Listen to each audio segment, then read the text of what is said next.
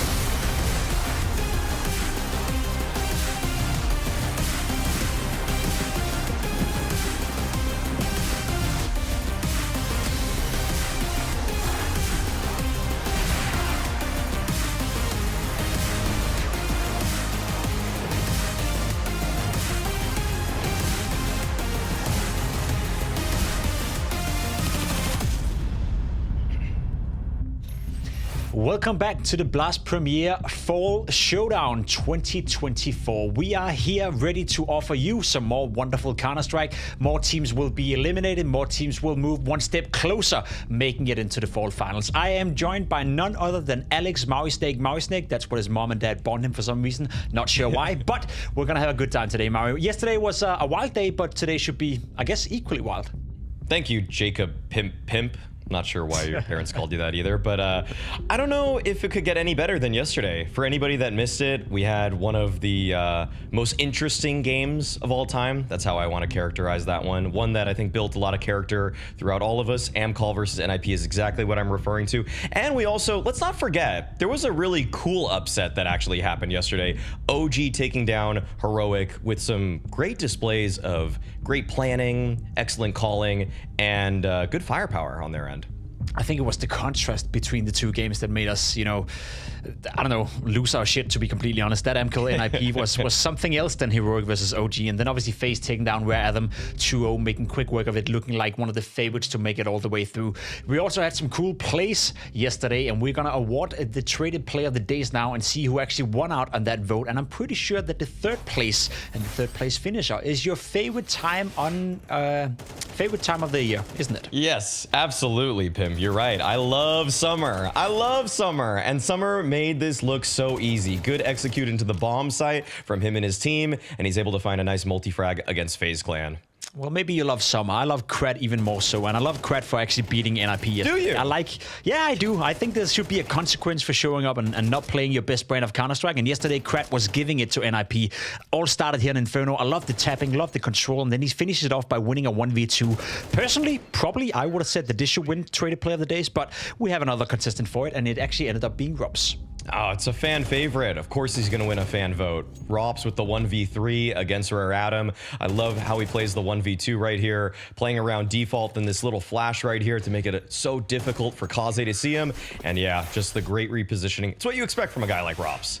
All right, congratulations to Rups for winning the Traded Player of the Day. However, we also had the GG Bet predictions, and nobody is winning just yet, but somebody was having a good day yesterday, and that somebody is called Jackie, because he somehow, some way found a way to predict that one, and you could say the same about Launders. I'm not quite sure how, why, and if, but Amcol was picked in that game versus NIP. That means that they can steal points from some of us, and unfortunately, Launders have stolen from Scrawny. Don't really care about that, but Jackie, for some reason, has made an enemy, and he's now stealing from me, which means that I'm in a dire position, Maui. You still sit at 7 points. He will pay. Trust me, he'll pay for it. Don't worry about it. He will go down. We have the predictions for the day as well, and I'm sure that we can beat GG Bet, and I'm sure that there's a way back, but we do have, a favorite in the first game. Luckily for me, Jackie is losing his mind once more, so hopefully Jackie's he's not going to get that one. I think Jackie just looks at the GG Bet odds and just goes with the opposite every single time here. I mean, he's picking every single underdog, and honestly, I need to know, is this actually the strategy for these kinds of talent picks? I'm not really sure, but we'll see it play out live. I mean, he's in the lead, so I guess we can't really fault him for now. Him and Launders are looking pretty good, whereas, yeah, me and Connor, we have some way to go, but we'll find out. We'll find out. It doesn't matter, though. We have today's schedule ready for you, as we have a lot of cool games coming up for you. We have Falcons taking on M80 later on tonight, Complexity versus Metizport, but before that, we're diving into Virtus.pro versus Zero Tenacity. And for my money, and I think we should dive straight into it, VP right now are not looking great, but we'll look at CT first. Zero Tenacity, a lineup that not a lot of people know, a lineup that not a lot of people are familiar with. So, Maui Snake, set the scene for me. What can we expect from this rather unproven lineup?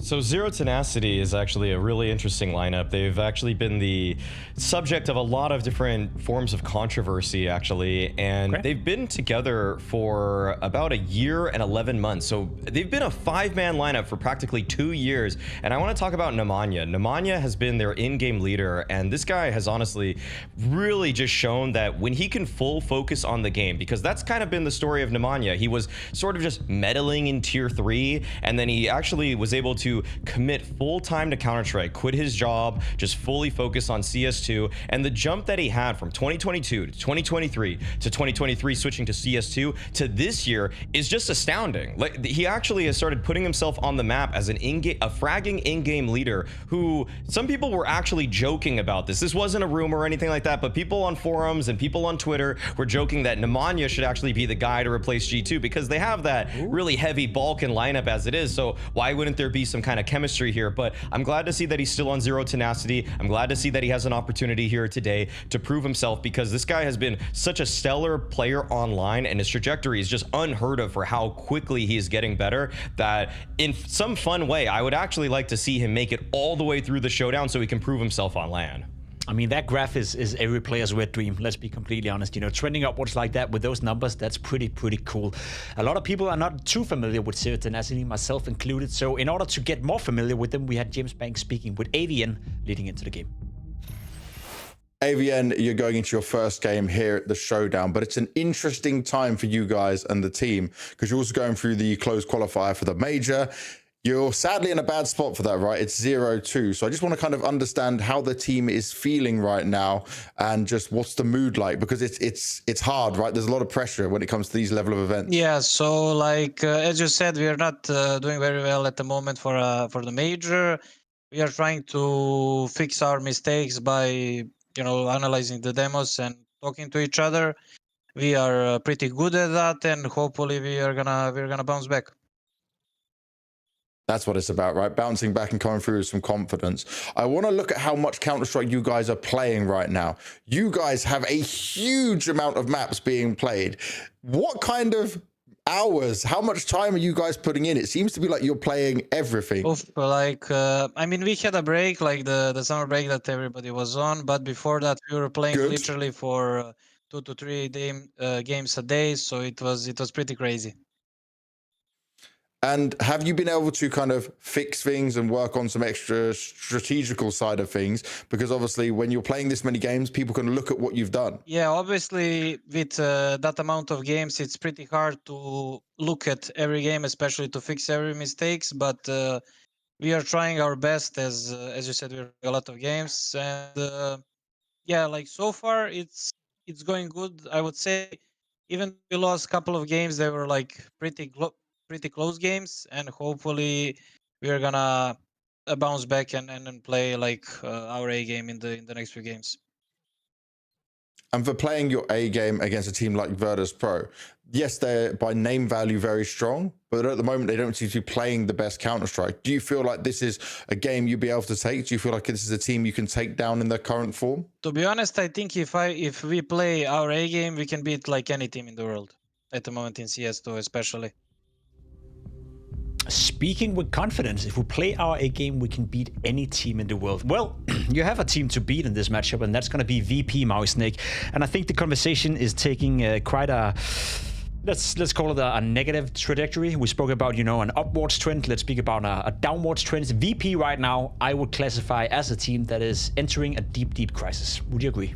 Yes, I feel like the electronic edition for Mir has really bore absolutely no fruit. The best placing that they had was at the Blast Spring Finals, where they reached top 4, which was impressive, and you thought that they would build off of that momentum. But going into this new season, as of recently, they're on a 5 BO3 losing streak, and they're losing to some of the teams here that, for their firepower, VPs that is, you would expect that they'd be cleaning up teams like Falcons, that they'd be beating teams like Big, and they wouldn't even really necessarily need to strategize all too well. But I feel like the conflicting philosophies and ideas between Electronic and Jame have this team playing in a style that's very basic, very simple, and it doesn't seem to be really within the new meta of trying to switch things up, catch your opponents off guard, run through a smoke here and there. Teams like Na'Vi are showing how important it is to keep your opponents on their toes. And to me, when I watch VP, I just feel like they have one of the most vanilla T sides on practically every single map, and there's really no X factor for them in terms of individuals now.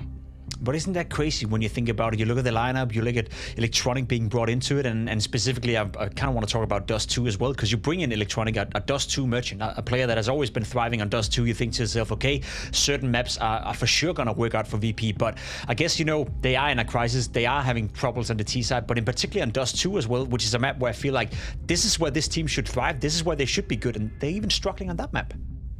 Right, they just go for it as their own pick, but even when they do, they've picked it 7 times, they've won it 5 times, they've lost it 7 times. Like, they're playing it this map quite a bit, and like I said, some of those teams that I mentioned, like Falcons and Big, they're still finding ways to lose to them. You don't necessarily expect them to beat, say, the Vitalities of the world every single time, but if you're picking it and you have what I consider to be an East European super team, like, this is a lot of firepower on this roster. It has simply just not come together in terms of cohesion, and I just feel like right now when it comes to VP, there has to be a change of foot. Maybe it's after the major, maybe it's in the middle of the season. If they don't make it through this showdown, like, what are you even playing for at this point? I agree. We have to see some results, and we have to see some trending in the right direction. At the very least, stop the bleeding, so you don't continue to lose to teams that you're supposed to beat against. Now, we know Dust 2 is going to be potentially on the cards right here. Zero Tenacity have picked Anubis. Do you think VP is going to stick with Dust 2? Well, they are. There we go. So they're going to continue with it. I mean, in all honesty, even a VP in a crisis, even a VP that is not right now playing good Counter-Strike, far from the best Counter-Strike, they're still the heavy favorites in this matchup, no? Yes. The thing is that Zero Tenacity have been making waves in, say, the tier 2, tier 3 space, but actually for the last 3 months, they haven't even faced off against a top 20 opponent on Anubis. So this is going to be a really tough battle for Nemanja and company. I just want people, if they're going to take anything from this into the actual match, just watch out for Nemanja. Like, this guy is really sneaky. He usually, once per T side, will just find the perfect flank timing through middle, through another bomb site, through a smoke, and somehow he usually is able to just hand deliver one round for him and his team. So I think he's the guy that you got to look out for if there's any chance that Zero Tenacity can make this one an upset, as we see the GG bets have a heavy favorite for VP.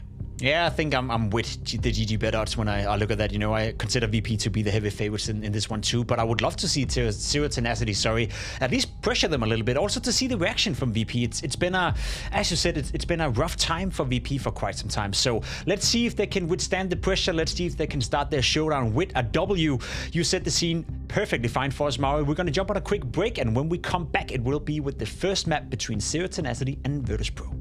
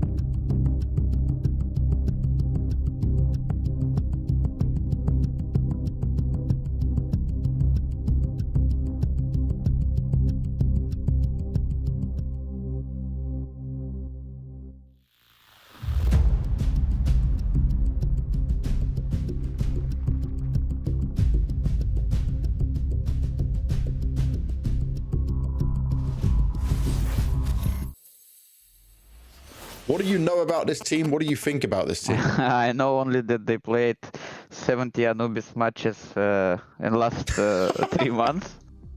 And I know that sometimes they're good, sometimes they're not good. I know this first time since K23 I'm playing match against not tier 1 team. There you go. He's not lying, Vince. He's not lying. Hell, even when we saw Zero Tenacity qualify for the showdown through the Res Masters, we were blown away by the amount of Anubis they had played back then. And it's only kept on going, bro. I'm actually really happy that the schedule's worked out this way, that this is the game we get to kick off today with Vince. This is going to be a banger, bud. Yeah, because as you said, we followed their trajectory, their journey to this point through the qualifiers back at the Res Masters. And so Zero Tenacity have only grown since that point. And as the desk talked about, VP have had their struggles, Jackie. I think this is going to be a nail-biter of a matchup. Oh yeah, dude, this is going to be fun. If you haven't seen them, if you're not familiar with their game, well, don't worry. They'll clue you in quickly. And I'm sure you're going to learn a thing or two about how much tenacity this team actually has, because they're damn aggressive and they do it with style. A lot of pizzazz. It's kind of like Salt Bay, but for Counter-Strike, Vince. But rather than salt, it's usually bullets. Yeah, and a very accurate bunch of players as well. Another player I'd like to highlight is Brute Monster. For those of you that don't know Zero Tenacity, he is their AWPer heavy fragger alongside it. We saw him have a couple of slow starts though in the qualifiers, but he always eventually showed up when it was required. And now speak of the man, and he quite nearly misses out on his opportunity, does deal the fatal block damage, stays alive for a second frag as well, and can't quite connect for a third. But surely he's done his job now. Simki can come in, he's tagged down and nearly fragged, and meanwhile through connector. But there's only 2 VP members remaining. Make that all electronic, and he's encircled by Zero Tenacity. They'll claim first blood in this best of 3. There you go. Pistol round secured. They're going to be content with that one. And it starts off exactly the way they'd want it to. You can already see, Vince, coming into this, man. There's going to be some moments to remember. I'll say that. We have the Pimp Snake on the desk, giving us their thoughts and theories about it. Sorry I stole from you, Pimp. It had to be done. There'll be more stealing done today as well when the upsets keep coming through. It's just the way it is. From one saucer to another. Yeah, the Pimp Snake, but that's their, like, duo name. Oh, man. We've got Scraunders, the Pimp Snake. Yeah. Big Pimp Snake. I think that works, you know? It's just a snake wearing a big coat. Oh, it's brilliant. Oh, VP have force bought in here and getting aggressive behind the smokes, but will be forced away for the time being. What's your predictions in terms of VP going into the next major, Jackie? Like, do you think we're going to see some changes, or are they just sticking with this 5 regardless of what happens? I don't know, bro. It feels like this whole team's kind of got to a point where it's more of a business relationship than it is a team in some regards. If they want it to work and they know they've got good pieces, but everyone's got contrasting ideas, and that core identity they had doesn't really work anymore, right? But they're not going to give it up. I don't know, but VP for me right now, Vince, is kind of like the sore thumb, where you can see it's an issue, but you don't know how to remedy it. Like, how do you even fix a sore thumb? But you put that under a hot tap, is that going to help? It's normally time, isn't it? Just let it heal up. But unfortunately, in Counter-Strike, you don't often get the luxury of time. It's such a cutthroat business. So a lot of question marks in. For the time being, the 2 players have been tagged. Time is dwindling away. 40 seconds left on the clock, and it's Nemanja, the man, the brains behind the operation, and often the brawn on top of it that's trying to rummage around the back and get some information. It's going to be Final Destination here, being pushed in onto the B side, and Simki this time has to try and elevate his team across, conquer the oncoming T's, and so far so good. Not looking good for VP. They're being cordoned off and just dissected from all of these weapons. SMG sprays in, leaving Jame all alone, and although he nails the shot, it's just the scout, and he will be sent packing. Exactly what you'd want. Don't run the risk of having your economy thrown straight into the blender and being reset on that CT side off the back of the pistol. Far more dangerous. Quick nibbles for Flip. Getting his energy back with some food in between the rounds. Fair play. I will say though, Vince, the one thing that always blows me away with Zero Tenacity is just how long this team has been together. When you think about the core, excluding AVN, I mean, even he's basically been there for 2 years on this squad.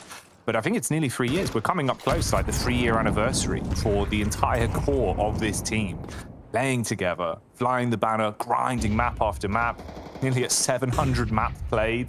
It's balmy to me. You know, they are one of those teams that have extended so far ahead in terms of just grinding and innovating their style of Counter-Strike, and they look warm. You know, you touched on Brute Monster, mate. He's going to keep delivering those sort of plays, but you've got other players there that can step up to the mark as well. I remember we were really impressed by Joffo with how he was playing last time we saw him. Had some key rounds on Nuke especially. He was a bit devilish. But yeah, this team's pretty fun to watch. This one's a little bit more of a freebie though, of course. Basically just a deco. 2 Deagles, 1 for Fame and Norbert. Everyone else sporting the P250s. You can make it costly here. Force weapons out of the hands of ZT. That would be the dream. Yeah, take a weapon or two away in the post plant, and I think VP will be very happy with that outcome, but it's a lot easier said than done, especially as this time ZT not getting too aggressive. Playing more stationary, static positions, making sense considering they must know that VP are onto an eco round. The last thing you want to do is peek in and lose a head or two from most Eagles. So try and absorb this damage and this punishment. Simki for the shooting gallery, but Electronic has got one of those kills we were talking about. Unfortunately, from VP's perspective, though, it is a one and done and a quick-fire 3-0 lead.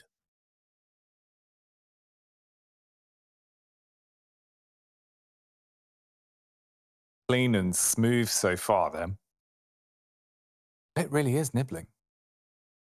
He's got some sort of snack on standby there. It's always surprised me a little bit, Jackie, that you don't see more players with like chewing gum or something in, you know, just to alleviate some of the stress. No, that's fair, dude. Like for me, it's always kind of been either the chewing gum or the banana. You know, those are the go-tos. You get the potassium, and you're like, oh, I'm full, I'm ready for CS. Or the chewing gum. That was like the Twists classic. You'd always be chewing. Here we go. Chow down, though. Fame on contact there, takes a bite out of Chofo and removes him. So you don't really work out too well on your first buy, going for the A-main extremity push. You do get away with the cheeky maneuver, at least for the meantime. Nemanja, though, eventually found by James through the smoke on the clap back. Now they're forcing the issue, Vince. They're going to try the same situation back at B-main. Norbert's lurking for it. He's laid in wait, but you feel like he's going to get peeked at some stage. It's AVN that goes in first. Does Norbert realize the second player is here? He just caught a glimpse and finishes them both off. And that should be the round to follow suit. The bomb's still back at spawn. But they've got time, and they've got the man advantage. Well, a 3-man advantage. Brute Monster probably just wants to try and hold on to this up. Now the bomb has been picked up. He's actually going in for this. It feels like a dip in the pool with the toe just to see what the temperature's looking like right now. If a plant comes down onto B, he's going to be close enough to maybe make a go of this. If not, he can just save the weapon. And obviously we can see James, after picking up that bomb, tossed it across to Fame, who is going to try and look for that B plant. So yeah, the 3-1 score will be coming up. Hold on to the scope. And hope that you can at least walk your way into the next one without losing it. Testing the download. Brute reads it. Here's the audio cue, and at least we'll find a first. I make it a little bit more costly for VP, but the main focus for him, of course, at least is keeping the weapon in his hands and seeing if he can slip through the cracks. The round itself, though, at least going to go the way of Virtus.pro for now. So they get themselves on the board early. It's not going to take too long to warm up into things. Slightly over flicking on the response back. Wow. All right. Electronics got the close-up angle. Didn't expect that one. I don't think anything beats the Carrigan one, though. You can see like the pores on his forehead. It's like just the camera is nearly inside his head. Oh, mate. It would be really good if players just went super elaborate with it, where you had like a camera set up with a series of mirrors ricocheting where you are. Or just like 2 rooms over with a door. Just full optical illusions. Yeah. They've got the AWP in the hands of James, though, and that's a real important piece. We know how much VP love running that, but there's 2 AWPs on Zero Tenacity. They're like, screw this. Give us all the sniper rifles. Fun thing is, as well, I'm not going to lie, right? Usually when you see the double up setup come out on CT side, on most maps, Vince, you're thinking, oh, something's gone wrong. You've already pulled the panic cord. You're looking for a band-aid fix. With this team, they're pretty damn capable when they go for these double up setups, and they like running them far more commonly. You'll see those investments where they'll want to pull out 2 orbs and have something in mind for it. 9 times out of 10 as well, you're going to see Brook Monster deliver with it.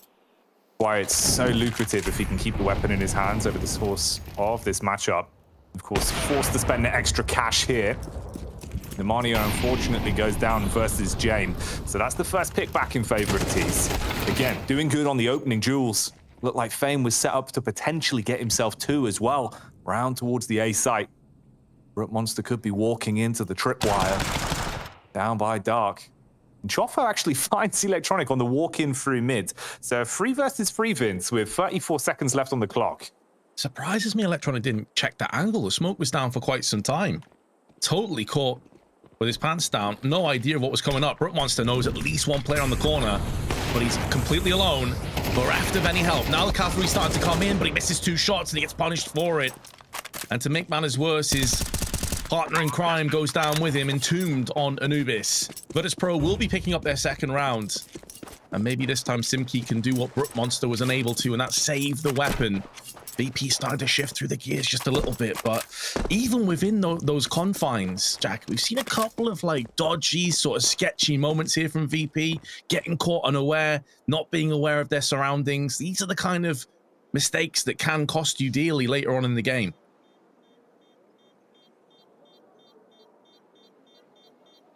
Rough as well, bro. Both of those shots, even getting the opportunity to repeat back into it for the second, and he gets nothing for it. Perfectly illustrated as well, just how costly it is, both of those guns. So much money blown away by the bomb blast, and nothing to show for it. You were really thinking as well off the back of the second peak towards Dark, he hits that one. You still would have been in a position to maybe buy a bit of time for your teammate, but no joy, no love on that one, Vince. The big double AWP resulting in Zilch. And Zero Tenacity, strong start to the opening rounds of their CT side here on Anubis. Do begin to quiet down a little bit. You know, now we're back in reality. You're looking at the fact here that you've got nothing really to work with outside of the hero rifle on Simkey. This should be VP tying us back up and actually starting off their T-half now with some pressure and some pace to play with. Yeah, no doubt. So I expect him to really start to pick up the pace somewhat. Norbert's going to be leading the charge here. AVM with just the USP by his side has been hung out to dry here, pretty much alone. Does get the kill onto Norbert, just single-handedly wipes the slate clean. And although he got 1 kill, all the rest of the pieces start to fall into place. There's a couple of sketchy moments there, but it is going to be a 3-3 scoreline, and Skimsky looking to try and hold into his M4 in a bit of an unorthodox position up on the baskets. He should get checked eventually if Flick comes down on this angle, but a save weapon is no big deal as far as VP are concerned. So after a 3-0 lead, things starting to get a bit more balanced here, Jackie. Maybe this is where we're going to see what VP are really capable of on Anubis, because we know that Zero Tenacity love this map. They play it a hell of a lot. Oh yeah, bro. Yeah, I feel like usually as well though, Vince, whenever we've seen them on Anubis, it tends to curve more towards their T side, where you'll see them really come alive. So for me, as much as they can squeeze out from their CT half over the course of this one, that's going to be, you know, sort of a bit of a barometer of how they're looking. And then once we get onto their T half, that's where they could really start to spread their wings a little bit. Same vibe though for VP, of course. You don't want to be giving away T side rounds on Anubis for free these days. You got to fight for them. Pistol round was what it was. Conversions off the back of that were pretty clean, but these are the meat and potato rounds. And now it's all tied up, right? 3 rounds apiece. No AWP in play either. James donning the only scope on the server. Everyone else is just rocking the M4s. They've got utility though. Haven't had to make concessions really in terms of kit either, Vince. You've got 2 kits, so 1 per site. It's not a bad buy from Zero Tenacity. Let's see if they can make some moves here. Laid out timing onto Flit, yet to get off the mark. 0 and 3. One of those power plays that any feel are maybe being wasted on this VP roster right now. He's capable of such greatness, one of the best riflers on the planet in terms of potential. Hasn't quite been reaching that mark with Virtus.pro, I think it's safe to say. You could very much extend that to the rest of the troops as well, to be fair. Electronics going to get aggressive. Just baits out the HE. Nothing too serious sticking so far on either of the sides. The T's coming out slightly worse for off those early HEs, but now Brookmonster going to go and try and get aggressive through a middle. So mid control remains under toe of Zero Tenacity, but VP are pushing the extremities. Last couple rounds, it's been pretty free for the A-main picks with how aggressive ZT have been playing it. This time you've got a free player set up on the back of the bomb site towards the fishtail, camera, and back heaven. Nade's being passed over for the setup. Blitz just on lurk down towards dark.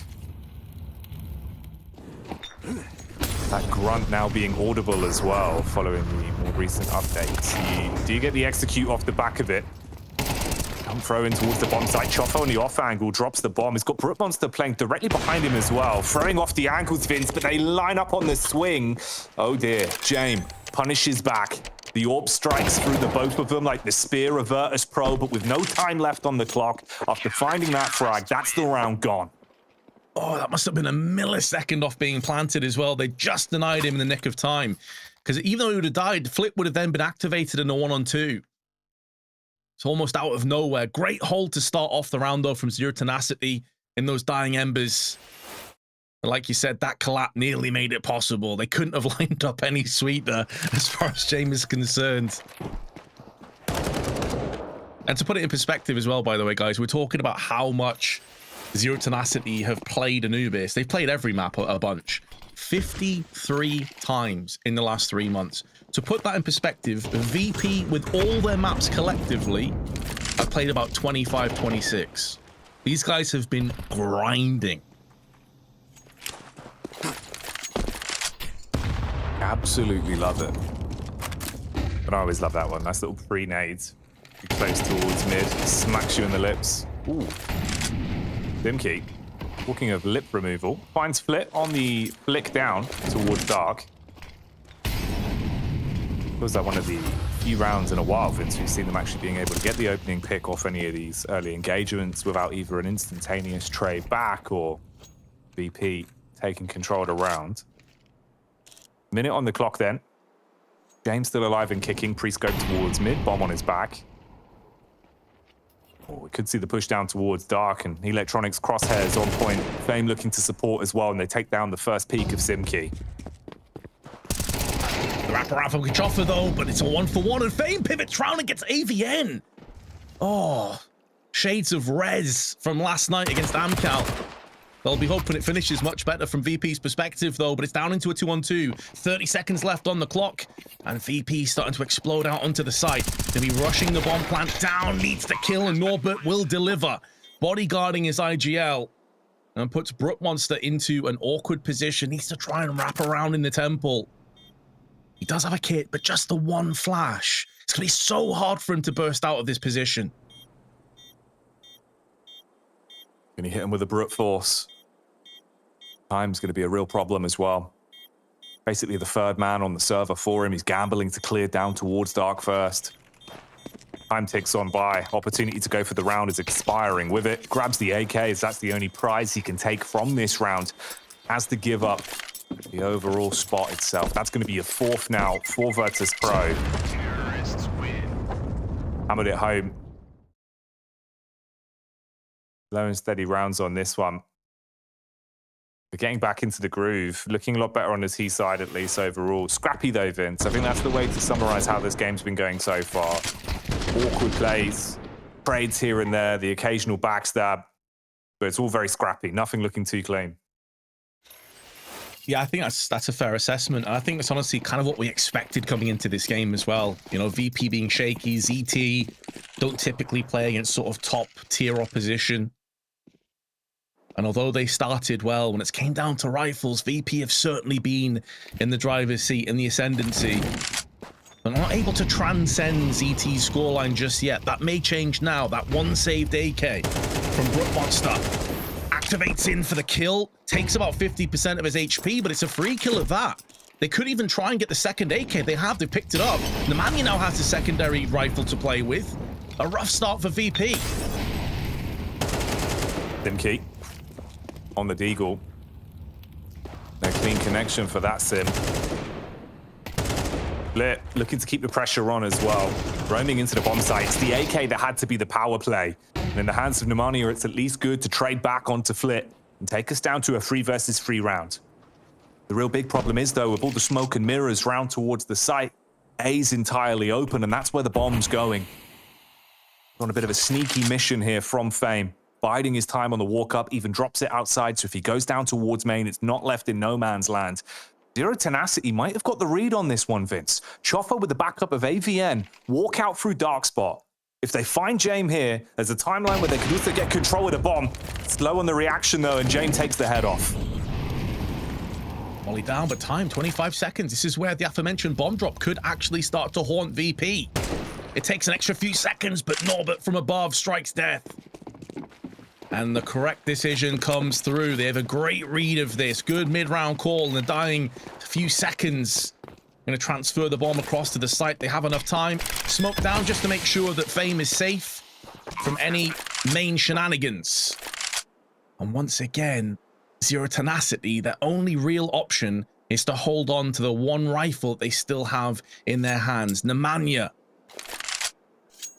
So it will be VP taking the lead. As you highlighted, though, Jackie, it is a map that lends itself very much to the T side. So Zero Tenacity still in a decent shape here, but they're going to have to start getting some success in these rifle rounds.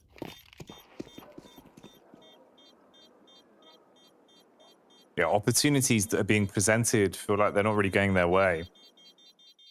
You had the one pickup round where James tries, he might even finding the double with the orb. It wasn't enough. The collateral didn't finish them. Since then, looking a lot better.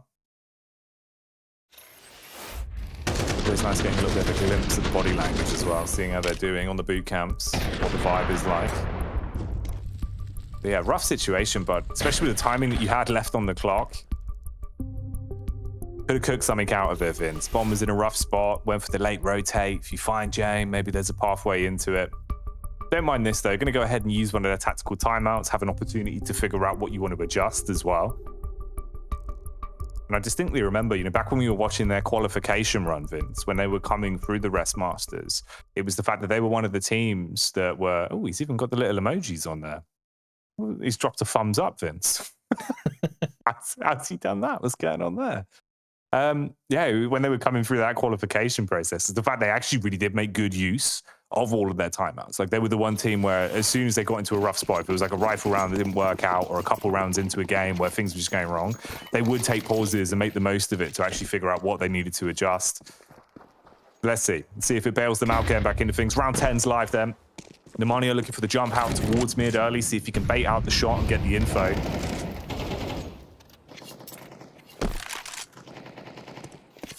And another part of that, Jackie, I mean, you nailed it. They were so quick to use their timeouts. They always were coming back from massive deficits as well. If you remember the Rest Masters, the qualifier, it felt like we had about 5 to 10 comebacks on every single map. And Zero Tenacity were leading the charge. They were behind against Saw. They came back. Now Nemanja, well, fully flashed though. There will be no comeback for him. He's gonna have to wait for the next round. Flashed out, nailed by Electronic, but Brute Monster at least gets the avenging kill before he pulls the plug. But this is a team that will fight for every single round. Even at vast deficits, they can still come back, take it to OT and win. We've seen this time after time. The DMS finals they played, where they beat them 2-0, they were often behind for large chunks of both of those maps.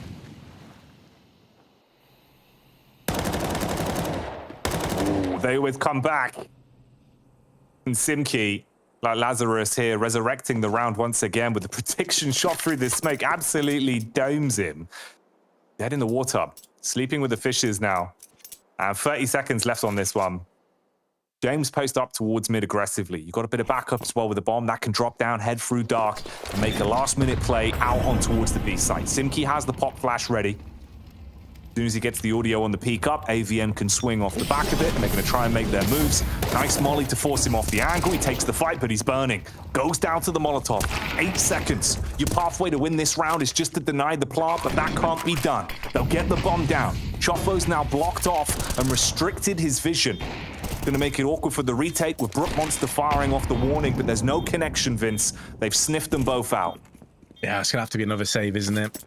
especially when you have the money at around $2,000. They can drop, they can get another buy into the next round if they feel like it. And that is just classic vintage Virtus.pro. Slow and steady wins the race. Yeah, there was 5-10 seconds left. Yeah, sure, if one of those trades had gone in a different way, but their utility was so on point. You saw a full flash, a snowstorm descending on multiple players as they just burnt alive. And Fame denies any potential save. Doubles up at the end. 6-4 the score. And it just feels like VP are shifting through the gears now and picking up the pace.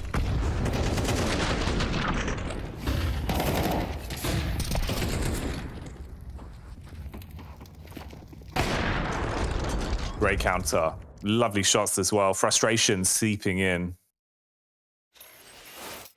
That was even with a little bit of magic in the round as well for Zero Tenacity.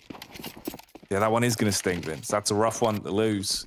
VP, though, you're going to be licking your lips at this. It's far better of a half than it looked like it potentially could have gone back towards the beginning of this. 6-4 in the driving seat. Again, A main's always been a predicament for this team. They haven't really had the confidence to go for the early aggression off the back of how many times VP have found these picks. Been the late lurks from Chofo that's worked out once or twice. Again, in the opening engagement, Fame makes it look easy with the AK. They elect not to go in for too much of an investment, and that 5-7 has worked out, and the bait and switch works even better. A sweeter remedy. Things falling apart at the seams. Flip, Fame both chiming in, leaving AVN all alone to try and get success for the first time, which will feel like forever. And Fame says no, shuts the door in his face. Another round goes the way of VP. Racking them up. Round after round. And that initial momentum, bud, where it did feel like, ZT were really going from strength to strength. It's kind of fallen off for them. Even with these near misses, you're not getting enough out of it to feel like you get the energy back, to feel like you get the confidence back. And have those rounds where, like, yeah, we are actually shooting quite hard right now. Let's just keep going with it. Doesn't matter, though, because at the end of the day, going to round 12 here, you've got a buy to play with. They need to pull out everything. Walk away with a 7-5 half. It's still something to build with going into the next. VP, they're going to want to decimate him here, take an 8-4. Game going contact up through dark, pre-scoped in. It's a freebie, Vince. Simki's entire body sticking around the angle. Grabs that one.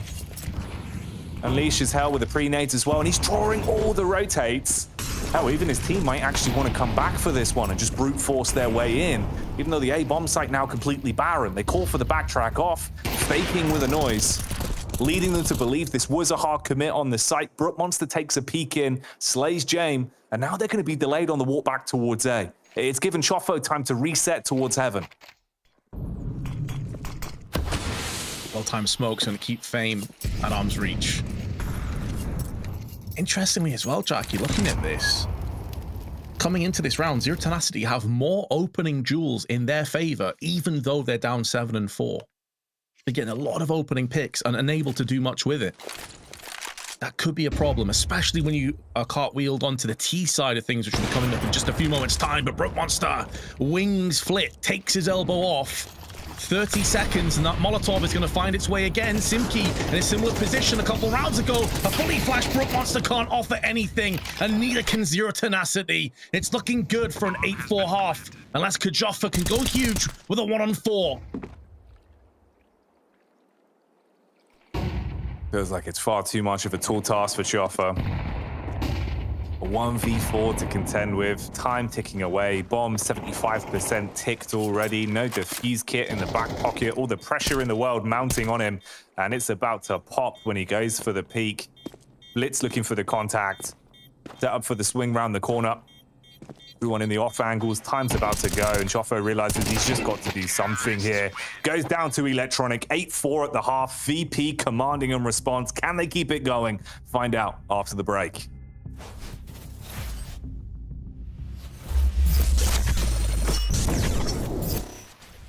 What even happens here? Bro, find a timing. Oh my god, not the knife. What? No!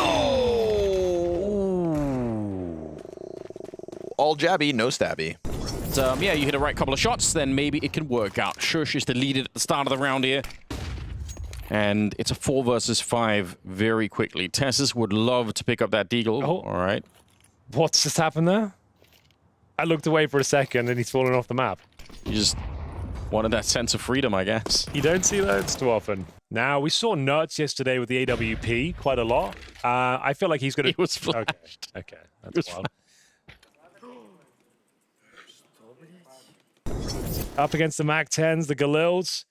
Horzak had this kill. As again, Horzak, he always has his moments like fall back, take the advantage, but he always has to have one more peak. And we will see a very disappointing round. Just Kino content right here, Henry. That's peak. He just has to be aware of the risk that he's taking, right? He might want to go and try to peek connector and sit behind triple, maybe 1 second away from that. And feeling comfortable. Yeah, what? Oh my God, it's all 7 deaths. Yeah. I just bought glasses and I feel like I have an astigmatism again. Bit trying to keep this one fast. Is anybody watching? Looks like they're busy. Hands on the nades, chucking it into the exec, and Naf backs up into Bit. Oh no! As he gets killed, the nade falls. Martyrdom. Really unfortunate there for Nafly, holding an HE out at the exact same time that Bit comes to the bottom of Banana. But, you know, even with that kill, just the kill alone. My brothers, I'm sorry. That's tough. Not big. We're just as aggressive and kept up on the aim front. Production went scrawny and launders. Production went... Okay. That's what he said. Make a meme. I guess that's what we get. Oh, wow. Now, can you replay that? Grayscale backwards. Give me some sad music. It's past Henry and Anders' bedtime. UMac getting into position. MP9 watching him. Surely Naf can't win that one, but I mean, his SMGs have been crazy lately. Oh, the timing is beautiful. So yeah, you could definitely sense the excitement here for Na'Vi coming into the match. Whoa. Not as much for JL, who waited there for like 25 seconds with his gun out. You break it, you buy it.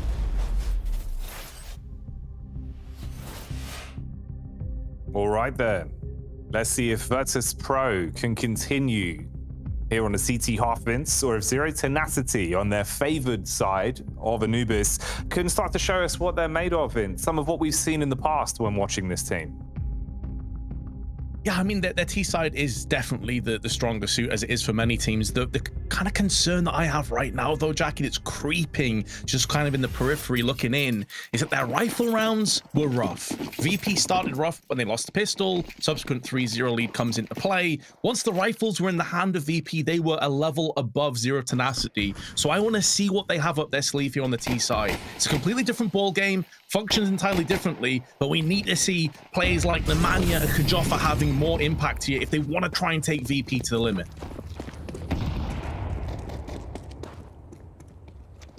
100%, bro. That's a big piece of this team.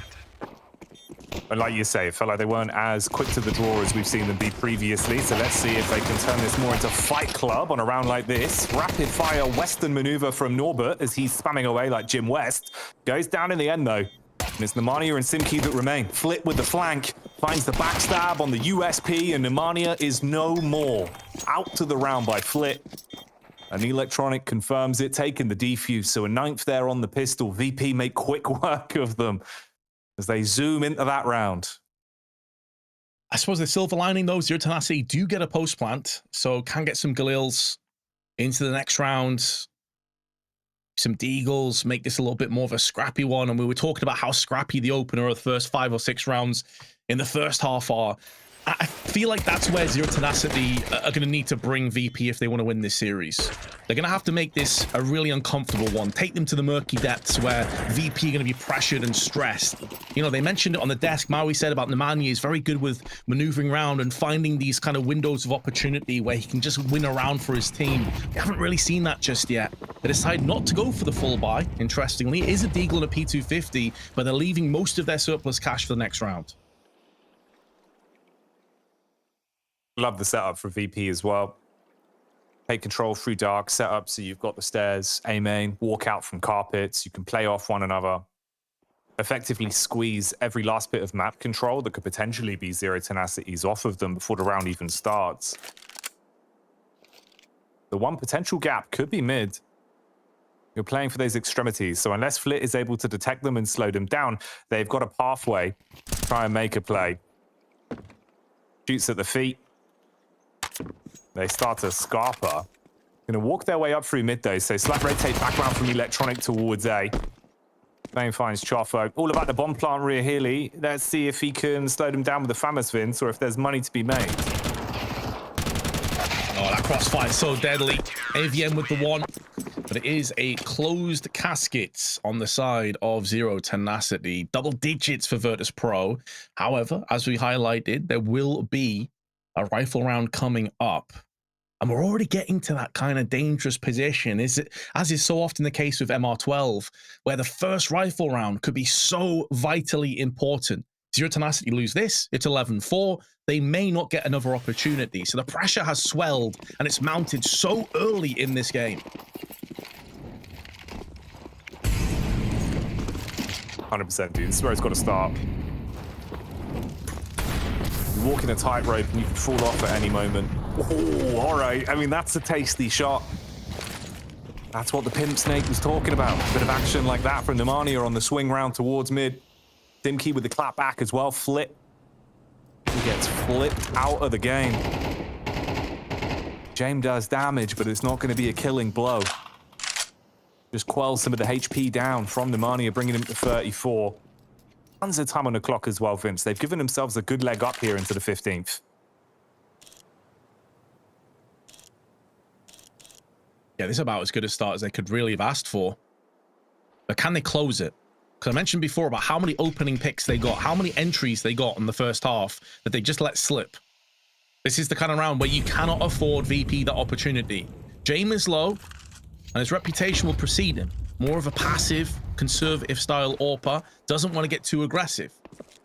So Zero Tenacity now finding the site is A, bereft of any CTs, they've pillaged it successfully, and they will get a 5th round as a reward. VP, they can hold fire, get another solid buy into the next round. I'm glad from the neutral's perspective here, Jackie, that Zero Tenacity have got this round, because I would have feared the worst for them if they ended up losing this one. It could have been a real fast Anubis, and considering this is probably their best chance to get success in this best of 3, even though VP are a little bit shaky on Dust 2, which is coming up next, I'm glad to see that they're actually fighting.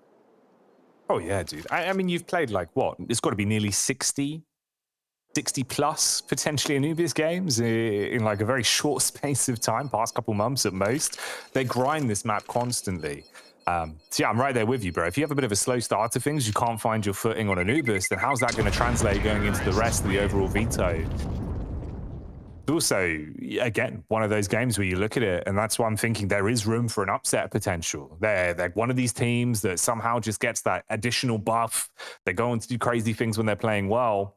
But that's also with a caveat being that VP right now, Vince, feel like they're playing a bit weaker than the bar they should be at with everything factored in, right? But if they can resolve that and not struggle, then maybe that's not really as much of a point.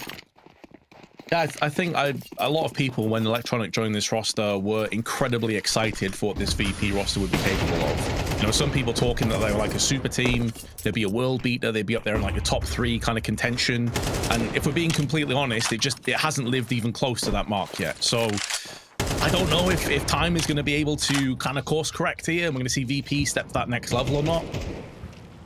But if they want to, qualifying for top tier tournaments is the way to go about it. Beating teams like Zero Tenacity that are tricky, a little bit out of the orthodox. And speaking of which, Sinky bypassing that smoke early on may get the drop, may get the frag here onto Flip, and the counter frag comes in from Electronic, but he takes a bit of damage in the return. So Simki doing a decent job, just thinning out the herd a little bit on VP, making him throw down utility a little bit earlier than I'd like to, and applying the pressure directly.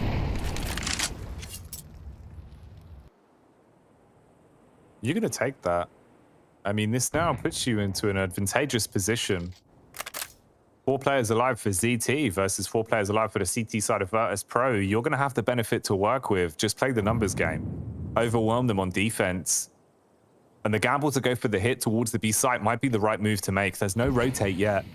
James set up, paranoid about the walkout through mid, and they're calling for the rotate round to support on B, but Nemanja already strikes, and electronics batteries have been removed. Norbert goes down as well, and the bomb is getting the digits punched in.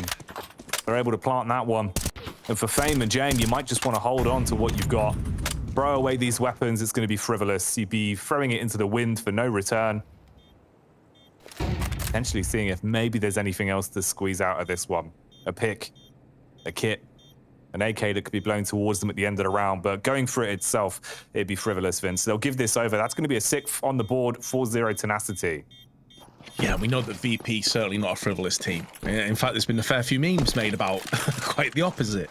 So it's not a huge surprise to see them tap out of this one. It is the correct decision. And as you say, I'm pretty sure that Fame is laid around as you see one of those players just chilling as the bomb detonates, hoping that an AK blows his way. It didn't happen.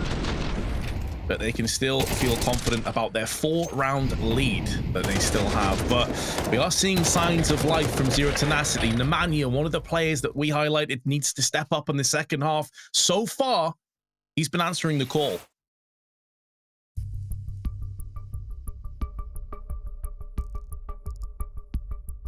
Another timeout called in. This time going to be the first of the 3 for Virtus.pro. See if James has any more emotes for us. I think if you do like a little V shape with your hand, Vince, you can make a whole lot of party balloons come out. I don't know why, but it seems like he's using like the WhatsApp camera for his phone. I guess that's how he set this up. Or maybe this is just gestures with emotes on everything now. Everyone's using AI, Vince. That would explain some of the calls from VP from time to time. Why you just chat GPT? Can't do that, Vince. That's savage. Alexa, how do we win this round? Mate, the fact that it would be Alexa as well.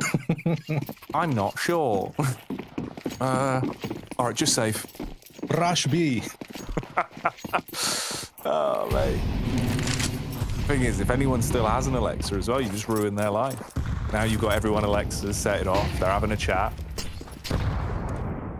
That's how it begins. That's how Skynet begins. What a Jame with a collection of Alexas at lab.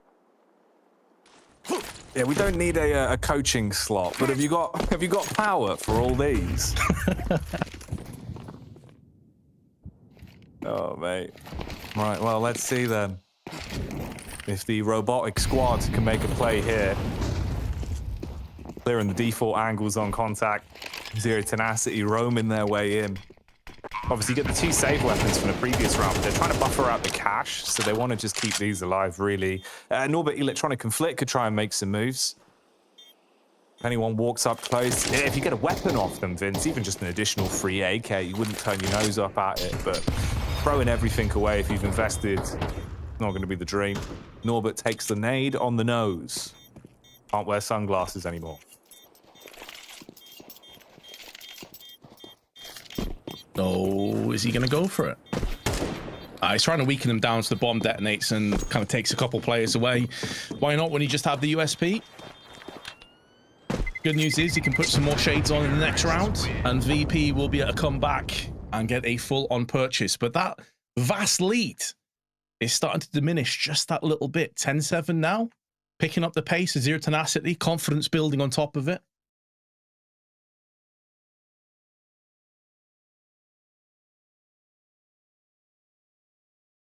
Quick wipe of the mouse. Get the grip back. Reset. But yeah, bro, this is more sort of what I was expecting to see from this one, honestly. You get them on their T side, they flex their muscles a little bit. Goes to show there is still some fight left in this one. So let's dial it in. Round 18. 10-7. Orps out on parade for either team. Got Jane holding aggressive towards their main. Tasty fadeaway shot. Connects onto the angle. He falls back. He lays weight to Choffo and sets up for more of a push coming in. Didn't really have the close quarters combat for a quick trade, and Simkeep off outside of the smoke, giving up the initial space taken. Looks like Nemanja wants to try his luck through the smoke towards Dark. Timing's everything on it, Vince, and he'll find the kill on Flit. And not for the first time. Simka's been doing a lot of work over on Con, and now it's Nemania's time to shine. Molly in and out. Electronic on the pillar. Not showing his hand just yet. 55 seconds. Eventually, Zero Tenacity looking like they're going to start to rappel back over onto the B side of the map. Try and pivot into this foundational player. And VP may have bit down on this one. They've actually rotated James away from B back onto A again. This would effectively be a 2-on-4. If the Zero Tenacity go for this one, they're actually starting to make moves through middle, and Norbert catches them.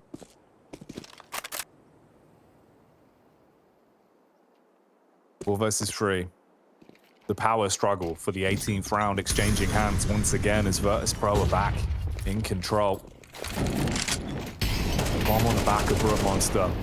They all group up inside of Dark, but that Molotov, it's lighting up the potential of the round. They're gonna burn it again.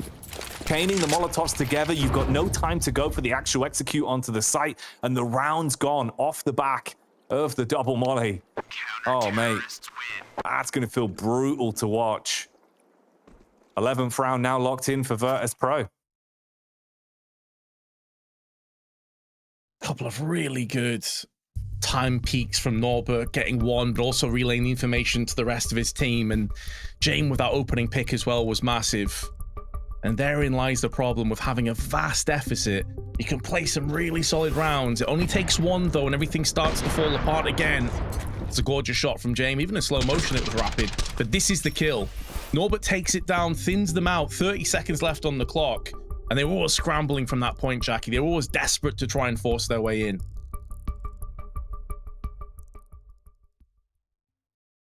Last chance to lean them, really, isn't it? You take your time out here. Let's see if it will bail them out.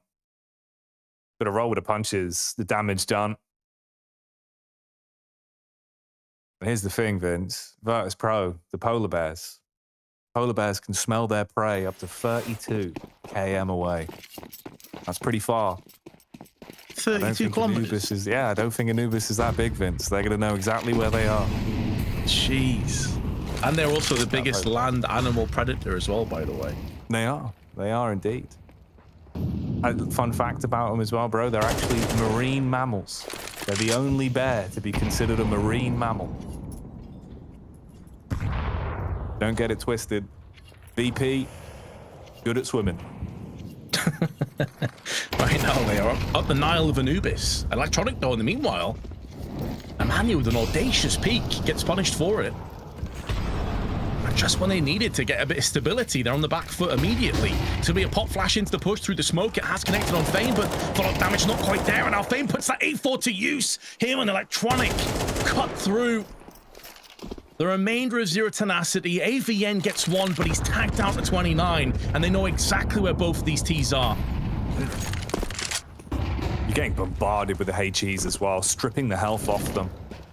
AVN relies so heavily on his teammate in Brute Monster, now picking up the pieces. Great use, at least, with a molly to buy time. That's going to block off the push through camera, and 3 of them are grouped up. Timing on the walk-up could be the awkward part. They flash him off, clear onto AVN, flip found by the AWP of Brute. He even sees where the elevated peak is, shut down another one, as Fame's gone, and Brute Monster does it all. The clutching AWP superstar steps up for ZT. That is probably play of the day contender, right? Like, what a clutch.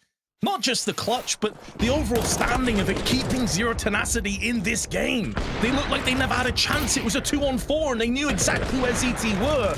But Brute Monster, that is a phenomenal, emphatic clutch. You can see he's almost shocked at how good he is. Oh, mate, it doesn't matter that they are polar bears on this one. You've just gone up against the big game hunter. The elephant rifle of Brute Monster, putting them to bed. But James wakes straight back up, strikes again. For all his heroics in the previous round, you're the first man to fall, and Nemania follows suit as well on the walkout towards Electronic. VP did not appreciate what happened in the previous round. Now you're leading. Choffo, at least, spams through the smoke, back onto the cranium of Fame, and AVN holding the walkout on mid, Vince, equalizes. We're back to a 3 versus 3 here. Is Lightning going to strike twice? Well, Brute Monster can't do it, but he's going to be looking at his teammates. AVN with a peek, the timing. Snatches at the opportunity, though. And although the flash is up, I don't think he wants to go for this re-peek. He's worried about being pushed from mid at the same time as well. It's like he's got his head on the swivel, but still comes out ahead against Norbert, who's had a pretty good game so far. 15 kills to his name, but now suddenly Zero Tenacity, they take the lead. They're also on the brink of breaking the economy of VP. This round could be worth several rounds. ZT really pressuring the favorites now. They're rocking the boat. Zero Tenacity, if they pick this one up, they're going to put themselves in a potential position to bring the game back. Split has the weight of the world on his shoulders. Needs to be the rock to defend the bomb site whilst James on the rotate. They slip up towards the site. No cover. He could deny the bomb plant. Good for one, but there's an instant trade. James on the AWP swings back, but Simki steals it. And Zero Tenacity chain 2 together. I think if you're Norbert there, you're face palming. You're feeling pretty bad because that trade against AVM would have entirely shifted the dynamic of the round on its head. That for me was the moment. Yeah, sure, there was a couple of picks early on. James actually picked up first blood, but it's that fight between AVN and Norbert, this one here, that really changes everything for the few moments that really counted at the end. James' frustration showing itself. And this is why I mentioned it before. The economy was hanging by a thread. It's now been broken. Zero Tenacity could just outright win this game in regulation if they continue to dissect and conquer VP, who are all clumped together, trying to push outside of A main as a four-man unit. Flashbang is going to give the game away, and Kajoffa intelligently, diligently just pulls the plug. There's no need for him to stick around. Hey, the swagger on Shoffbo as well to go for the one tap on the run out. Man never even considered the spray. Attempts it here. Will drop, loses the AK. It's up to Nemanja to deny. Here's the awkward factor now. You're able to arm 2 of your players, both of them picking up the rifles. So Electronic and Fame. 2 VP players you would not want to have AKs in their hands on a round like this. They set themselves up to go together. Double drop, down through dark. It's the 2-player setup. James' head revealed through the smoke. Bait and switch on the swing down towards the canals. And Fame forced to save it. It's better than nothing, Vince. You'll carry the AK over. It's going to buffer out the economy somewhat and at least give you a better rifle to work with going into the next. Could have been way worse. Grand scheme of the game, though, the real commodity of rounds, that's going to be another one chalked up for the side of ZT, taking us to an 11-10 scoreline. 1 round is all it takes for this to be tied up here.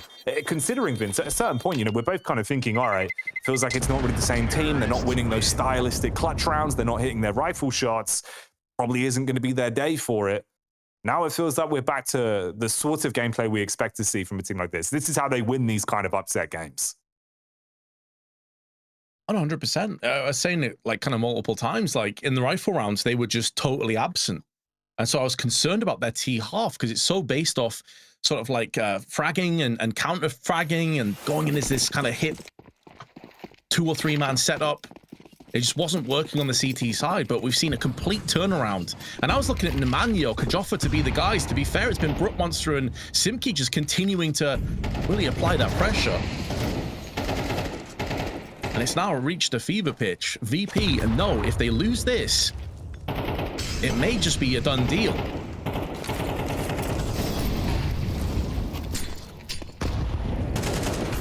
Oh, this round's worth so much. Don't over-egg it. Cheeky confidence plays in the early sequence. Down towards dark, you take the swing in, inflict a little bit of damage onto Flip. They know they have to get control back here, use the utilities. They fight back inside of dark, use the smoke. Still got the offensive utility as well. Flashbang and the HE to clear the close angle if necessary. Minute on the clock. Contact walk up through mid as well with the bomb on the back, and Choffa's timing is going to be everything, Vince. The walk out through main. It's a pixel peek on the corner. Top of his head sticking over the ledge. And Fame gives him a short back and sides. Number 1 there from Norbert as well on the repeat. Simki down and out, and this is looking brutal for them. 3 versus 5 to secure the 11th. Oh, they're so loud as well. They're hearing this from a mile off. Norbert and Flip, they know exactly what's coming up, and these angles are tough to contend with. Is it just more of a fake, though? It is. They're throwing out the feed into the oceans and seeing what they can capture. This Jane that's now holding into A main and letting the rest of the troops do all the work with the AWP on the close angle. And Brook Monster, we've been here before. It was a 1v4, but there will not be a repeat performance. That would have been a 1v5. Flit shuts him down, and VP trying to just recollect themselves. Breathe that sigh of relief, get their eye back on the prize, and get this map done in regulation. Okay, every time we've seen one of these timeouts for ZT, it's been worth its weight in gold. What we were saying before, they make the most of it. Feels like it clicks whenever they have that extended period to actually have a chin wag, get the coach involved, figure out what needs to be adapted. Difference is though, Vince, obviously this is the first time, like you say, you're going up against potentially losing the opening map, your home map that you want to get the win on.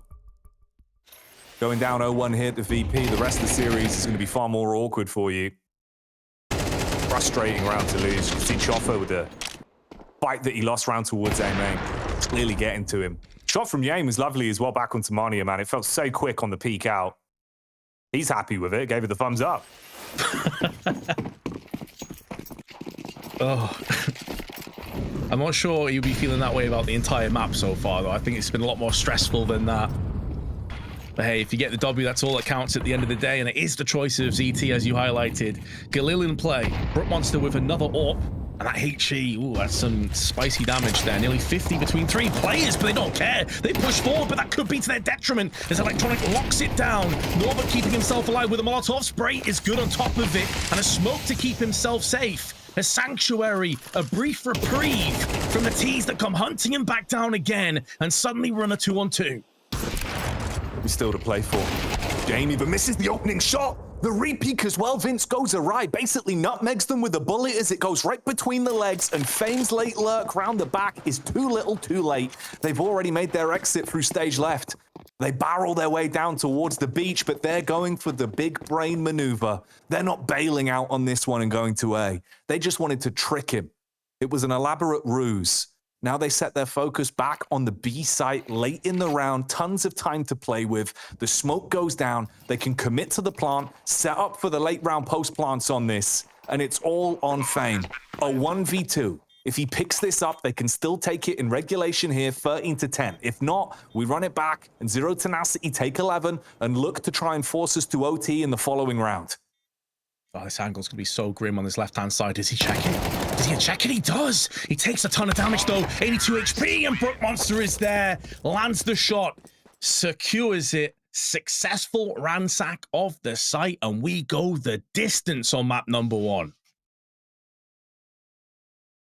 They get in and make out like bandits with the loot, stealing the round from right under their noses. Try as you might to put the foot down on entry. Electronic with the 2-piece, not enough. Heads up maneuver as well. The call to go for the quick rotate, knowing the smoke was blocking the angle from the back of the site. Make as much noise as you can down towards beach, and then cut noise, give it the timing, walk back towards the site. No thumbs up on that one. Not too surprising there for VP. And of course, similar situation, forced in to take a timeout. You might as well. You're now in effectively a do or die position. This is going to be an important round. Time we cast Zero Tenacity events, it feels like this is always the script for these games, but slow start on CT, it gets the T side, and they love the hard ones. They hate the easy rounds. I don't know what it is about this team. Yeah, it's like we said as well, like they're a team that always seems to be behind, but they always find a way. Now, it could be heartbreak here in the last round. VP still have a pretty solid buy. Yes, James is down to the MP9, but everybody else has their M4s. Lack of kits could be a problem, however, and it could force them into an aggressive play, which they've done. The clean sweep, double frag, but it's Flit that gets put down from Kajoffa. Ends up being a 2-for-2, but there is a fast rotation coming in. Fame's trying to flank and find info as well. Now starting to realize that mid is for the most part clear, so they can feel a little bit more confident in stacking a second player over. But Jane is still watching mid. He's still unsure as to Cam presence. You love to see this though, mate. With Fame set up, knowing that he could have pushed out through A main and then reading it from the previous times he's gone for it, they actually wrap back through T-spawn, not going to cross through mid over the bridge, so they can clear towards carpets and check out if he's here. And then Amania basically being the probing tool. He walks towards mid, looking for the lurk. Fame's so heavily focused on the bridge. Could be so awkward with the angle you're working with, though. The back could be exposed on the turn, tries to predict it on the swing, but Brook goes down. Bested by Fame. Information gathered, but a quick swing back in, and Chopo cleans it up, lopping the head off. Paranoid about the peek towards Con. If they swing on Dark, it's only the MP9. Tries to burn him out of position. Molotov goes off, buying him time to work with Vince. Nemanja even reading it for the rotate back round towards camera side. He sets up, but he's got to find the frags. His play could be the difference between overtime or bust. Chopo now in the 1v2. 14 seconds. Flashes off the wall. They're going to double up on the pushback. HE to try and slow them down. Tagging's good. Electronic low. 6 seconds on the tick. The spray goes wrong. Jane withstands, and VP take it.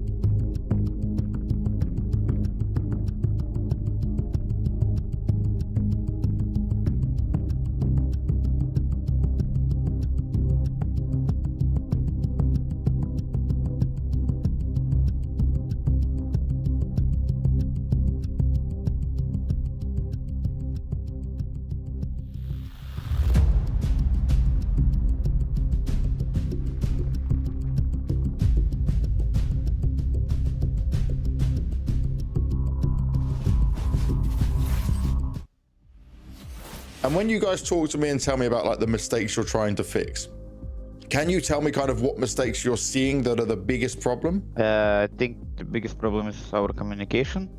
It's not going good while we're playing official games. Sometimes not talking in clutch situations, not supporting players that they can't see something on the map. So I think the communication is the problem. Okay, and looking at, say you've got problems with communication, do you think right now you also have a bit of a confusing clash on how you guys want to play? Because it seems like with MR12, then Electronic coming in as well, we don't see the same VP all the time. I know you guys have spoke about trying to mix it up between some of the slow plays mixed into the fast plays, but it does seem sometimes like you guys get lost in rounds, which we never used to see? I don't know. Right now we're trying to play slowly to not do mistakes, to not give entry frags, and I would say on prax it's going much better than on official games. I mean after the Cologne, but I don't know what will happen in official games. We will see today. What we are seeing today, and we are seeing, I guess, a Norbert and VP playing slightly better, at least for the vast majority of this game. It did get close at the end, so I don't know where that leaves you, Maui. Is this a good performance from VP, considering it's the map pip of Zero Tenacity, or is it still a little bit underwhelming?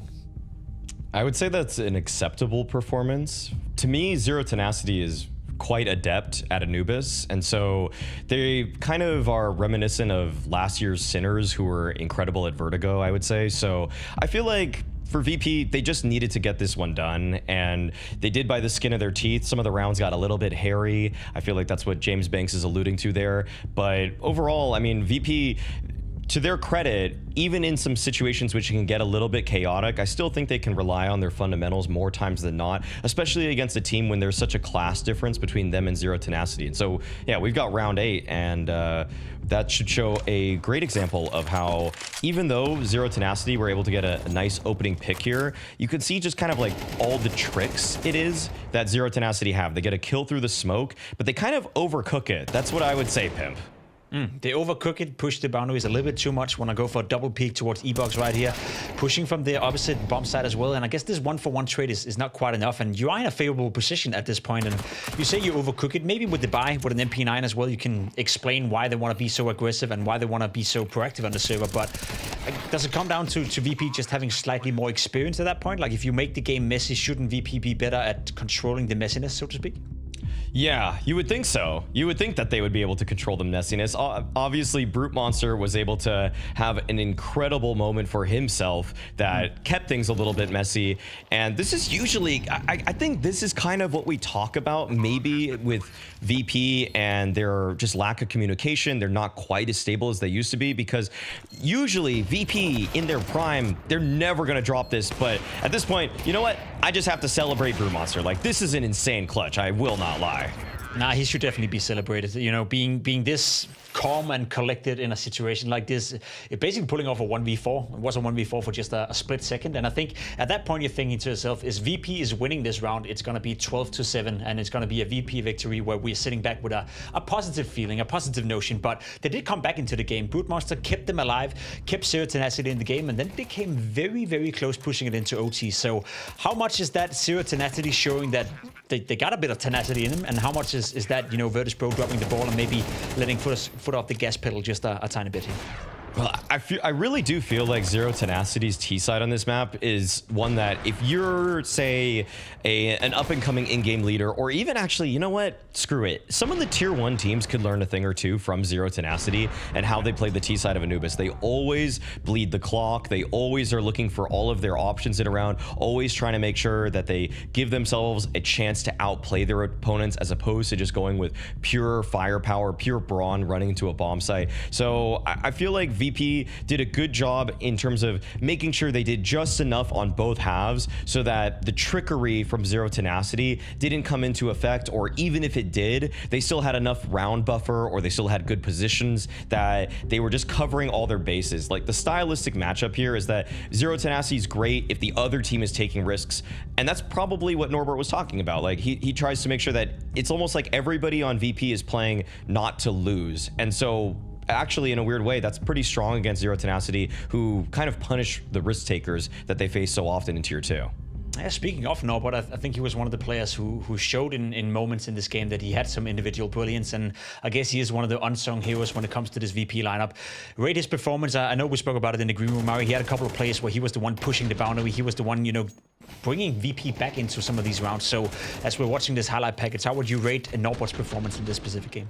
I mean, through and through, I am a Nor believer. I really like this guy. After he came back onto the roster, I've been a big fan of him. And in this game, especially, it's a great example of if Zero Tenacity try to get a little bit tricky, if they try to go for a push, it's Norbert that was able to stop them. And even there on the CT side, when his team needed it, like I think what Norbert's done so well from before he was on VP, even when he won the major to now, is that he understands in all situations, am I creating a win condition, or should I create a win condition, or am I the reason that we might lose the round? And he tries to prevent any time he could lose the round. And I feel like despite the fact that he might be the lowest statistically rated player on this team, I feel like he takes all the right risks and minimizes all the times when he's going to be in a position where he's vulnerable. So I want to just praise Norbert even more, even though, yeah, it's 68 ADR, but I'm going to tell you right now, it's pure impact when it's Norbert.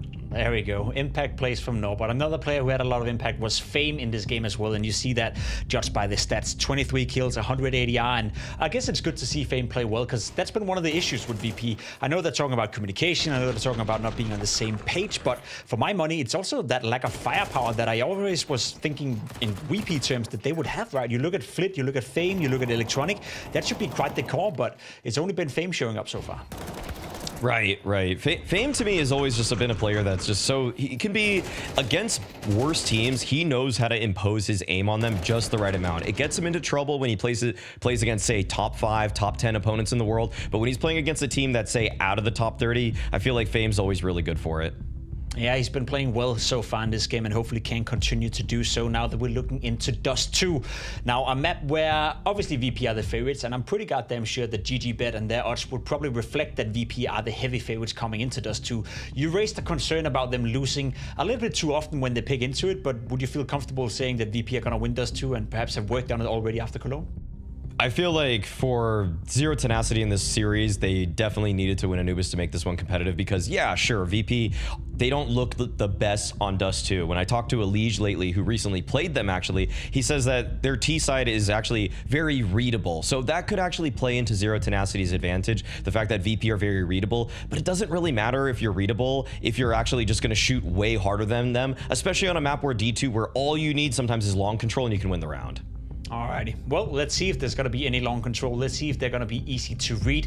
VP up 1-0 in this game against Zero Tenacity. Don't forget they're playing for a spot at the Fall Finals in order to progress at the bracket. Loser will be out. We're going to jump on a quick break, and when we come back, it's going to be VP taking on Zero Tenacity on Dust 2.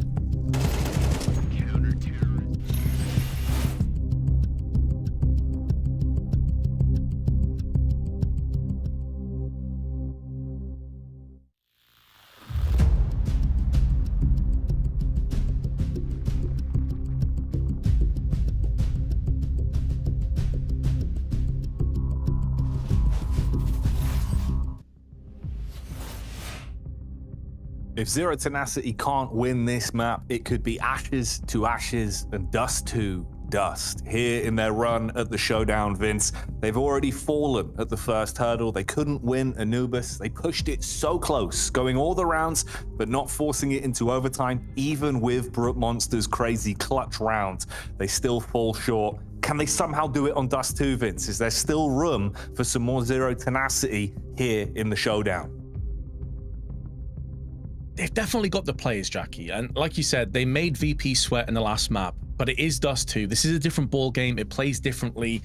That being said, though, VP not necessarily known for their consistency right now. Fame had a blinder of a map. Norbert, solid, as the desk was touching on there as well. But if Fame doesn't quite have that same peak as we saw before, I can see Zero Tenacity edging their way in. Jame wasn't exactly efficient with the AWP either. I think Brute Monster definitely had the upper hand in those trades. And this is a map that lends itself very heavily to the sniper rifles. Oh yeah, you got to be swift with it and absolutely sick with it. Let's find out then. Virtus.pro taking on Zero Tenacity, Dust 2 on your screen. Second map in this series. Of course, the Blast Showdown, it takes no prisoners, Vince. If you mess up, if you muck up coming into these games, all it takes is one loss in a series and you're out. There's no second chances. There's no safety nets. It is absolutely brutal. And it commands your best Counter-Strike. If you're struggling, you're not going to get another chance to redeem your mistakes. So for Zero Tenacity winning on Dust 2 and pushing it to Inferno, that's the only possibility they have of staying alive here. Or you could be out on your first day of play. Exchange of damage between Electronic and AVN towards mid. VP setting themselves up for the split mid to B hit. Let's see if the CTs can defend. So far, it's not looking good, but maybe AVN can hold the line before he gets blocked out. Kajoffa now started back. Fox is trying to do what he can, but he's still alive somehow, but not for much longer. Fane puts an end to his kill streak or his endeavors. And now it's all on Kajoffa, and it's going to be the same result from the side. VP this time claimed the first blood. And that is going to be a bit of a worrying sign on Zero Tenacity. They had opportunities, Jackie. They had multiple bullets just finding their way all across, drawing a silhouette around the VP players. They weren't able to get it done. And we've seen they've been able to pull out some pretty big pistol rounds in the past as well. So losing the opening pistol here on D2 for Zero Tenacity is going to be a bumpy start for them. Obviously ideal for Virtus.pro, you carry on and continue from your winning ways in the previous map, already giving yourself that leg up of a pistol. That new Dust 2 box towards short coming into play here, allowing everyone to self-boost up and send 4 players out for the fight on short early. Problem is, Vince, this is basically just some sort of fast food delivery of money as everyone goes up on short. Gets chunks taken out of them by the SMGs. 3 frags to the SMGs. 1 going down to the HE, and the last man falls to the Galil there. So a quick round with no casualties back onto the Polar Bears. Hey, man, I take that. Sounds like a terrible business proposition, like fast food money delivery. But yeah, why not? Give me $1,200 with the Mac 10. I'll happily take that all day, every day from VP. And it's allowed Jame to get a very early AWP in play. Round 3, we'll see him pick one up. No case on the side of the CTs, and he's just winged Kajoffa, blown his arm clean off. 19 HP as he limps his way back into middle. So early damage inflicted. And considering that this is a full investment in terms of firepower, and it's leaving the utility front looking a little bit barren, taking early casualties and taking damage, maybe a very troubling sign on the side of the CTs here. It doesn't really allow you to fight in middle as you'd like to. You have to play way more passively, and that's giving the entire map up to VP.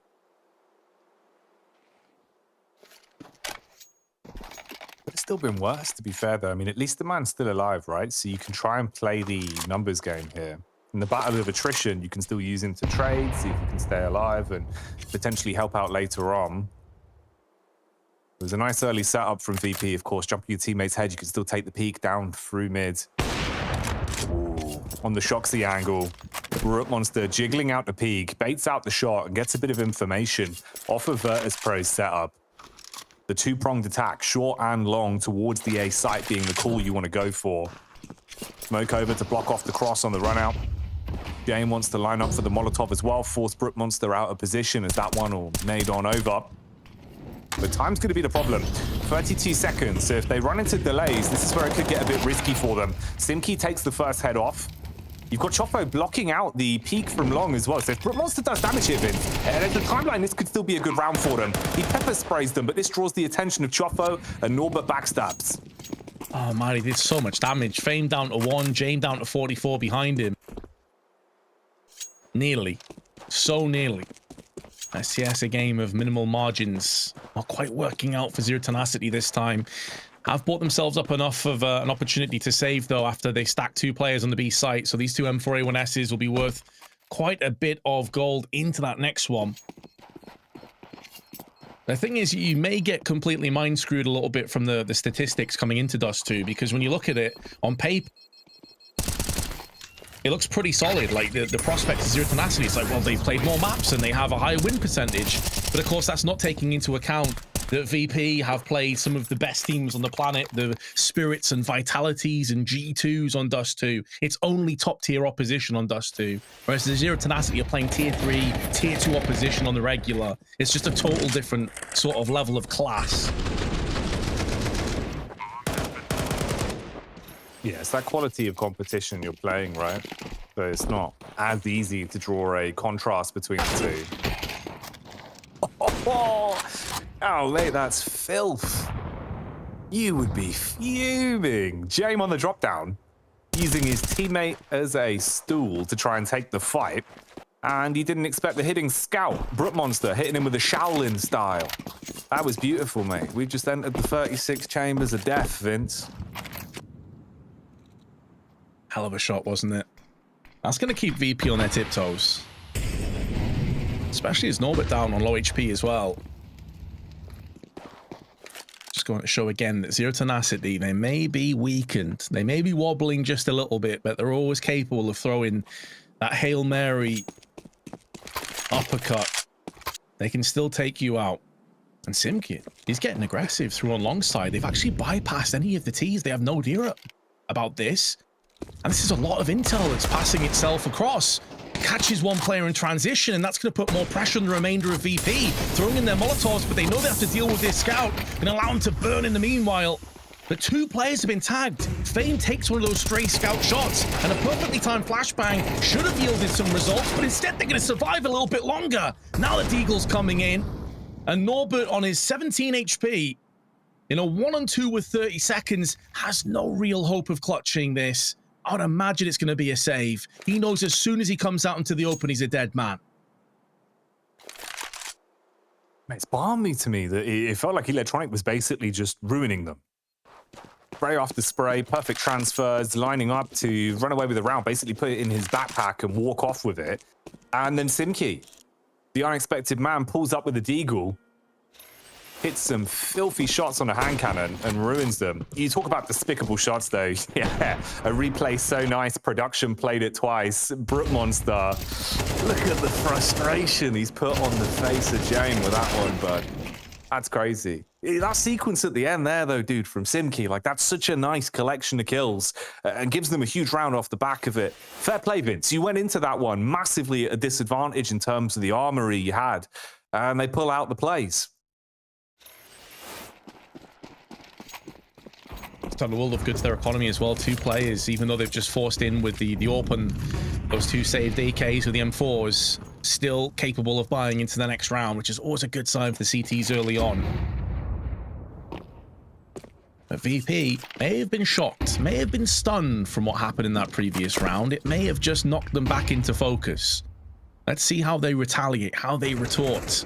So time after time on their T side of Anubis, they just annihilated Zero Tenacity with no real countermeasures thrown into place. Now, maybe this is where that very predictable T-half that Maui was talking about kind of comes to fruition, and we're going to see Zero Tenacity try and wrap around the back like Simka did in the last round. Only time will tell.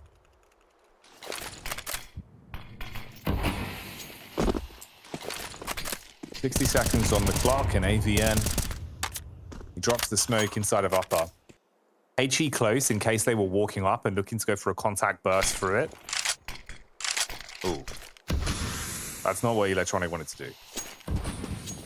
I think he actually might have wanted to hit his bind for that, but it's not worked. Anyway, mate, the ricochet on the smoke goes back around the corner. 36 seconds on the clock, so one smoke down. The mid to B play was going to be a bit of a momental piece on this one, but instead they go for everyone back up in upper tons, looking for the play out onto the site. Timing's going to be brutal, dudes. I mean, the smoke's going to fade. Molotov's going to burn further back. Actually gets a perfect tag on 2 of them. So that Incendiary ruined them. It only lasts for about 3.5 seconds here, so it's gone before it can do too much more damage. But it's up to the actual frags. Nemanja on the back of the bomb site, good for another headshot, Vince, but 8 seconds, they've got to get the bomb down, and a bullet through the door slows him down on a push. The tagging stops Norbert from getting to the site as quick as he wanted to, but he still gets the bomb down. Norbert low HP again. He's the player that's kind of being dangled on the end of the rod right now, just below window. Flip with the off angle, hoping to catch one of these stray CTs, which will be Kajoffa. That barrel of the gun is going to come around the corner, but he whiffs his spray. Now it's down to Electronic, who's got one already. Needs to get this kill quick. He's living on borrowed time, and Kajoffa will collect. Executing him with the assassination, and Zero Tenacity will have that defuse. So much of that came down to Flit, though, Jackie. If he wins out against Kajoffa, the round is over. Kind of like the old school get right meme, mate. If you don't know where Chofo is, look behind you, bro. That guy's always flanking, always pulling out cheeky backstabs. He's warming up as well. The longer this series has gone on, you've seen him hitting some pretty impactful shots, and that's the sort of caliber of play we need. You know, he's one of those linchpin players on this team. You've got Brook Monster that's almost the aggressive sort of combat AWPer. You have Nemanja that can control the pace of the game and always put himself into a position to assist. And Chofo seems to be the backstab, the linchpin in key rounds. Round 6 live, though. Only 1 round of difference between the 2 of them, and a relatively broken quasi-buy. Just the investment into what they could afford on some players of a little bit more cash in the wallets. You got a scout in the hands of Norbert. Eagle for Fame and 2 P250s on both Jame and Flip. Oh, nightmare. They wanted to go for a bit of a run boost swing round onto the short stairs. That doesn't work out. Slippery feet, Vince. They've been walking in puddles. And the HE going to tag them up as well. Not that bad, not too chunky. Go for the run boost again, though. Let's see if it works this time. If first don't succeed, try again. No one's there, but they are going to find simply in the CT spawn. A nice flick from Brook Monster. Realistically, they just want to get the plant down if possible. And Fame has left with a parting gift of a couple Deagle headshots. Hold the boat for a second. Oh, that shot is disgusting onto Nemanja. The flick across and just nails him. And so they get the post plant and 3 kills on top of it, down to Fame's brilliance. Oh, mate. This game's starting to spice up, Vince. If anything, I think maybe Anubis was more of an appetizer, which is kind of contrasting to stay with how many rounds we saw. But the Deagles are hitting, the scout shots are coming out. Yeah, we're getting some crazy plays on this one. And we're only a few rounds in as well. If you just joined us here at the Showdown for day 2, Dust 2 is delivering with some of the moves we're starting to see. Yeah, smiles for that one. That is the smile of a man that knows he nearly just pulled off a miracle play. That's a wry smile, you know? He's happy, but at the same time, he's sad. Oh, mate. Oh, Brook Monster. A little known fact about him, Vince. He actually did used to be a hairdresser. The barber here coming out to take the top off. That's filthy. Shaves his way through Flit. So again, an opening pick for Zero Tenacity off the back of Brook. Obviously, this is the dream scenario, really, as well. As Vito goes, you have 2 maps where the AWP on CT side can be so impactful. And that's where he lives his movie. Highlight real plays. Nemanja, unfortunately, won't be alive and kicking to deliver much more on this one, though. So 4 versus 4. T-side towards top mid. Electronic barely dodging the bullets as he dives back towards the palm tree and links up with the rest of the team. James recovered the AWP. 30 HP to his name. They're going to bail out on the play towards the A site or top mid and instead go for a late B hit. Big problem is, though, AVN, he's already walked up, Vince. I've seen this angle before. It's where Flit met his nightmare, but AVN, oh, he bites off more than he can chew and he chokes on it. Norbert punishes that over-aggression. And now it's down to Brook Monster. Target-rich environment, shoots down the middle of them. Molotov's off as well. He's burning, flashes, and just fully dissipates, evaporates into the Molotov. 2 kills back-to-back. We'll see VP with a successful post-plant. And I don't know if Kajofo and Simply want to go for this. I think they just want to hold on to the AWP. Nice shot onto Electronic, who was trying to deny that from being a possibility, knowing the importance of this weapon. The VP will get back into the ascendancy. They will be leading again.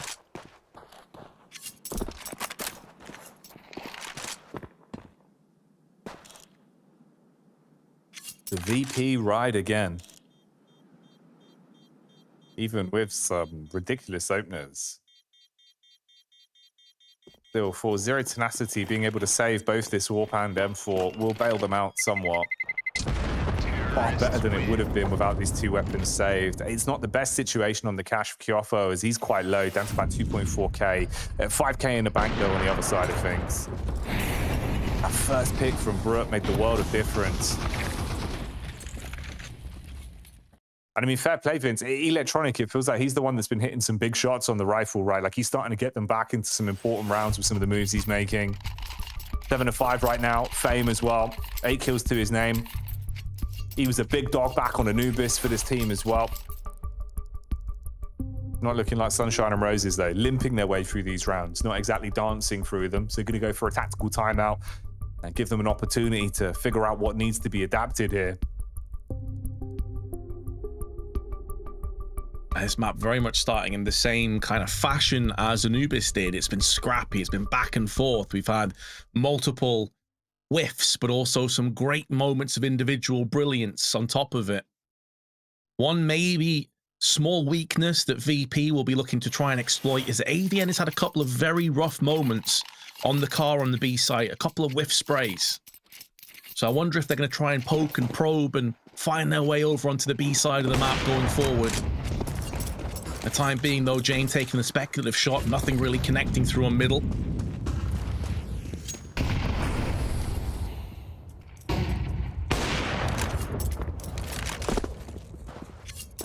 Jane looking for the cross. Bit of info.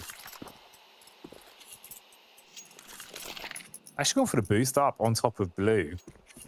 Goffo put on the elevated angle. It is a bit of a cheeky off angle.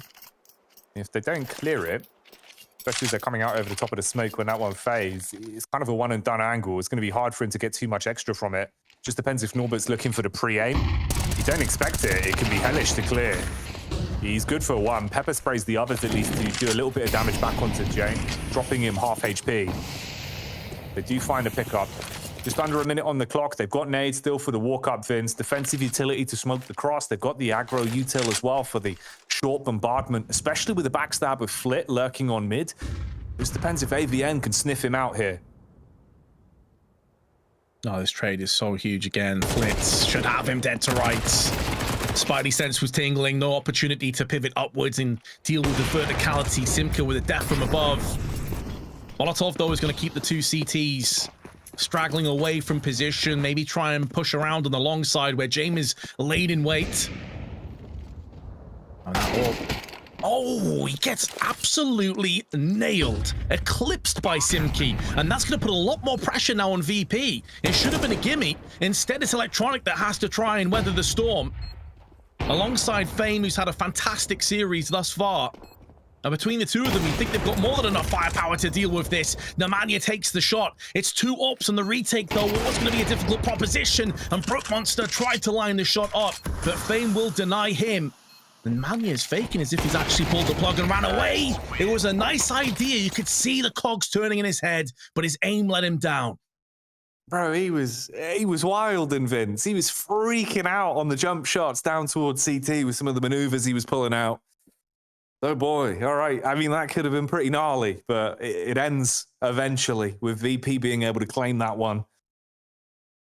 Some near misses. Awkward opportunities presenting themselves time and time again. Now, of course, Zero Tenacity, as much as they basically had the Band-Aid fixes and were able to patch up the damage done to their cash flow, that's not going to work anymore. They've spent all their pocket money. They don't get any more until later on. So what can they do with these USPs up against the big bite from VP? Walking out.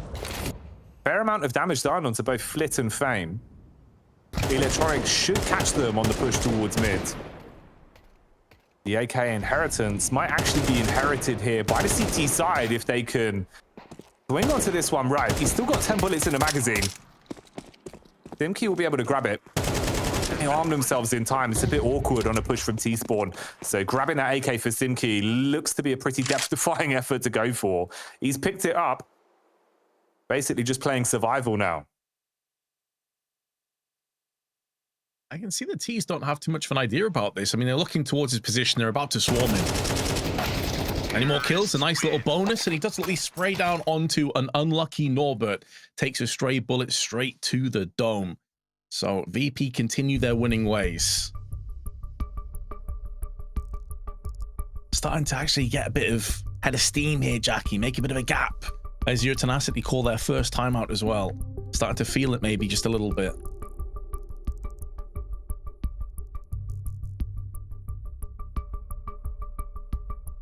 Feels like the pressure is getting to you a little bit. Can't damn them too much for the round you lose there, of course, with not having that much money to work with, just pistols, so doesn't give you the full picture. Always hurts to suffer losses like that, though. You're definitely seeing the body language, Vince, making you think that it's getting a bit more frustrating with some of these rounds that they get a good start into, but then just can't finish it. Maui was talking about that, the pimp snake back on the desk, when they were saying you can have these good openers and they can have good flow the early round. The longer it goes on, they overcook it a little bit, you screw the pooch, and it all goes wrong towards the tail end. They've had good entries here on Dust too. You get those first picks, but then it crumbles in the late rounds. And we're getting pretty late into the half as well. Round 10 now on our screen, 6-3 split on the score. Zero Tenacity, you got to squeeze a bit more out of this one. Brut Monster, signature weapon in his hands though. He's had some monstrous plays. Let's see if he can be an online-animal in a round like this then. Scoped in, waiting for the push-up short. He's got back up round towards the site. Nice micro adjustment. Even blind, he strikes against Flit.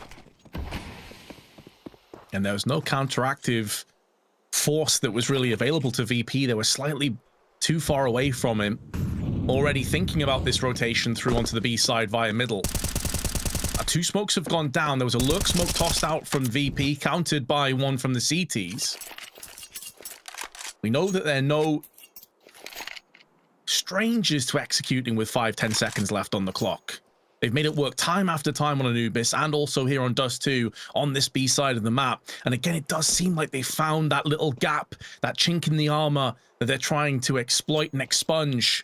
As AVN now in a different angle at the back boxes, joined by one of his teammates as the smoke's about to blot out the sun. They got flashes, they got Molotovs, they got everything they could possibly want. It's about to get too hot to handle here as AVN comes out, and he does at least yield the 1 kill, but that may not be good enough. 15 seconds, they still need to deal with Nemanya's positioning, and the bomb needs to transfer itself into the site. It's Norbert on low HP, and Nemanja puts him down. Zero Tenacity get around on the CT side, but more importantly, they start to hold the B side successfully.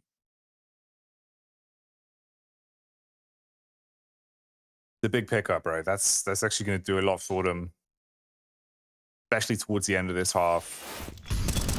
You still got a timeline, right, but you could actually equalize this an awful lot closer now off the back of some of the heroics. Again, Kyofo with his last-minute flanks, always catching them off guard when they're sleeping, when they're not expecting it. The 6-4. Brut Monster might only have those 4 frags to his name, but each and every one of them have felt like they've been big impact. Let's see if he can come alive a little bit more now, though, towards the tail end of this half. AVN again, sole defender around towards the B site with a bit of backup. Actually, as Nemanja is going to be positioned towards him. Brut Monster back on short side. Similar setup with Simkey, playing for the bait. Molly forces him off. The slow default so far from VP, just using the nades, trying to draw out the peaks from Zero Tenacity, see if they'll make a mistake. Force the utility off of them. Keep smoke in towards B.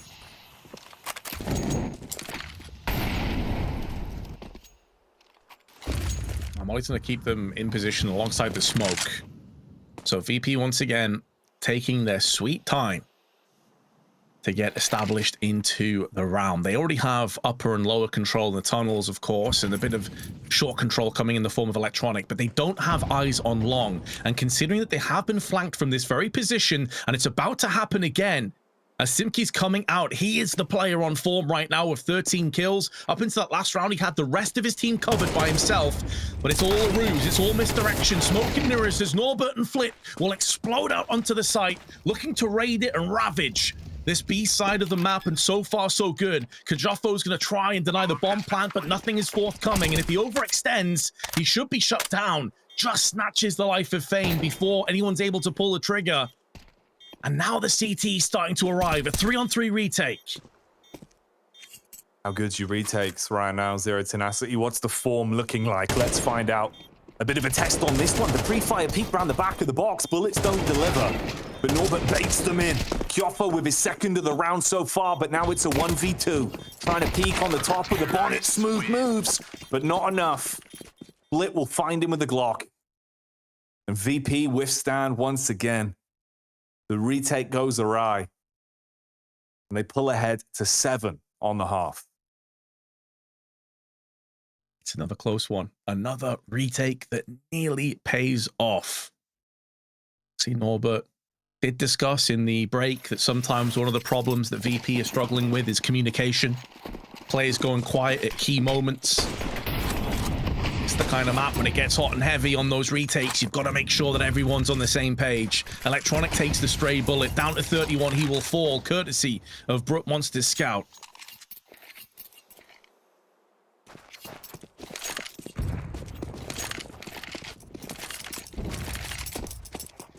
This guy hits more one-taps with a scout straight to the brain. I would be blown away. He's been doing some crazy things. VP. What's the game plan here then? The pain train slowly pulling around back towards long. Kyoffo would be first point of contact. He's got the MP9 in his hands and a smoke to attempt to delay. That's one of the 2 pieces of utility thrown out. Both of them now gone. You smoked either side of the maps. 20 seconds being burnt off the clock here. Kyoffo just hoping that he can hold this if they come running on through. A staggered push would do wonders for him, and that's how they play it, Vince. They give him an opportunity with no room for trades. They walk in one by one and get blindsided by the MP9. Brook Monster gets the info towards mid and calls for the backup as well. Flit and Fame, they could be murdered here on the backstab from AVN. Walking down through lower. He could be the backstab that finishes it as Simki takes the front. Flit on the reload, walks into the crosshair, and Zero Tenacity get 5 on the half.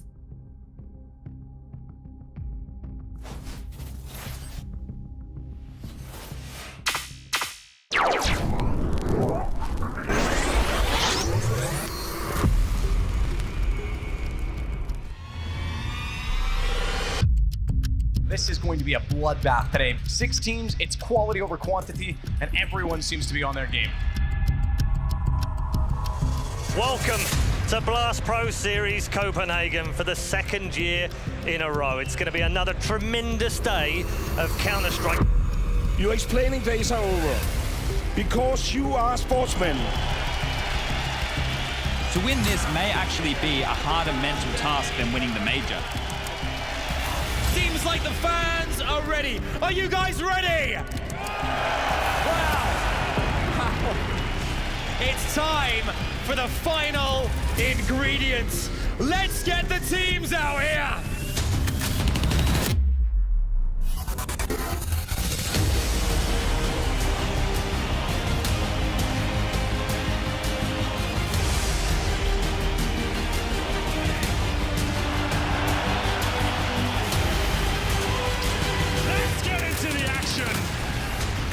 Lady wants to swing. Never mind swinging. 6-8 peak. Contention here. Double orb setup picked up. It's another duel for Zipex.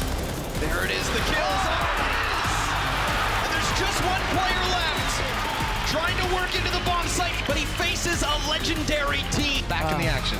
I know, my heart's racing right now, like 1,000 beats a minute.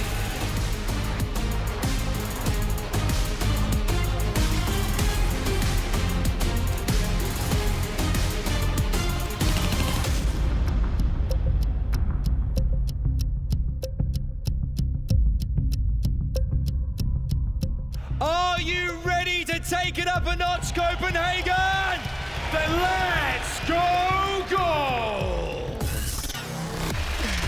This is going to be good. NIP taking on Na'Vi. I'm excited for the idea of having Simple in front of this crowd, the best player in the world, playing in front of 12,000 plus people. That's going to be exciting. Step by step, NIP is losing players. They just don't have the ability to recover from it. But now it's the last one left, trying to fight it through. But Na'Vi, they have looked absolutely incredible, and Simple is there. Your new Virtus.pro champions, Na'Vi! Ladies and gentlemen, please give it up to the Virtus.pro Series Copenhagen 2018 champions, Na'Vi! I want to win this tournament, and I ask my team to do this because this one is a really exciting tournament.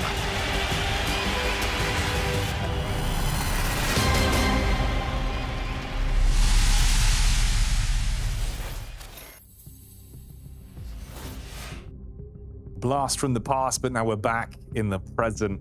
And if this one is going to be a present for Zero Tenacity, Vince, they need to win this upcoming half and push us to a third map. Whereas all VP need is to close it down, take these final few rounds, and move on in the showdown. Plenty to play for. With no safety net, you lose, you're out. Just ask Rare Atom, Heroic, and of course NIP that we all bid a farewell to yesterday. They've at least put themselves into striking distance though, Jackie, just 2 rounds shy of Virtus.pro. And this pistol could quickly equalize things nicely as they try and pick up the pace just a little bit. They got 2 players though, watching long and mid respectively as they come down on the lower side. So see if VP are capable of weathering this one, but Electronic actually goes looking with the Julies, finds a bit of information, and importantly, the HE comes in. Oh, it absolutely wrecks 3 of them. Down to low HP, and Electronic now can try and clean up. Gets the 1, but information has been gathered. Nemanja with a P250. The taps round the corner just as he catches sight of Norbert. But it's not going to be enough to pick that frag up, so still a 4 versus 4. He stays, though. Being a seeded out in their minds, they jiggle on the corner to give him some information and keep him around as well. But do they know about the walk up on short? 3 players coming up together. Zero Tenacity making their move out towards the A site now. Jane, dink in the side of the head. 15 HP is all that's left. And Jane finally falls flat on his face. Brook Monster with the big moves, but Fame one-ups him. Fame, good for 2 now. The silent assassin. Hitting him like a hitman and getting the reload off as well. Wants to grab this one off the skin of his own back, and he calls for the rotate in. Flit looks for the assist, and they are trapped on the site. Nemanja flicks back. Flit now down in the dirt. All on Fame to clutch. They look to overwhelm, and they do just that. Oh, that pack mentality you see from Zero Tenacity. Everyone playing off each other.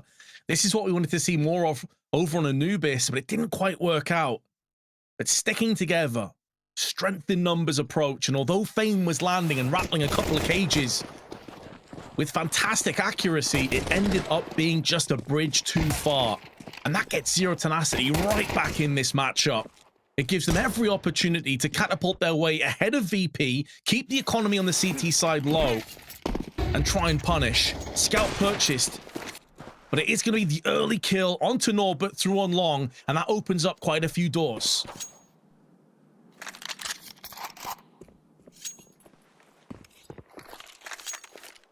Got all the natural tools to take this round.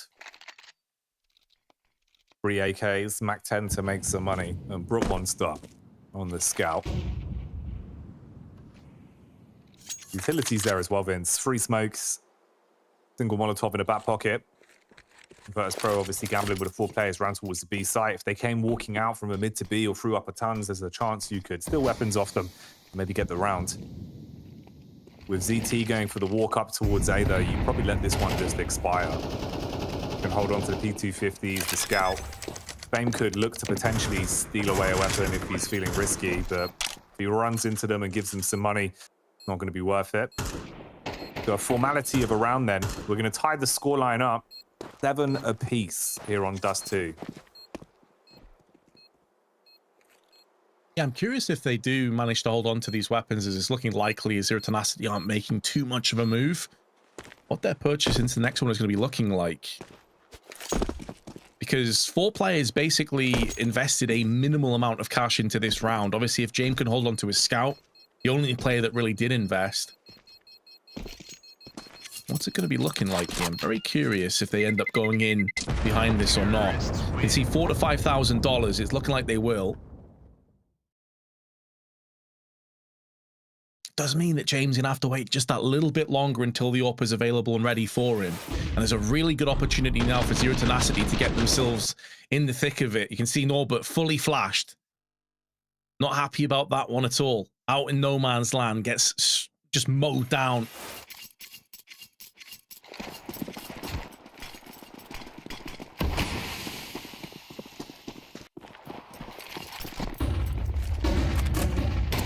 Norbert waiting for the run out on long.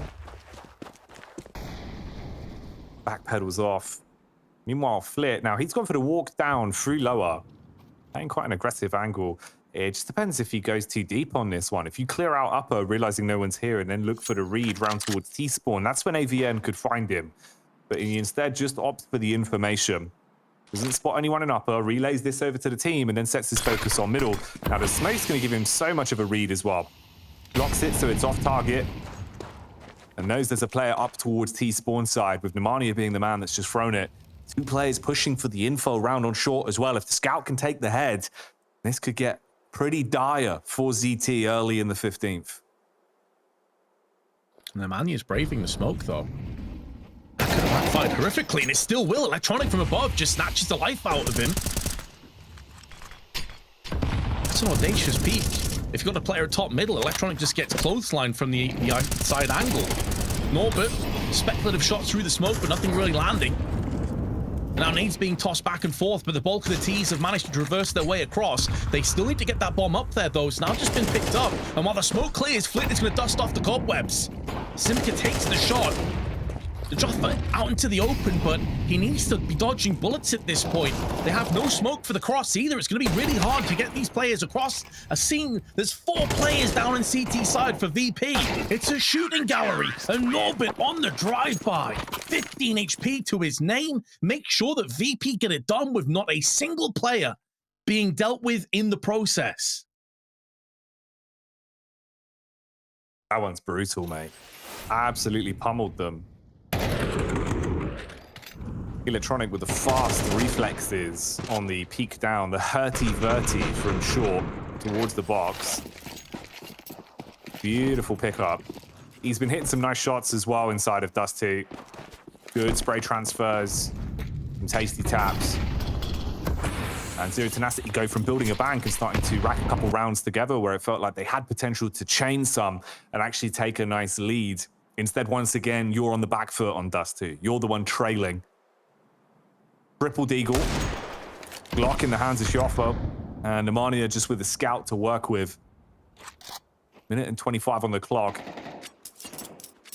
3 players making their move up through short side. Electronic. Back round towards ramp with a big old M4. Let's see if he can pack a punch on contact. Considering there's no flashes or anything else, it's going to have to be the shot from the scout. Nemanja. Oh, takes his head and eviscerates him. There are some pop flashes coming up now from the CTs, but they're already in good positions, and another scout shot's connected. Norbert gets flashed out of position. Nemanja is trying some shenanigans once again with jump shots. And he's keeping the CTs at bay, and Kajofo on the corner. Oh, if he got a kill out of that one, it would have been very much on the cards for them to get this clutch. But now, everything could start to fall down around him. All 3 players clumped together on the site. This is where the utility could become a problem, but there's nothing left for the CTs. They don't need to use it. VP put their guns and let them do the talking for them. It was nearly an embarrassing round, but they managed to get the defuse pretty comfortably in the end. I mean, fair play. Fair play for that one shot, at least. Right. I don't know if I'm going crazy, Vince, but I swear, every time we cut the Electronics camera, zooming in slightly more. Like, I'm actually kind of convinced that's a meme. Anyway, yeah, bro, you just imagine, right? You're sat there on ramp feeling like you're going to ruin him with the M4, And then suddenly, bam, gout to the lips, you're down and out.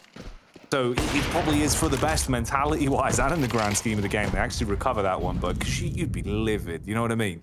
It's one of those rounds where if you get lit up by a scout like that on some sort of Ferrari peak, it just feels like the world opens up around you and you fall through. So it is what it is, 9-7. Anyway, we'll look back at the cash for Zero Tenacity now. They actually have firepower to play with again. Brook Monster's back on the AWP. You got the AKs out for the other 4 members of the squad. Let's see if they can have some competitive rounds here now on the actual buys then, Vince. Obviously, it was pistols and unfair rounds really in terms of the buy of what VP could sustain, but what have they got for us on full rifle rounds? Ollie will force Jame out of position, but there is a parting gift for that HE. Oh, that's nearly 100 damage between 3 players. $300 well spent. And Jane getting the better of Brook Monster, whose woes continue. Just the 6 kills picked up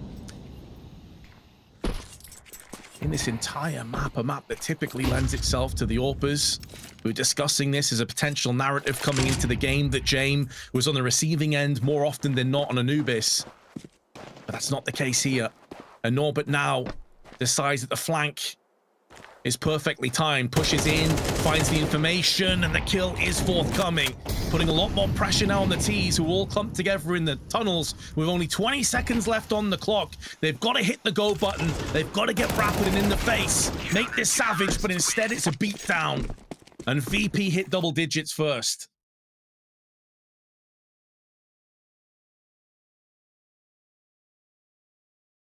Similar situation to what we saw back on Anubis then. As soon as you give VP an inch, they will take a mile.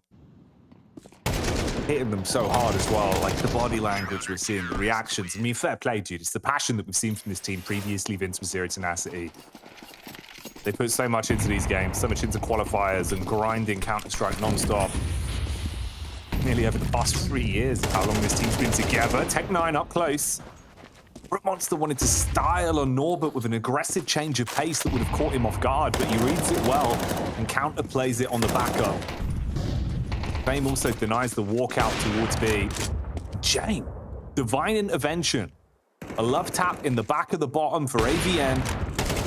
And even a chest shot onto Simki that Electronic will trade onto. So no weapons being lost for VP here. If they find Kyofo and get through this with all 5 alive, Vince, they're setting themselves up to close this one down for good. Yeah, I don't think anyone can fault or really deny the amount of effort and the work ethic that Zero Tenacity clearly have. Like, you look at how many maps they've played. It's 53 on Anubis alone. Like, they've played so much Counter-Strike, but unfortunately, you don't always get the fairy tale ending, you know? Sometimes reality hits you. This is Virtus.pro. Yes, they haven't played at the level that most of us expected them to, with Electronics joining the roster. They've looked kind of up and down, one of the most inconsistent teams on the planet as far as I'm concerned, but they're still at that level. They're still consistently playing at tier 1 and against tier 1 opposition and getting a bunch of wins as well. They're a team that has so much more of a ceiling on top of that. So unfortunately, Zero Tenacity are just running into a team that is better pretty much in every single way right now.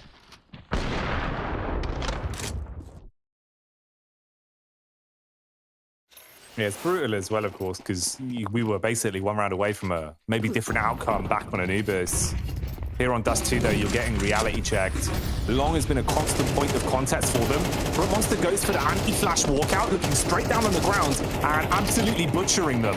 The butcher knife pulled out as he slices his way in, and they have made an incision towards Long. Now, problem is, Vince, quick heads-up maneuver from VP. You get a backstab on a push-up towards T-spawn. Flit has already cut off their rotate. They wanted to bail out after the initial rotate from the CTs, but they find him. Kyofo shuts down Flit. And this is looking like it could be an 8th round on the board. Nemanja, oh, hello. I mean, he reacts eventually and finds that one. Oof. That's the kind of round if you're VP you want to forget real quick. Nah, it didn't happen. No problems. Move on to the next one, boys.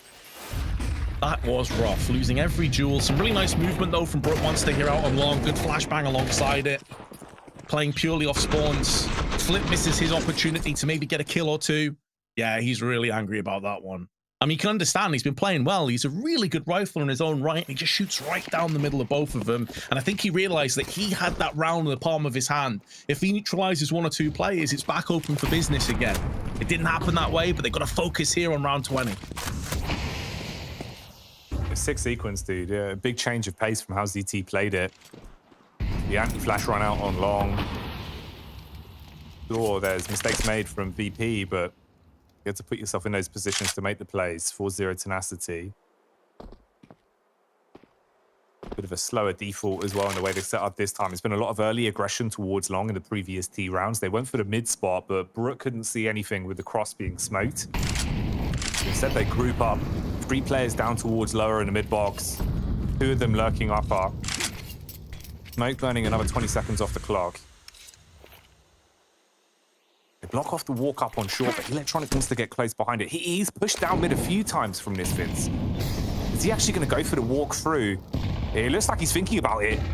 Shrouds himself up through the smoke, on the jump up, gets 1. Oh, the utility was in the hands of Nemanja, but the pre-fire around the corner at least neutralizes him. Flit loses his face on the fight from AVN, and all the pressure's on Fame. Oh, but he rises to the occasion for the first. Nemanja gets the timing. He was just trying to look to his left-hand side. And James does connect the shot through the doors. Brook Monster taken down to 23. And Nemanja, did Norbert hear this? I'm pretty sure he did. He's just holding fire, holding position. There's no way that Nemanja ever expects this. Don't do it, Norbert. Oh, the shank. Insult to injury. And now Brook Monster, a lowly 23 HP, has to have eyes in the back of his head, and Jane takes it clean off. VP will have 4 match points. Oh, that wasn't very nice. Oh, bro. See, if he's done him like that, he's heard him on the walk up to upper, posted up and pulled out the blade. Absolutely shanked him. I can't believe that, mate. I did not expect the appearance from Gordon Ramsay at the showdown. Oh, no, not the replay. Yeah. He had no idea. Oh, yeah, he got a jump scare. Oh, man. Oh, that's so good.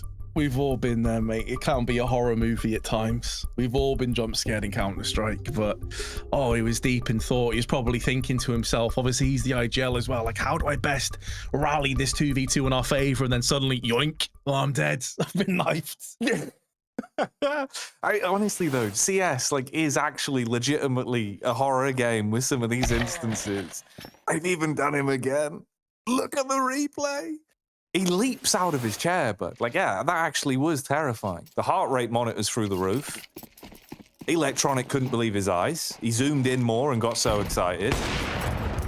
The double zoom on that, it's like an AWP on the camera. All right, 12-8, Vince. That's got to be a soul-crushing round to lose, but I don't know mentally how you reset coming into the 21st now. Mate, you could honestly play some Halloween music over there, because Mike Myers would have been proud of that kill. You could just loop that over with the reaction and everything, and it would work perfectly. Jamin, in the meanwhile, flicks across, but misses his opportunity. First frag goes in favor of VP. Oh, and it's one of the heavy hitters, one of the main men. Oh, he's dropped the bomb. Oh, and the man, he's had a nightmare. Oh, what is happening? It's all going wrong, Vince. Norbert adds insult to injury as he cuts his way through Kyofo. Just AVN and Brook Monster left. Zero Tenacity's chance to take a map dwindling away. And the end of their lives in the showdown seems to be coming to a close. Brook Monster pre-scoped. Window of opportunity, the audio cue giving away his angle. Electronic with the pre-fire finds the headshot. Brook bites back. Molotov in his hands, dives out, but Fame finds it. 13-8 in the space of 2 maps. VP take it, and James done with this. They find their way through.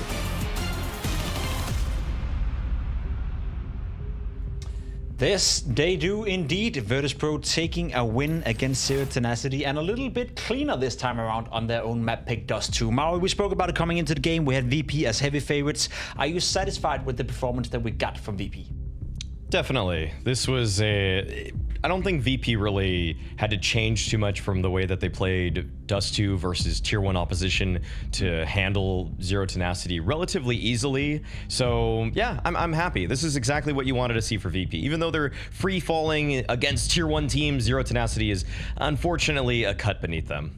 One thing that made me happy was that we saw the trio of the riflers do well. You had Electronic doing well, Fame doing well, Flit doing well. I think Electronic in particular in that first half on the T side was, you know, not looking like prime Electronic, but more so Electronic finding impact and justifying why they picked him up and paid an awful lot of money for him. So I know against Zero Tenacity, it's online, it's a showdown, but any small little good sign we can see from Electronic is a good sign, I guess. Right, and he was actually also finding some really cool timings. We saw in some of the rounds the way he would play around a smoke. He would know exactly what it is that Zero Tenacity are doing. He felt just the right blend of Electronic where it was a little bit sneaky and a little bit of firepower. So overall, that's going to paint a great picture for him. And I don't think, if he struggled against a team like this, I would seriously begin to worry. Yeah, and it has been a worrying time for Electronic and the boys over in the VP camp. Fame overall, I guess it's fair to say that he's been the MVP of the entire series. He was firing on all cylinders on Anubis. He was having a good showing here in Dust 2, and I guess that's sometimes what it takes, Mario, right? You're in a rough period. Things are not working out. Communication are not flowing. Maybe the way you're playing is not quite up to par, but if you have individuals like Fame entering a good period, maybe he can mask or buy a little extra time for VP to figure out the stuff.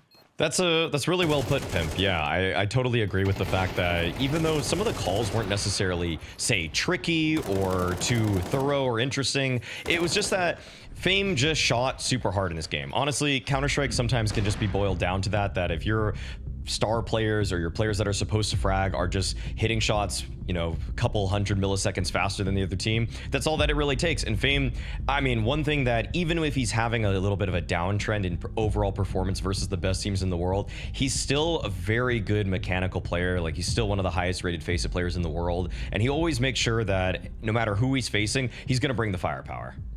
True, and he did so in this game. Going up against Zero Tenacity, we kind of labeled them as a team with, you know, potential and a team that's been doing well for themselves in the Tier 2 scene, Tier 3 scene.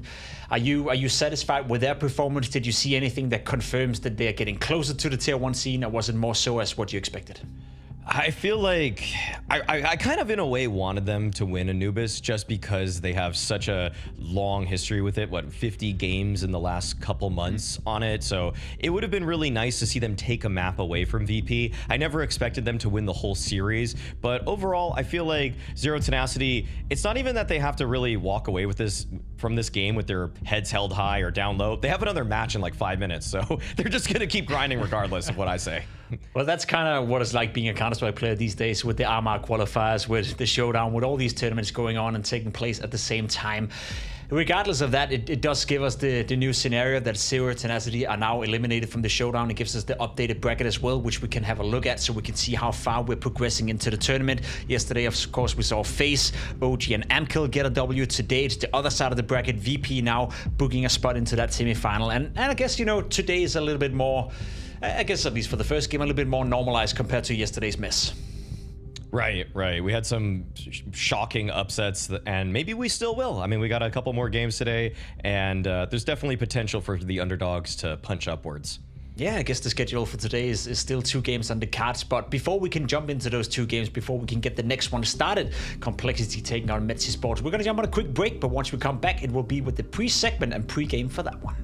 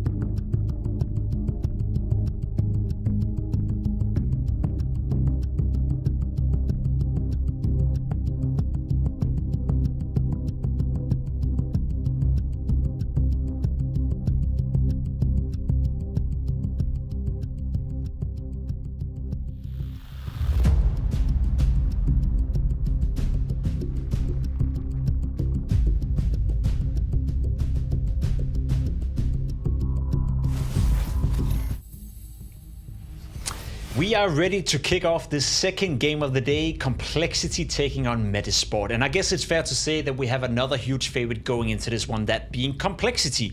A team that started off the season being absolutely atrocious. The Esports World Cup weren't great. The group stage in Copenhagen for this tournament in particular weren't great, and then they were starting to look better at IM Cologne. So Mario Snake, what is your current take on Complexity? Do you agree with me that they're trending upwards from a horrible start, or what's your temperature check here? I feel like Complexity is sort of stagnated in a lot of ways. Like, they've shown what their ceiling is. We know that their floor is actually decent, so that's why they're definitely the favorites going into this matchup.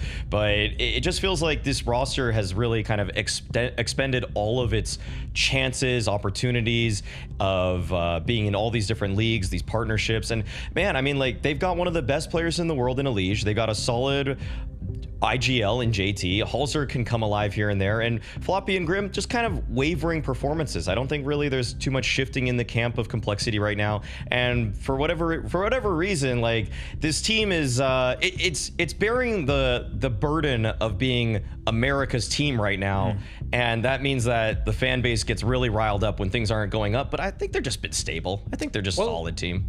I think there's one thing that's interesting about Complexity, and we can quickly touch upon that, and that is Elige. You know, I think personally, the way he's been playing, the way he's been conducting himself within Complexity, especially in Counter-Strike 2, is remarkable. I think his consistency, despite Complexity struggling, despite them stagnating, is up there with the best. I kind of want to put out the argument and hear your take here, Maui. I think he's entering the conversation to be a top 5 rifler in the entire world. Would you agree with that sentiment, or is that overstretching it a little bit? He's top 5. Yeah. No, I could safely say he's a top 5 rifler. I think along with Donk, Nico, Xantares, Elige's right there. You could probably take one more name that I'm not thinking of, but no, that's a huge reason why Complexity are actually so consistent, because Elige in these entry positions so frequently going to deliver you just one kill at the beginning of the round, and he makes everybody else's life so much easier. Well, must be nice to have a player who makes everyone's lives easier. Let's move on to Metizport, a team that maybe some of the viewers out there are not too familiar with. Obviously went through the open qualifier as well, and a team that has certain names that we've seen before, Plopsky being one of them. And I think for to educate me, to educate the viewers, to educate you, Mao, if you forgot his time in NIP, let's hear from Plopsky himself, because he caught up with James Banks coming into the game. Plopsky, good to see you again, my friend. And I want to start by asking how you feel things are going now you've taken over the IGL role for the team. First of all, it's great to be back here and talking to you. It feels nice to play a Blast event once again, even if it's just a showdown. And I'm taking over the IGL role. I think for me, probably wasn't something that I was maybe thinking about some months ago, but I feel like now, with how the team's direction was going and the lack of IGLs in Sweden that wasn't available, someone had to pick it up, and it ended up being me, because I was probably the most vocal player that we had in the team. And nice. The results have been kind of mixed. I think most of the results are based on that we haven't really gotten any practice in since I took over the IGL role, and also we got a new opper, Loom. So ever since we made that swap to get a new opper and me IGL, we haven't really gotten that much practice in, and I think that's probably one of the main reasons why it's been going a little bit mixed. We've had some good wins, and we've also had some pretty rough losses lately. But we're still figuring things out, me and Abdi, on how the team wants to play and etc. I feel like we're on a good direction, and we just need some more time, to say the least. Yeah, get your kind of bearings and get the way you want to play all put down together. I think what's interesting, right, is there's some pieces that are still of the old Metizport. If we think back to the last showdown we saw you guys at, and one piece which is obviously very important is Nilo, who's the young star, right, the one for the future coming up into it. In terms of getting the most out of the players you have right now, how are you balancing kind of the experience and then the learning process for some of it? Well, I think obviously right now we have a pretty stacked roster in terms of firepower, and I feel like my main focus ever since I took over the IGL role has been trying to get the team and my players as comfortable as possible.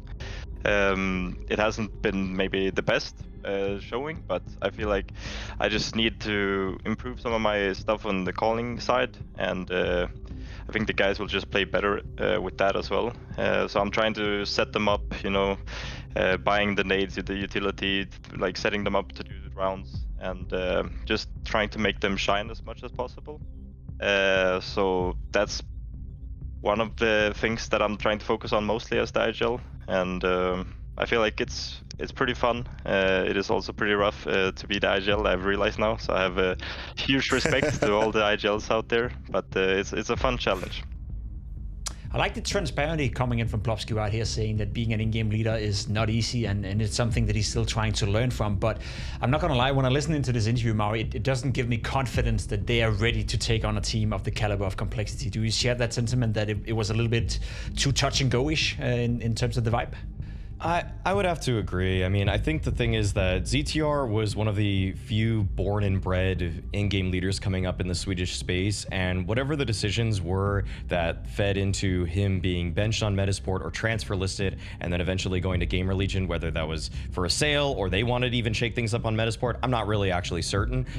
It certainly hasn't panned out the way that they had hoped it would, where they thought they could maybe like breed Plopsky to be an in-game leader. I think at this point, he's just trying to get it done. And I think this is one of the times where it's like, he's really new to the role. Like he's basically been in-game leading for 2 weeks now after a whole career of just being I guess a solid rifler. And so I'm not really gonna try to pin this all on Plopsky or anybody really on Metizport. I just feel like they're a team. Like this is one of the rare times where I'm actually like, yeah, I guess they do need more time, because this is just such a brand new endeavor for practically anyone there. And so I think the one thing that you want to take moving forward watching this game is that, is Nylo one for the future? I think Young Ninjas or NIP as an org maybe missed the mark by not keeping this guy around, and he's definitely set everybody talking about him being probably one of the best up-and-coming Swedish talent. So seeing him hit in those kind of connector positions, those kind of rotator spots, I know the first map's going to be Ancient. He plays the middle on that. Like he's in these big brawler spots, and he is consistently showing that he's a cut above that kind of opposition. Yeah, and I'm kind of curious to see Nylo what he's gonna turn up with, because I agree. I think you and I, Maui, even back in the day, were covering the We Play Academy League, and if I'm not mistaken, he was part of the NIP Academy, and back then he was firing on all cylinders. And then when NIP had all these issues with the roster, we thought that maybe Nylo is coming in and he's gonna replace Config, or he's gonna replace some of those sick players. But apparently he was more focused on school and wanted to finish that before pursuing a career in Counter-Strike. So I'm curious to whether or not Nylo kind of missed the window of opportunity, or if he's just creating his own path. Because I agree with you. I feel like he was a young prospect who, every time I've seen him play, I'm looking at that guy thinking there's some real potential. And with all due respect, we saw NIP yesterday, and it's not like Maxter or the boys over there are really giving me too much confidence that, as you said, Nylo probably should have been kept around, or maybe given a chance on the main NIP roster. So I agree with you. I want to see more from Nylo. I'm curious to see if he has what it takes to pressure Complexity today. Do you think it's too much to ask for such a young player, or do you think he's good enough for the task? I feel like the only thing I'm looking for in this game is, can Nylo pop off? Can Lumi pop off? The new opera that they picked up in the stead of Jaquinho. I'm kind of more looking at the individuals, because unfortunately, given that Metizport is just working with such a new look in terms of Plopsky to picking up the in-game leader role, I don't think they're going to be necessarily the most cohesive or have the best tactics. But if Nylo and Lumi show me something, then okay, great. You have the pieces there. And that is what Plopsky said in the interview. He's saying that we have great firepower, and it almost feels like he knows that the pressure is on him now as an in-game leader, and probably their coach as well, to just try to make sure that this all fits together cohesively. So I think that this is a pretty favored matchup for Complexity, who, to their credit, they've been around as a year together, and that's probably going to give them a huge boost in terms of chemistry and cohesion.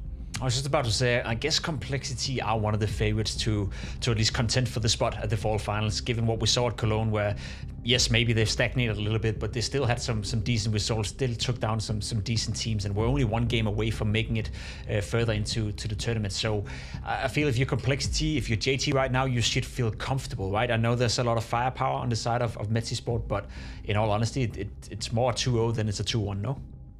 Yeah, I would have to say that it's just so much more likely that Complexity are going to take this one. Even though Nylo is a standout player, I just fear for him right now if he's going head-to-head versus Elige, which he will on a lot of his spots. Like, Nylo, you're good against tier 2 opposition and you're one to look out for, but I mean, come on, Elige, we were just talking about him in the same breath as like people like Donk and Xantares, and it's just like Elige should be eating people like Nylo for breakfast. I do want to see if Nylo can hold up at all, but it's more like this matchup is a hugely Complexity favored, but then the micro head-to-head is just Elige versus Nylo for me. Oh, I'm curious to see that one play out. I'm also curious to hear from JT, who James Banks caught up with before the game. JT, I want to start by looking at Complexity's performance at Cologne and just kind of give me your overview of how you felt it went. I mean, obviously we wanted to make the playoffs, but I think there was good signs of improvement if you consider the tournaments we had before that. So I think there was positives and negatives to it. We would have liked to make the playoffs, but we're happy that we're at least improving and showing some good form going into the next events. And in terms of keeping some good form going, you're on boot camp right now. You've come here straight from Cologne. How much time have you guys spent on boot camp since coming back from the player break? It seems like a lot. Yeah, since the player break ended, I think we've been in Europe the whole time. So it's been like, actually I don't even know how many, but I think 6 weeks that we've been in Europe and Saudi as well. So yeah, it's been a long period. I think the guys are getting a little tired as well, want to go home and stuff like that. But we just kept working, and we're hoping that it pays off. I can understand you being tired for sure. It's a long time on the road, but are you seeing some improvement? Are you seeing some positive changes for the team that you wanted to make? Yeah, 100%. I think our form was getting pretty good at the end of last season as well, but then at the start of the season, like, it was obviously not going that well. So I think we're back to at least the form that we had at the end of last season, and we're hoping that we can just move it forward even more than that and actually go back to being like a top 10 team and a team that makes the playoffs more often. And in terms of you becoming a top 10 team, when I look here at the showdown, I see your side of the bracket. Do you feel like you guys should be one of the favorites to grab one of those full final spots? In my opinion, we are the favorite to, on our side of the bracket, to make the full final. So if we lose any of these games, I would think that would be disappointing for us. Okay. I think he's right on when he's saying that losing this game, he should be disappointed. And in general, I do sense, you know, as much as JT is being, you know, a very modest guy, he also believes that Complexity are a huge favorite in this game and probably one of the main favorites to go to the fall final. Now, Maui, let's bring it up big picture. You said it yourself, right? Complexity, they've stagnated a little bit. They have a player of elite caliber on their lineup. JT as an in-game leader as well.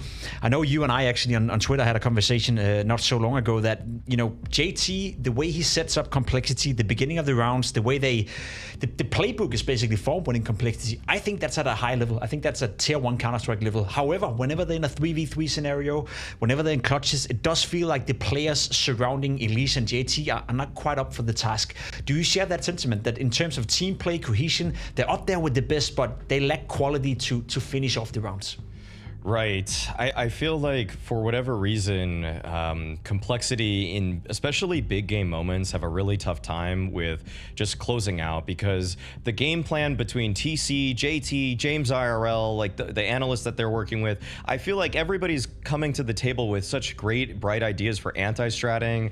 And then, yeah, when you put them in winning positions, like at the very end of the Blast Fall groups when they played against Na'Vi, they had some excellent post-plant positions, but they just sort of peak by themselves and they lose that sort of chemistry that you would expect a team that's been together for an entire year would have built up by now. And I feel like that's why and where the finger starts to get pointed at different people on the roster, where it's like, who was the first domino to fall in what felt like an unlosable situation? So for Complexity, more than anything in this game, yeah, I do want to see the 1v1 between Elige and Nilo, but I also want to make sure that Complexity are playing really stable, trading-based Counter-Strike, one where they understand and outline in micro situations who's the first point of contact, how are we getting the trade off of that, because sometimes fundamentals seem to break down. That being said, I feel like when Complexity play even other tier 1 opposition, top 15 teams, they do very well until it gets to those high pressure moments, and then they start to crumble. At no point in this game versus Metizport do I want to see any semblance of nerves getting to them, of them breaking down in a situation that is a very cookie cutter. And so if that starts to happen, then I'm going to start to, you know, push the big warning button for Complexity. But to me, Metizport is not a team that should in any way upset Complexity or perturb them or even make them even remotely stress. No, and I think the GG bet odds will reflect that sentiment as well, that obviously Complexity are the massive favorites heading into this game. You see them on your screen right now, and it feels needless to say, Maui, but, you know, a 2-0, I guess, is the only result that should be satisfying for Complexity going into this game. Right. Yeah, Metizport, they're just too raw right now as a roster, and Metizport and Complexity have just completely different aspirations as teams. It sounds like Plopsky's just trying to figure out what the best way to mid-round call is, because he's just starting an in-game lead, whereas JT's already setting the outline there that he wants to start making deep playoff runs. And I think that's the real standard you should be setting for yourself for Complexity. And just maybe you'd even touch on the Complexity interview, JT's that is. I really am just glad to hear, unlike Alex from NIP yesterday, who was like, it's online, I don't know how we'll play. JT is just saying we need to start making playoffs. Like, if anything, it's a disappointment if we don't make it through the showdown, because you look at their side of the bracket and honestly, it's pretty clean for them. There's no reason looking at their side that they should lose to practically anyone. They've practically beaten just about everyone here. They've beaten Virtus.pro before, who should be the other team on the other side. And I mean, like, looking at their side of the bracket, Pimp, do you see a single team where you say one-on-one versus Complexity, that Complexity isn't the favorite? No, I completely agree with that sentiment. I mean, I guess the assumption would be that Complexity beat Metizport and then Falcons perhaps beat M80, but for them to not make it to the fall finals, for them not to be contesting, at least getting into that final later on Sunday, it would be a massive disappointment. However, I think you and I, Mario, have done our job excellently well. We've been waffling a lot, we've been talking a lot, and now we want to watch some Counter-Strike. Complexity are ready to take on Metizports. Thank you, Pib. It was some great waffle. I am always a fan of the waffle, Vince, as I'm sure you were too. But now we get to do some yapping. And what a good game we've got set in store for us here. Obviously, we had the pleasure of watching the qualification run for the Metizport squad when they actually had the upset win to even make it here to the showdown, Vince. Now we see if they can stay in the showdown or if they'll be exiting stage left up against Complexity in their first game of the event. Another potential huge upset on the cards. And Jackie, you were the only person in the predictions that had Metizport to actually win this game. That is a brave pick, brother. It's true. It's true. I can see through the madness, Vince. I'm not clouded by opinions or stats. I just know how things are going to go. Right now, though, it's going the way of Halzerk and a Leech on the Julies. 4 guns is better than 3. As they kill everyone towards the cave, and it's just Plopsky left. So let's see if he can IGL his way out of this pistol round. It does take a bit of damage. Obviously, they know exactly where he is now, and immediately paints the floor. Oh, it still feels weird to me to see Halzerk with no beard, just, fully shaved. It catches me off guard every time I see it. He's so smooth. It's a handsome dude. Yeah, it's just different. It's like I remember that one Pro League when Chopper turned up and he had no beard, and I didn't really know how to feel. He's got a magnificent beard, hasn't he, as well? Yeah, so. right? I couldn't handle it. I think if I didn't have a beard, I'd just disappear. Like, I just wouldn't turn up. You'd be booked in for events, but I'm sorry, Blast, I can't. I can only do it if there's no cam. Sat there crying. When's it going to grow back? Well, Metizport may have been well and truly slapped away in that first round. There's probably not going to be any chance for retaliation here. It's full Glocks across the board. One thing I am worried about, though, with this Metizport roster, as they've been discussing on the desk, and obviously we were casting them in the qualifiers as well. We had the fortune of seeing them in the Nordic Masters prevail through pretty stacked groups, was that Plopsky is typically one of their aggressive riflers. He's actually their entry fragger, at least he was. Now, I'm curious if he's going to be able to entry while also calling and everything else on top of that, because he was one of the main reasons they even qualified in the first place. So it does concern me just a little bit, Jackie, in this transitional phase, if he's going to be able to propel himself into that aggressive role while also pulling the strings of the rest of his teammates. No, 100%, man. It's rough, right? Because obviously we were seeing them almost felt like a high for this team, where they were taking big wins, you're taking qualifiers, you're upsetting teams that felt like they should be beating you, really. And then something changed. Suddenly, Jacquinho's gone. Loom goes from being the super sub on standby to being a permanent addition to the team. Now, no bad words towards him, but he was actually really impressive when we saw him play. So I'm excited to see how he's going to do individually. I even picked him for my fantasy because I expect some good things for this guy. But yeah, it feels like they've hit a roadblock for the team overall, Vince, and it's just been nothing but red on HLTV since then. But you're taking loss after loss. So the form definitely is being struck with a heavy mantle of, like you say, Plopsky in a different role, everyone trying to adapt. It's not the same team that we had seen previously. which obviously kind of contrasts my opinion of picking them. But hey ho, throw caution to the wind. Let's see how it goes, and they'll speak with their actions in the server. Sapeg finds the head of Elige on the lurk. And we are brought down to a 4v4. They're going to make their move up towards Red Room. JT throwing the smoke back down towards Cave, and Grim, as this smoke dissipates, you've got a player on either side looking for the stereo peak, and it's the right speaker of Nilo that hits the head. Moving into Floppy as well right now. Oh, doesn't even react. Loom just takes him straight off the server, and the same could be said of Halzuk. Runs into Adam B. Typically an anchor-style player on this Metizport roster. We saw him doing bits back in the Nordic Masters over on Mirage B site. That's not going to factor into this best of 3, of course. But just to give you an idea of what some of the strengths of Metizport, very mechanically gifted players, and JT's going to have to go ahead and pull the plug and save here.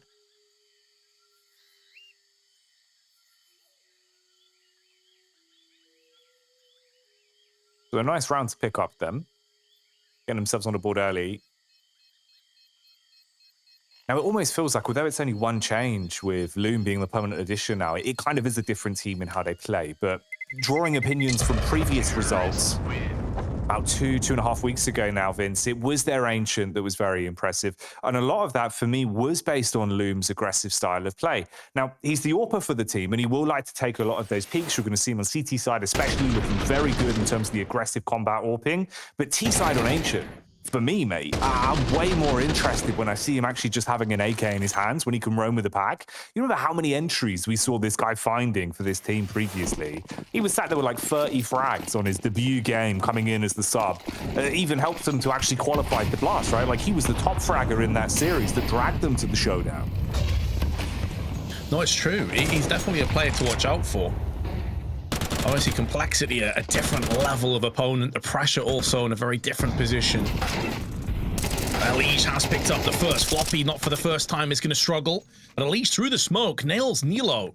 Additionally, puts it into a 2-on-4. I definitely echo the sentiments that Elige is up there as one of the best riflers on the planet. And if we're being completely honest, statistically, and when you look at the litmus test of a lot of their games, he is by far and away their biggest firepower on this team, Jackie. Typically, if Elige is having a rough game, Complexity really struggle.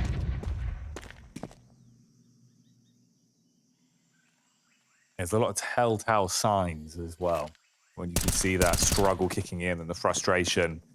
This is a team that is not afraid to show how they're feeling. I had this really funny thought a few days ago, bro. I was having a shower and I was like, wouldn't it be hilarious, actually? Do you remember Hulk hands, Vince? Yeah, I do, yes. Wouldn't it be good if Complexity got like, because they did that brand deal ages ago, right? Like, if you had a set of Hulk hands that you gave to Hauser at good events, in between rounds, and got frustrated, he just whipped those on, like smashes the desk with them. Anyway, they won't need to use the Hulk hands here, Vince, as they've used their real hands, their actual hands on the mouse and won the round. That's what he needs to do next, mate. He needs to grow back the mustache, that glorious tash, and then dye it green. And then you have the Hulk hand, and it just all perfectly. He's just played in a pair of ripped shorts, pre-ripped before the game. Just smashing the desk. We saw Flick getting angry earlier, so why not? We could workshop it. I'll send an email over to Complexity. We'll workshop it. I think that's a good branding. Like, I reckon that would actually be genius marketing. I think Jason Lake would love that. We do have full rifles on both teams now, so we'll see if there's going to be any rage kicking out from the CTs. Or will it be some elation for Metizport? Oh, JT with the double spray, keeping them at bay, and Elige with the last bullet in the magazine, still able to survive, even though he's wrecked down to 35. Complexity have done enough to thwart the push and get Metizport out of their face. Just Plopsky and Nilo that are left alive. 3 players from Complexity stationed on the B-bomb site.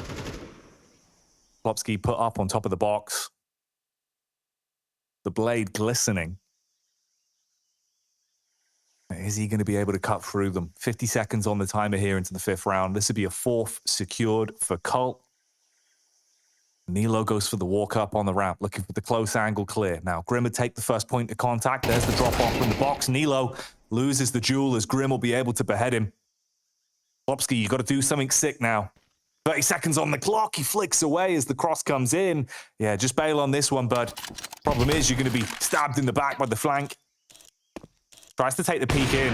Oh, quick reload for the getaway. They've given him an escape. But surviving this AWP and not getting down after time, Vince, he's opening a kettle of worms. I do love the play, though. The misdirection. He wanted them to think that he's gone hard commit back towards T-spawn. He tucks into the corner. No one expects it. Oh, he's trying to grab him. But a Tech-9 doesn't deliver. I wonder if there was a play there, Jackie, where he just doesn't shoot. Like, he lets them go by and save the AWP. Yeah, that's what I thought he was going to do. It was like, it was sick. Like, the decision making actually was kind of dope, dude, because they just would have been running towards spawn. But yeah, just the one. Just the one swan, actually. Oh, at least he's able to laugh a little bit about it. You saw a bit of a rice mile on Halzerk's face as well. Also donning the chewing gum, by the way, so the count's up to 2 now. 2 chewers. I don't know why we're counting the chewers. Like, that's just mad, isn't it? I mean, that's fair, dude. We've had 2 chewers. Popsky's got the panda outfit behind him. So 2 chewers and a panda. Like British slang. That sounds like some terrible Jack Black movie. I'm not gonna lie. 2 chewers and a panda. Oh, mate. Probably a Rob Schneider movie in there somewhere, bud. Oh, true. Very true. Rob Schneider is the chewer. You can do it. Oh, mate.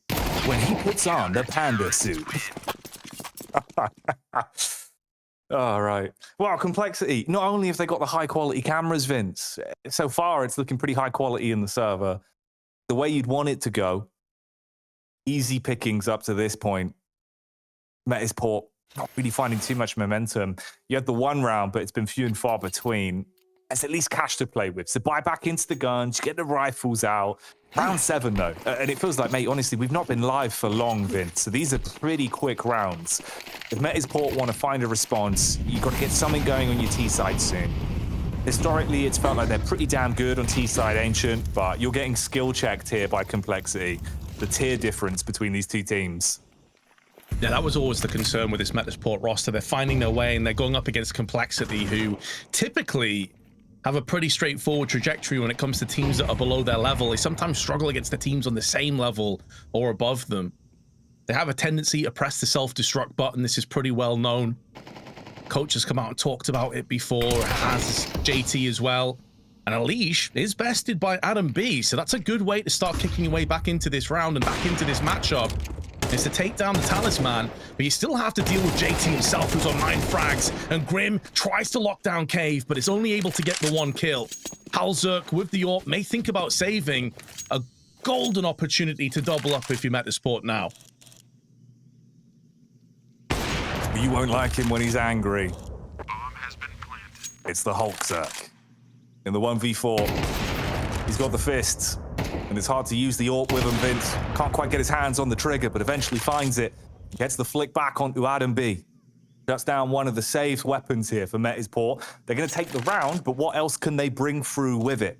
That's the question. On the flip side, it's can Halzerk actually keep those big fists on the AWP? Doing a good job of it so far. Over peaks on the flank up. Wanted to go to the P2K with low ammo left. And goes down. So 2 players being the only surviving grace there. At least on top of that, you take the round itself, so they're going to be happy, like you say, to double up and get a little bit more on the board, Vince, because it's important they do actually find rounds now. Yeah, it's all well and good getting your foot in the door, but you've got to make sure you open it and start pushing through and catching up.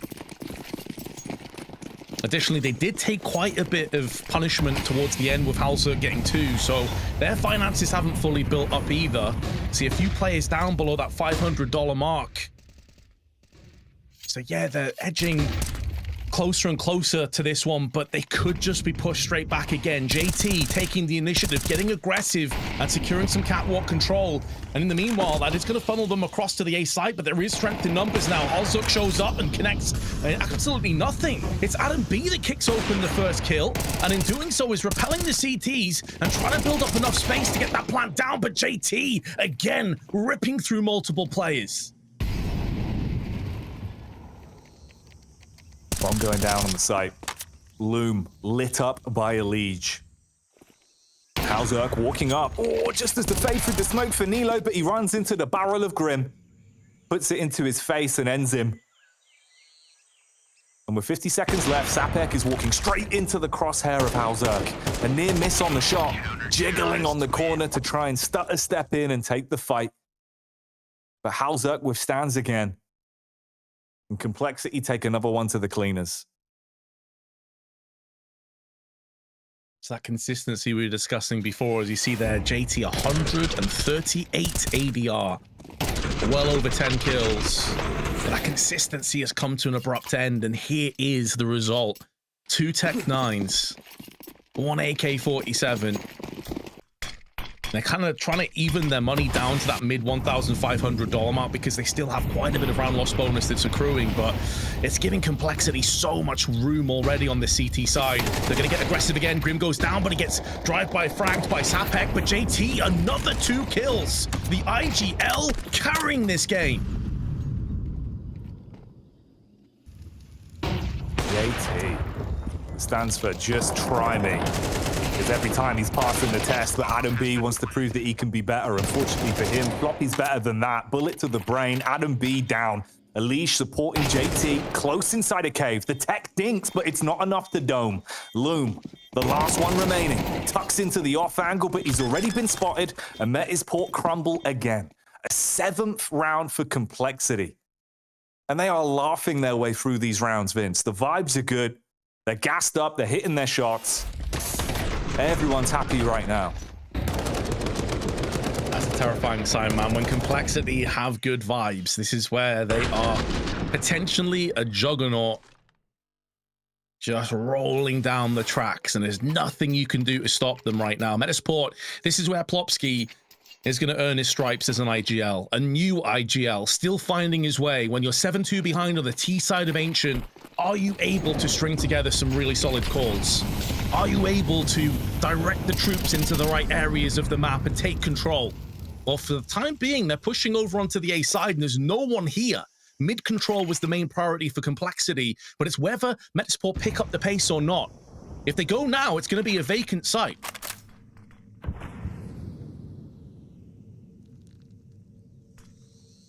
Floppy waits inside a donut, smokes over, blocking off the angle, flashes through, peeks out on the periphery of the smoke and looks round towards the box. Boxing more literally with the uppercut onto Adam B. The Tech 9 pulled out for the taps down as well. And you're hemorrhaging players. The T side crumbling. Lumi is the only one that finds the frag back, and Sapek on the rotate out through mid denies that one for a leash. 54 seconds, you've still got time to play with. 2v2, Vince. Loom's on the late rotate back through T-spawn, and Sapek can post up close inside a cave. It could be a winnable round. Got a bit of time to play with. As you said, the positions forward. Sapek building a foundation on which Loom can try and play off. Only the 2 kills to his name so far, but we know he's capable of so much better. Sapek nullifying Floppy, and that puts Grim in a 1-on-2. 9 kills already, but below half HP. And once that bomb gets planted, the entire dynamic of this round shifts abruptly against him even further. The odds stacked against Grim. 2 players trying to draw that first out into the open, but they double swing. Perfect timing. And Metizport grab onto a 3rd round.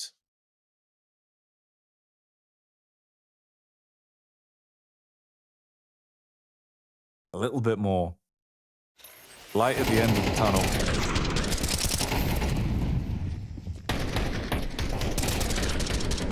But even then, dude, these aren't easy rounds. You really have to scrap for them. Endangered species in some of these rounds. Like the spirit animal that Plopsky has behind him. 7-3. Live once again then. Coming up close towards the end of the first half, Vince. It feels rapid, mate. How fast these rounds have ticked on by. Difference here being the CT side economy finally comes unstuck with a lot of the early smokes thrown out. You're down to just 2 in reserve, 3 rather, with Halzerk having 1 flash, no aggressive utility to play with for Cole, and a different style of play. Holding back, default angles being worked here. No early aggression to take map control. And Metizport, they've got a lot more stock to work with. No concessions made going into the 11th. Even Loom on the AWP, but JT strikes first, and Sapek, oh, he's buckled, mate. Couldn't handle the MP9 up close, Vince, and you're down to just 3 players.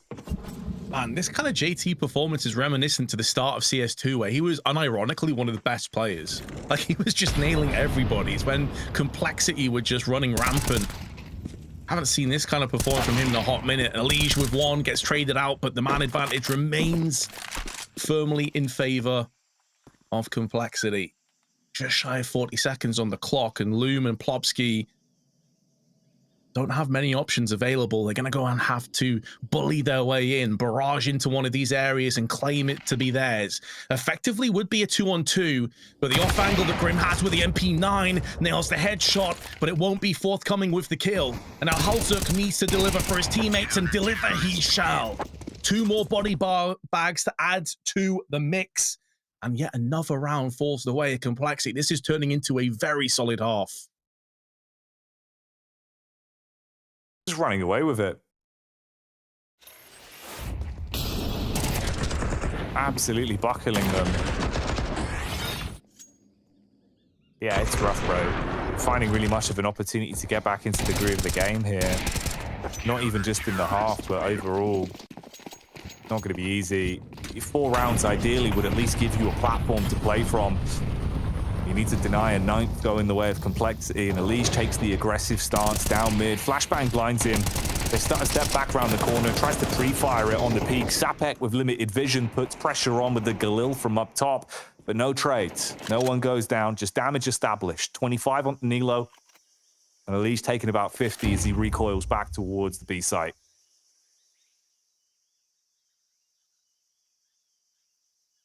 Bait and switch again from JT and Grim.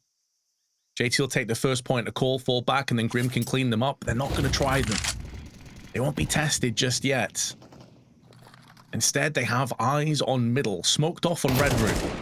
JT now taking the shot, trying to draw his adversary into the blender of Grim's MP9. And Elige is wrapping around the back, and he has the hunger for kills. Takes quite a few bullets, so he's just going to smoke that one down instead. No need to overextend and give any way back into this round for Metizport. He's done his job.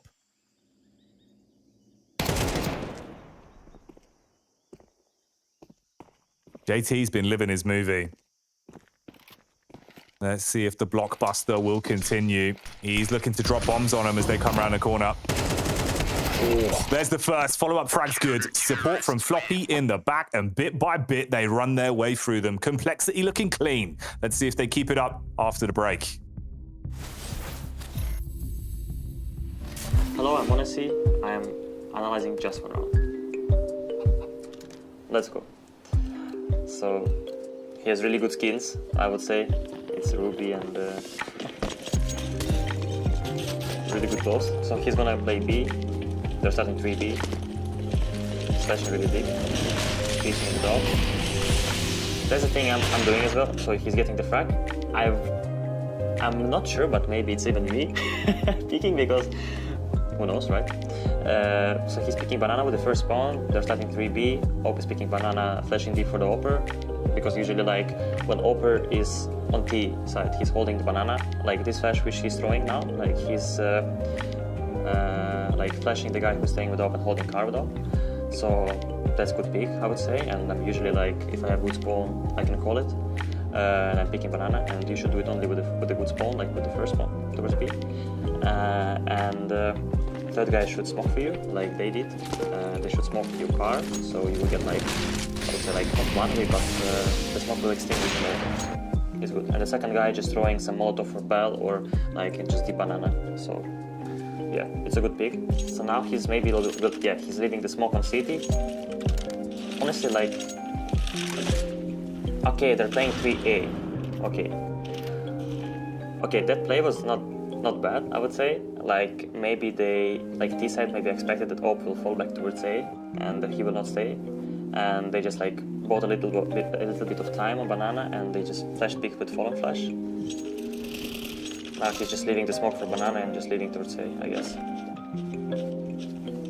The guy on Banana is getting out of frags, I would say. Not bad. Yeah, he's holding the good angle with Op from Arch. I remember I was holding here with them for I missed 2 people and we lost the anti-first round. Now he's leading towards B. Maybe it's already like, I don't know, less than 40 seconds on the time. They want to create some setup on Banana. Like Sandbags plus corner, it's good. Op is getting first contact, the guy on Sandbags is dodging the flash. Also he has a molly, he's killing the guy. That's me. We were playing here with Nico together, I remember. Because I realized when this guy, me, flick shotted the guy on the broken wall. And yeah, after just traded Nico on Banana. I mean, definitely he played really good CS in this round.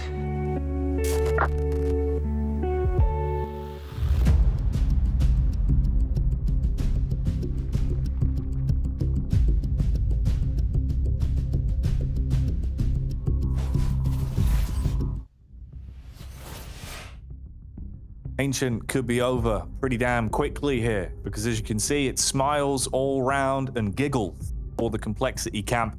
Happy with how the game's been going, Vince. But for Metizport, Sapek doing a visual representation of where they could be in a few moments' time if they don't find a way to fix things. Yeah, they are being made to disappear from the side of Complexity time after time. But that was the first half. Now the roles will reverse. And Complexity on the T side sometimes do run into problems. So maybe Metizport can find the winning formula. From an IGLing perspective, maybe it's going to be easier to play on that CT side for the time being on Plopsky and the rest of Metizport. But Sapek needs to try and get some kills on the approach, and he misses out. Also gets nailed down to 3 HP. So the post plant in almost immediately from Complexity, and now they can take a whole bunch of post plant positions. Oh, it looks really tough for any potential here. There's no grenades apart from a smoke to play with, and one of the players is weakened. Best of luck to Metizport. Already half of the fuse is ticked away from the bomb. Liege. Oh, he wants to make some magic happen. He's splitting them in half like a bad magician as he batters them with the Glock. Grim assists for the final frag, and they are done for. Yeah, mate. He made that one look easy. Dirt off the shoulder. Vince, pistol round locked in, blowing them out the water on their own map pick. It's not looking good. This did look good, though. Hasty replay on this one. Clean connections, great fancy footwork. And all in all, a pistol to remember now for Complexity is going to give them the extra investment they need. You could run through the game here, put yourself dangerously close to locking in the first map in a matter of seconds. Yeah, there's not many players that you'd be more scared of pushing into than Unleash in a static position like that. It's really where he excels. Up to 14 kills himself. The only player that's on top is JT, who's been fantastic since the very first round. Unleash now, speaking the man, and he shall deliver. The shadow betraying Loom, and he wants more. Spray off, gets punished by Plopsky's USP. But it's not going to stop the rest of Complexity from stomping onto the site and looking to pillage this one down to the ground. Metizport didn't really go in for any kind of a buy here, so any weapon save would be a nice juicy bonus, which is why Nilo's already pulled himself out of harm's way. And we've not really seen what he's capable of either, Jackie. He's been eerily quiet in this game, mainly silenced because of Complexity's strength. But he is a guy that we were hoping to see more from.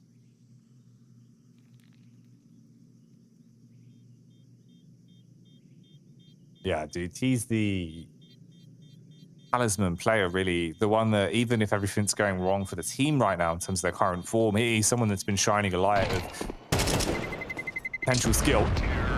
Potentially optics for the future. Not been ideal for him here, though, is it? 6 frags to his name on a fadeaway there. And again, Complexity smurfing on this one. Having a great time with it. Isn't much room for a fight back on Ancient. It feels like at this point. Is there anything this man can do? Plopsky, what can you cook up when you actually have weapons to work with? Because this might be one of your only chances into the second half of the game. Could be over in the space of a few rounds. Buy is in. Plopsky with a Famous. Limited utility, but aggression being the call. Elish again. Oh, finds both of those frags for free. He's pre-fired those angles before.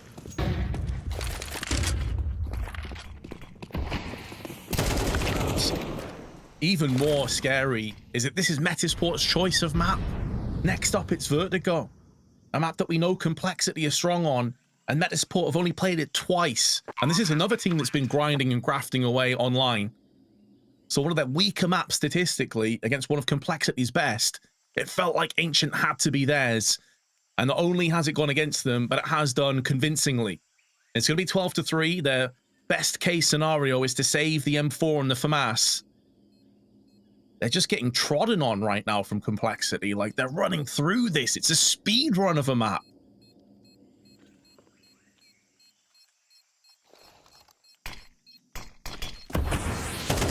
Any percent, Ancient, showdown gameplay.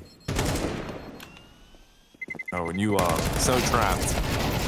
Oh, Sapek with a fast flick. Plopsky gets one, but yeah, nothing to be saved. No weapons brought over. It doesn't matter that they lose the guns on the T side. It's about actually saving weapons so you have any sort of firepower left for the CT side. But that ain't happening. But man, Elish really has been hitting some tasty shots with the Glock round. Entirely the first half as well. Felt super consistent. My POV when I hit a nice play towards mid. Smiling and clapping. Deservedly so. All right then, Vince. Just MP9s, but this is it. 4 MP9s and a Famous for Loom. That's all they've got. Lose this one. We're going 13-3 and moving to Vertigo. Yeah, which will be Metizport already with 1 foot out of the tournament. JT continues to be a pain in the backside. And although Adam B sees the shadows round the corner, the MP9's not able to be strong enough to hold his ground. Floppy with 2 coming alive. And Elish, his aim has been so on point, man. I mean, he's a great rifler at the best of times, but some of these kills have been so slick. And now Plopsky, the IGL, to try and save the day for Metizport and delay the inevitable as it seems. In a 1-on-3, gets the first, and there is also a weakened Plopsky on the server now, though, which could be even more a problem as he's trying to fend off one of the players. Has an eye over his shoulder, anticipating a temple push, but it's not going to be forthcoming. And all Complexity have to do post-plant is set together in a crossfire, and this is done. Plopsky knows it. Has to do something miraculous here. Likelihood of surviving it is slim to none, and it's going to be the latter option. Complexity confirm it and take that one with ease. The walking highlight movie for Elish, and they take the map.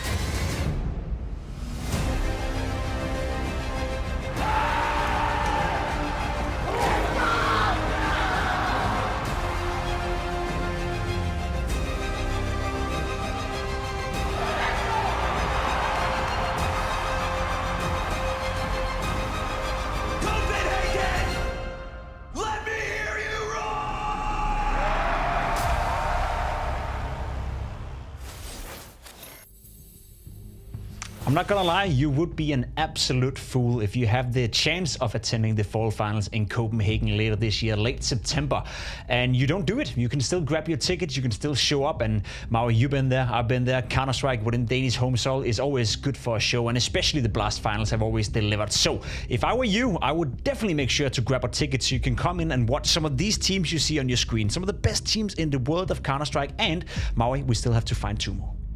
Right. And I feel like one of these teams is showing that they actually have a great chance at doing it. If they're going to continue with this form, Complexity that is, they could be one of the other attendees. I mean, obviously we see that there was Spirit, Liquid, G2 in attendance, and I mean, I don't know if Complexity can play this well versus the caliber of those teams, but against Metizport, man, this was just super clean. I have nothing bad to say about Complexity in this game at all. It's rare. It's rare to have nothing bad to say about this team, but man, they just absolutely shut the door on them on this map. They kind of did, and I guess we got to touch on the man on the top of the scoreboard first. JT having a fantastic showing, and I think, for me at least, the narrative have been JT in Counter-Strike 2 and CS2 as a whole, in general, have been a fantastic player. I think as an in-game leader, as we spoke about, he's setting up the team well. I think his calling is somewhat decent, sometimes even better than decent. And then the individual output. I know it's against Metizport, but this tendency we see of JT being better and better individually, I think we've been kind of bluffed by that moving into CS2.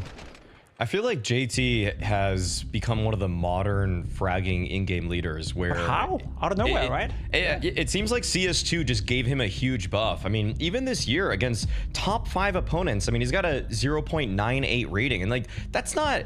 I feel like people maybe hear that rating and they're like, oh, that's not good. But it's like, that's versus the top 5 teams in the world with a lineup that is not a top 5 team. So overall, JT has just been doing a solid job. And you can see that even in a matchup like this where normally he is one of the lowest performing players on Complexity, he is still leaps and bounds better than what Metizport have to offer. And this is kind of how we were building the matchup going into it, that this is probably going to be a 2-0 because Complexity are through and through just such a comprehensively better team. Their starters are better, and I feel like this was a great example of the fact that utility was so strong. I mean, JT is usually swinging with the flash, or he's peeking someone that's trying to run through a smoke from Metizport. The flashes are behind him. Everything is there for JT to succeed, and man, he just hit some shots and in some ways made this look relatively easy.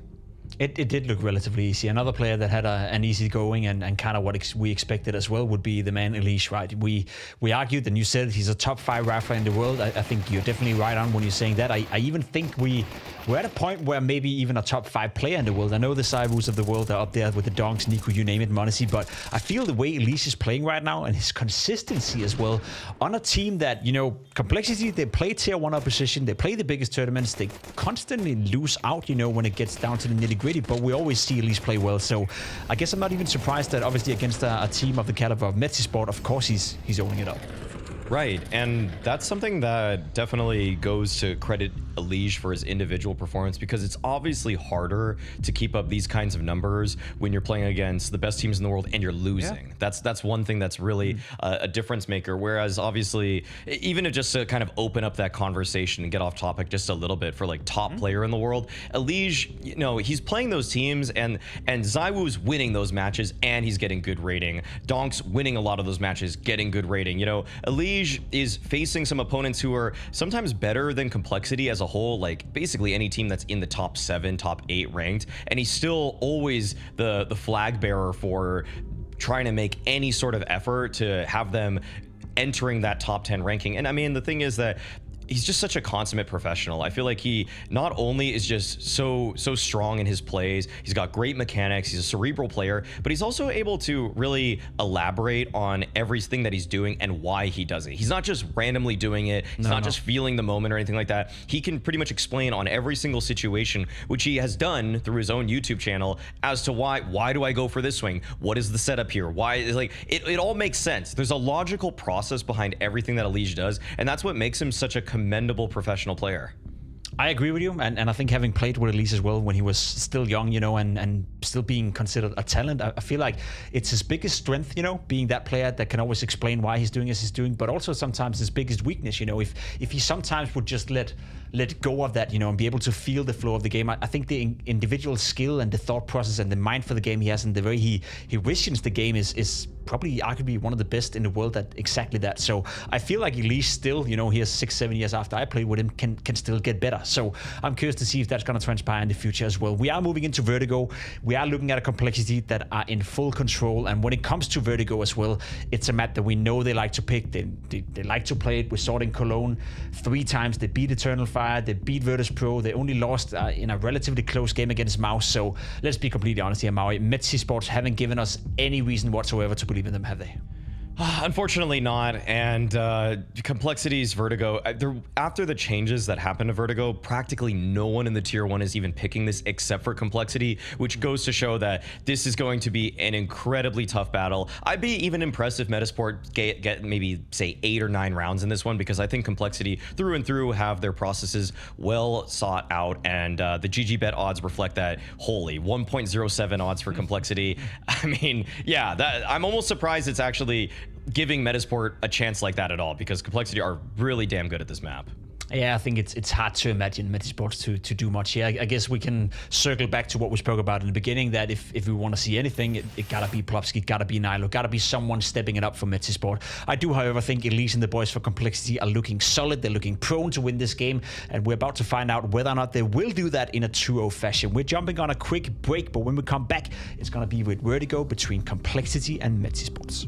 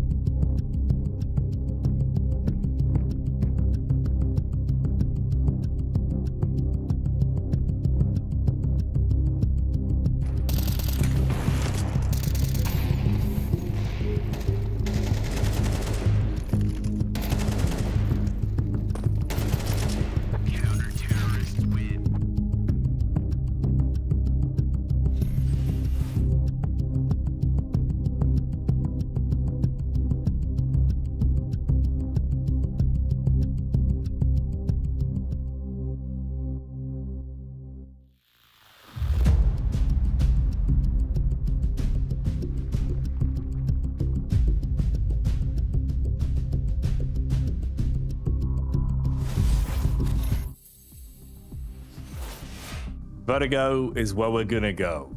And for Metizport, they gotta go better than they did on the previous map, Vince, because it weren't good enough, but Ancient was really rough for them. Just a few rounds is all they could get their fingertips on, whereas Complexity, they were just having a good time, giggling, smiling, and making it look damn easy. Now we get into the second map then. Let's see if there's any sort of comeback, or if this is going to be a cold 2-0 in the showdown. Well, it's easy to smile and be happy when you're winning, Jackie. Let's see how Complexity deal with Metizport if they start going behind. That's a big if, though, from what we just saw on Ancient. And as we highlighted before, Vertigo, A-Map, Complexity are no strangers to. Metizport only playing it twice, but that was without Plopsky as the IGL with Jaquinho, who bid a farewell to Loom joining the roster. So there's a lot of uncertainties, a lot of unknown variables.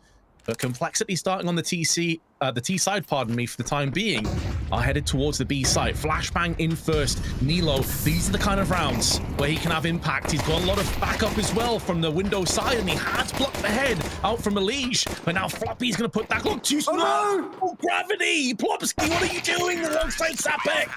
Sapek's just decided he doesn't want to give you the luxury of the kill. He'll take himself out of the equation. Oh, I can't, man. All right, load up the replay. Oh, that's buckled me. Oh, God. He's gone for the jump round the outside. It's all gone wrong. Someone's put a banana peel on the ground. Oh, no, they've even done it with a black and white. A sad day for this man. Who would leave a banana peel in Sapek's path? Metizport's dream slips away. The Swedish Tale, in cinemas June 4th next year.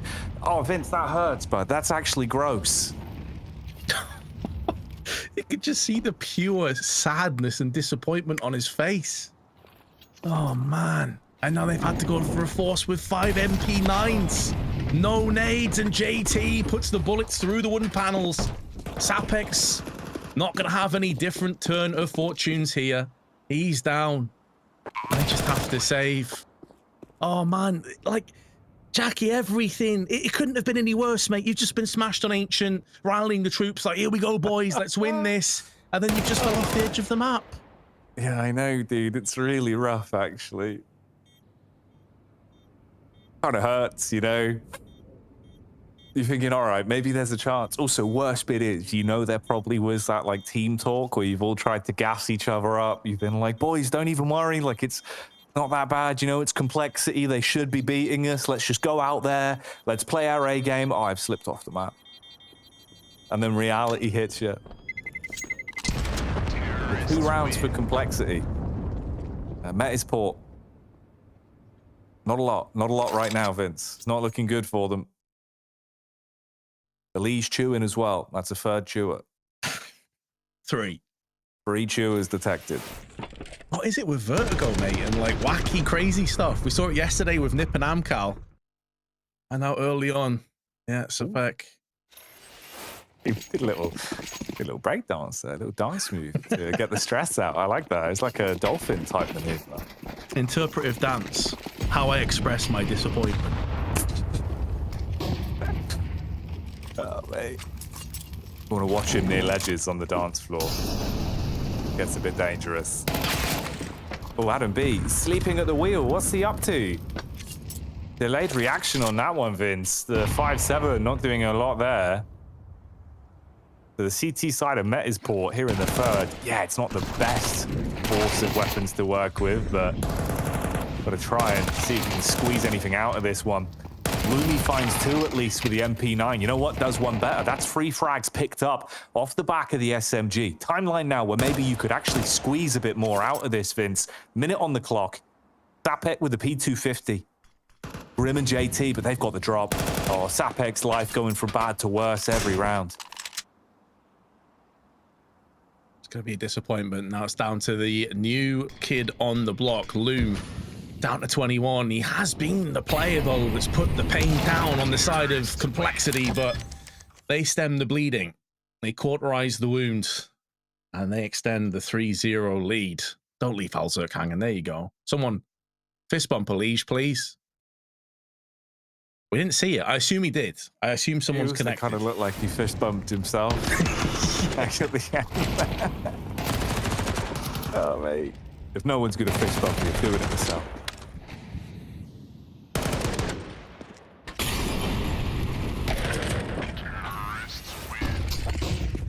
All right, well, JT, see if he can carry on from where he left off on the first map, mate, because he was looking devilish. Some of the moves were super clean to witness. You go for the cheeky boost. The Liege now put on the pedestal, peeking behind the wood. Zapek seems to have a read on this. He's got his crosshair dialed in on a right angle. Door a little bit at the top of the head. Molotov towards white box forces them back, but a lot of this is invested utility to try draw the idea of it being a B play. When in reality, I mean, they've still got a path where they could posture off, go towards a late A. There's been no push down through the actual ramp towards A side, as Lumi's just holding it with the AWP.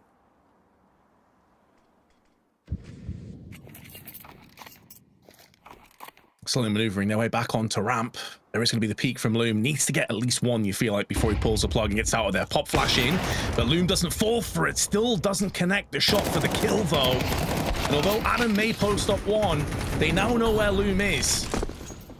That leaves the site that little bit more thinly spread. Loads of damage, though, from the grenades. JT's down to 7, Elige 40, and Floppy found and fragged by Nilo. A chance for Metizport to get some success.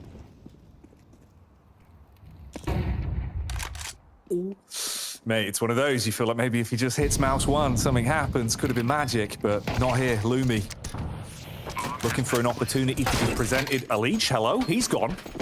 And they're on the bomb site. Sapek finds the defuse. What's happened there? Sapek's redemption.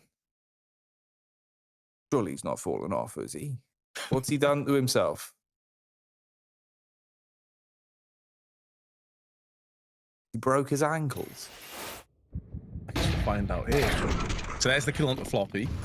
All right. There's Sapek through the smoke. There's a Legion in the kill feed. What's he done? Did he burn himself with a molly? I'm not sure what happened. It wasn't the kill indicator for falling off the map, because it wasn't like the gravity pop-up. So yeah, he's killed himself with something. I just love that it cuts the camera to Elige and he's just not happy at all. Like, that smile is a thing of the past now. He's mad. Oh, mate. If you thought the Hauser was dangerous when he's angry, you don't want to see Elige. All right, then. Hulk Hauser in position here, at least, with the AK. Nade to the face, and Plopsky will be able to dome him on the AK. The Metizport at least going from strength to strength. If they can chain rounds together, then you do have a fighting chance. If you've got that instant reset and your cash is being ripped out from underneath you, that's when it doesn't really amount to much. Floppy and Grim, last two alive for the Complexity squad. Floppy on the stairs, little jiggle on the go. Incendiary to buy time. That's going to light up the stairs for about 3 seconds here. You got the close angle for Sapek. Sapek the Redeemer. Started rough for him. Let's see what he can do here. Oh, Nilo's alleviated the pressure nicely with that first kill. They're not going to be checking his angle. Instead, they'll be focusing to the back of the site. There we go. A bit more like it from Metizport. And from a neutral's perspective, Jackie, like, we don't want to see a team get absolutely hammered two maps in a row. You know, we want to see it be a bit competitive. There is no safety net. You know, you lose here, you're done. It'd be real sad to see a team get smashed, you know, like 13-3, 13-3 again. So I'm glad they're getting some kills. They're picking up some rounds at least. And then we get to see what Complexity have in store on their T side as well. They're going to be down to the Tech 9s and P250s. But at HG, the carpet bomb is good. And the Tech 9's even better. 2 kills in quick succession. And Loom misses his opportunity. They're going to be able to just swarm the site.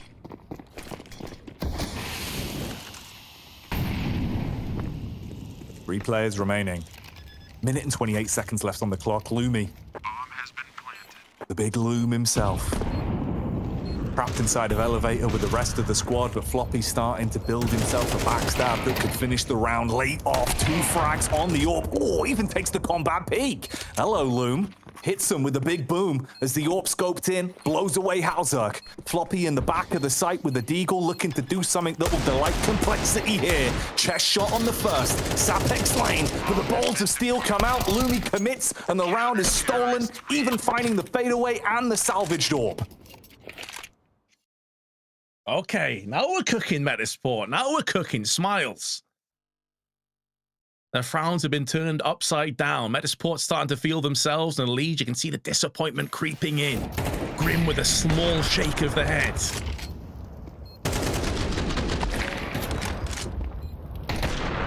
This is more like what I wanted to see from Metizport. This is where we're going to have a spot of how Complexity deal with fortune not quite working in their favor when things get scrappy and uncomfortable.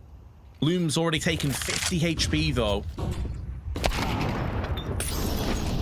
But it doesn't matter. Still nails the shot through the smoke.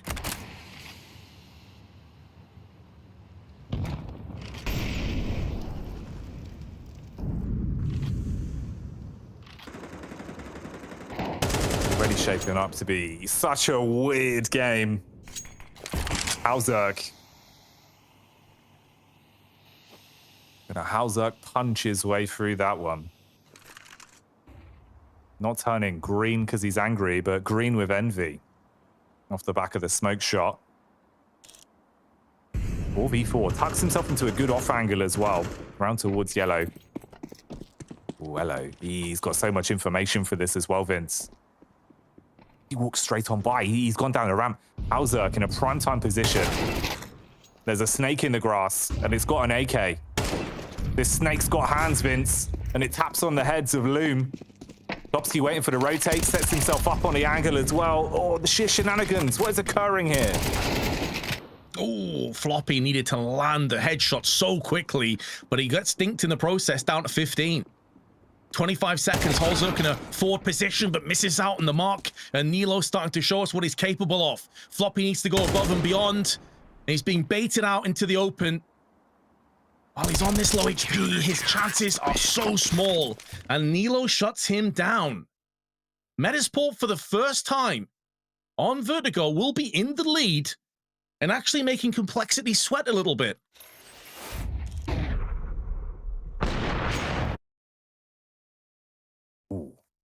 The visceral reaction on that one. Dude, we've actually had some crazy reactions today. Like the replay package you could have of the jump scare into the Elite POVs. Kind of been mad. Player cam's going off today at the showdown. Flip punched his desk, didn't he, as well? Had a lot of passionate responses. And obviously when Halzerk put both of the Hulk cans on and started just wailing on the desk, that was crazy, dude. I didn't expect that. Can't believe he did that. I'm just imagining that at LAN now. You know what I mean? Literally, that's what I'm saying. It's like when Liquid had the Marvel sponsor, Complexity get them on the blower. They're like, look, we got a great idea. You give Halzerk 2 sets of Hulk cans. Oh, it's genius. You know it makes sense, Jason Lake. I know you're watching. Complexity, though, on this one, they might just be forced to watch from the spectate.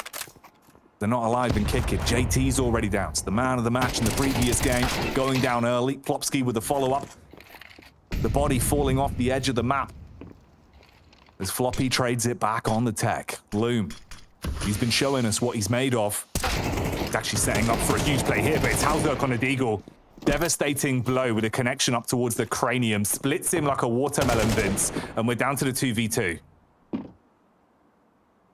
Both of Metizport are low, though. Sapek 29. Nilo not faring too much better. That time, almost a third adversary the Complexity need to conquer if they want to take this round. Nilo now finding that window of opportunity and just making it ever so bigger. Sprays down and denies the bomb plant. And it forces Elige into a bit of aggression. He was dominant in the first map, but Sapek has his number. And Metizport are now on fire. 5 rounds in a row.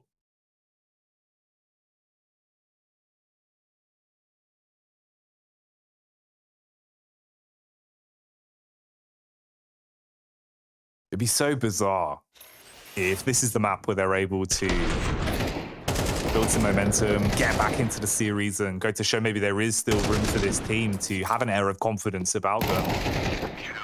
It's not been sunshine and roses recently for Metizport. But it doesn't matter what your previous history is looking like on HLTV. If you pick up the win here in the showdown, this is what they struggled to qualify for. They fought hard for, Vince, dropping only one series versus Johnny Speeds in the qualification process to make it to the showdown.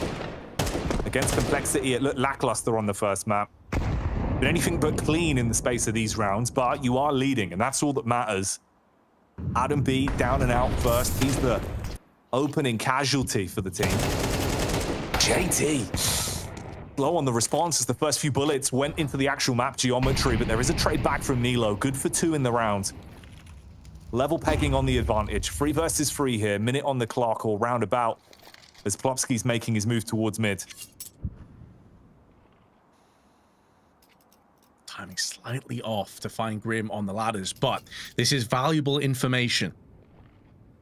Scouting out the adversaries, and he's going to be sneaking down as well. This is such a quick rotation. Nilo a bit off on the spray, but may not end up mattering a great deal. They're not going to anticipate that Plopski's going to be this close to them, even if they best Loom. And he just needs to stall, waste time, allow Plopski to get activated. And it's an assassination attempt. But he may have missed his chance now. Sprays through, gets the first, and suddenly Grim is so confused. Where are the bullets coming from? Plopski shows his hand, comes out of the shadows, and gets Metizport across the finish line for a 6th time.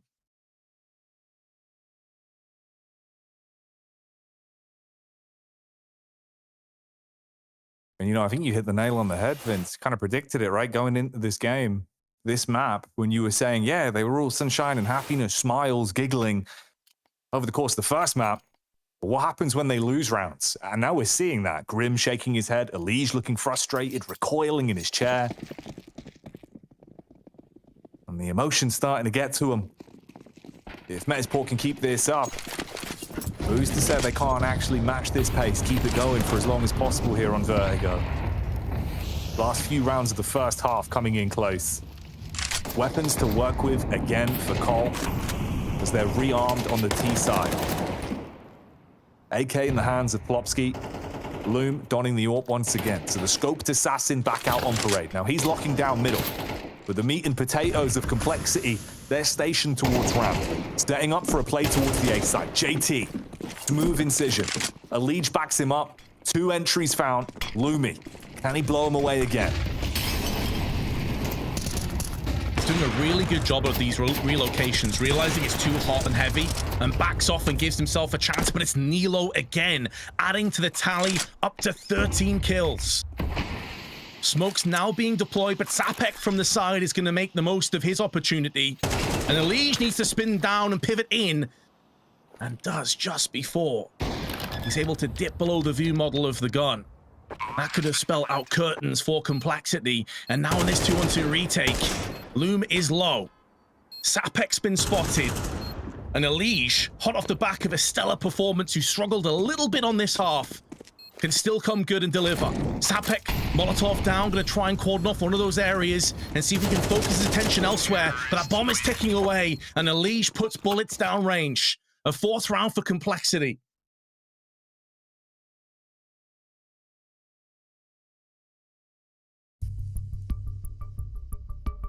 Boy, oh boy.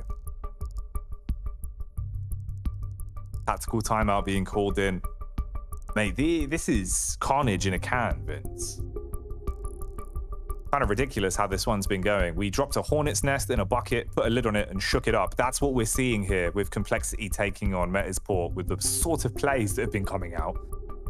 Close clutches, awkward encounters, misplays, and then some. But Metizport proving they certainly can play Vertigo.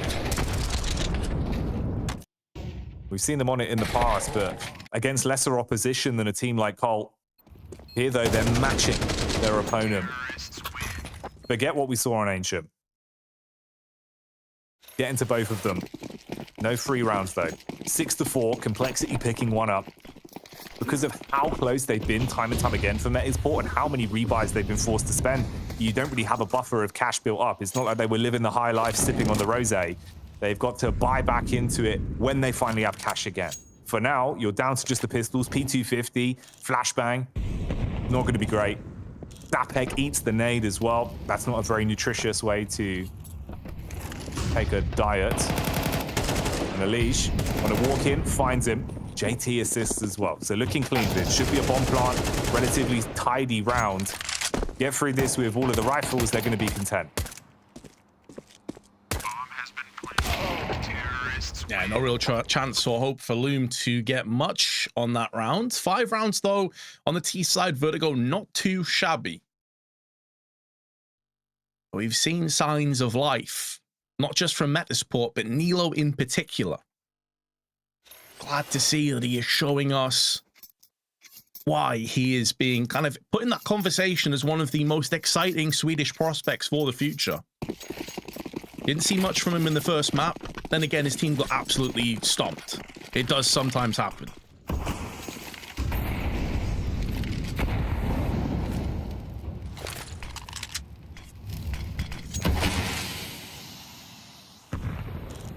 All right, last round of the first half then. Ooh, body shot onto Lilo. Sapek got close to the MP9, but Floppy clears it. But no chance for the surprise attack there. Elige with a single bullet to the brain as he pops the head off of Plopsky and sends him down a ski slope. Just Adam B and Loom that remain. Can't save these weapons, Vince. They've got to try and do something. Yeah, there's no way back. You've got to live or die by the sword. And Halzuk is putting them to it. Impales Adam with the orb. Loom gets one in return. But there's too many T's, and it will end the first half 6-6. A much closer affair than our first map. Let's see how it goes down after this break.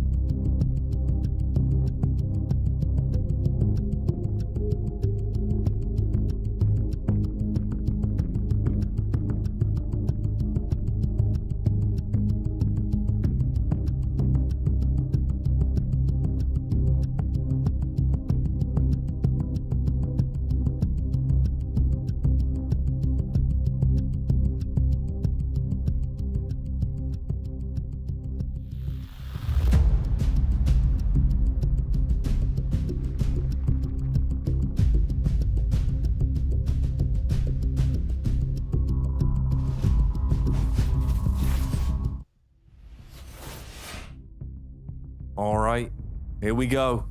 One last opportunity then for Metizport.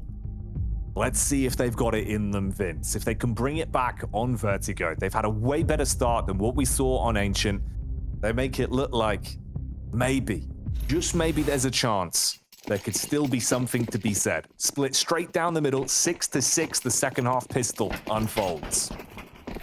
Sean, when you consider that it started horribly, you know, Sapek cratering off the skyscraper, a 3-0 start for Complexity, the rifle rounds were really good for Metizport. There is a lot to be excited about, but they're getting nailed again early doors. At least Nilo continues his hot streak of performance with a long-range Glock headshot to Grim, but oh, Alish. He's the snake in the grass with those Julies. Plenty of venom between the two of them. Well, they bypassed this trap, though.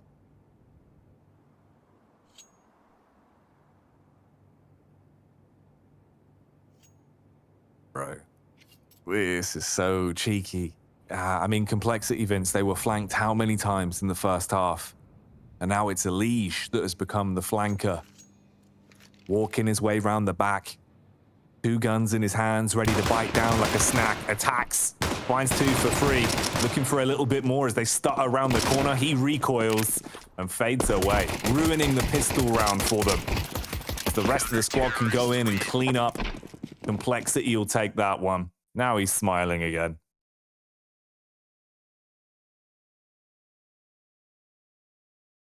They realize the importance of that pistol round. It really does put them into a strong position now.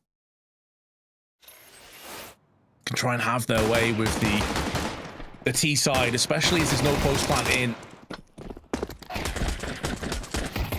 Some nice aim as well from Alish. You saw again with those Julies. He was kind of bossing it, keeping them busy while the flank came into play. Floppy, he's not had much to do in these previous 2 maps, to be fair. He was mainly on the periphery on Dust 2. Good to see him get involved. Oh, Alish, tread lightly. Tread lightly. Takes a headshot. That does administer the fatal damage before pulling the plug and backing out with their beautiful flashbang. Sapek fully blinded.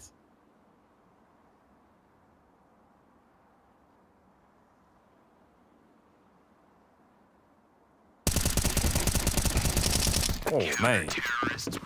Doesn't even matter that he's low, because he won't miss a killing blow on that one. The walking billboard for Refrag does it again with the easy lineups. Always crisp on these rounds. So no real worries on that. Doesn't have to reinvest. The weapons won't be taken out of their hands. They're able to clutch on to everything that they've got and get through that pretty cleanly. So asserting at least a little bit of dominance coming into the second half. Whereas Metizport, this is the one you've been waiting for, Vince. Yeah, the pistol goes wrong. Yeah, the following round goes wrong. But now you've got AKs, Kalashnikovs on parade. Alzert taking damage from the opening Molotov. Floppy prime with a HE. Actually, the flash in his hands, looking to the setup there for JT for the peak. That's the molly on the close angle. Wanted to try and face it, but no free info. Has to run through the molly and back to the site. Yeah, he took a flashbang as well. I think he wanted to try and peek for that kill and catch them off guard, but the flash totally neutralized that plan. Tried to flash Floppy into a bit of danger, but didn't spot anything on his approach. Oh, that's a disgusting wallbang from Halzuk. Pixel perfect to the skull of Loom, and Alish tags him in tandem for one of his own. And just like that, this round could have been put too far away from Metizport, losing 2 players in quick succession. Adams had a real rough go over on Vertigo, 2-14 to his name. And Complexity have put themselves in pole position here. They don't need to get too overextensive here, too overzealous. That could allow Metizport back into this round. Holzuk has a good idea as to what's coming up. The smoke clears, and he fades away Sapek with another skull-cracking shot. And add another one to the mix. He's had a hell of a round here, Holzuk. Even if he goes down, those 3 kills worth so much. Tons of impact from the Norwegian. Oh, yeah. The Norwegian Hulk goes Hal Berserk once again with a 3K. And in quite an important point of the game as well, Vince, if there was opportunity for momentum to slip back over to the Swedes, that has just slapped the life out of them.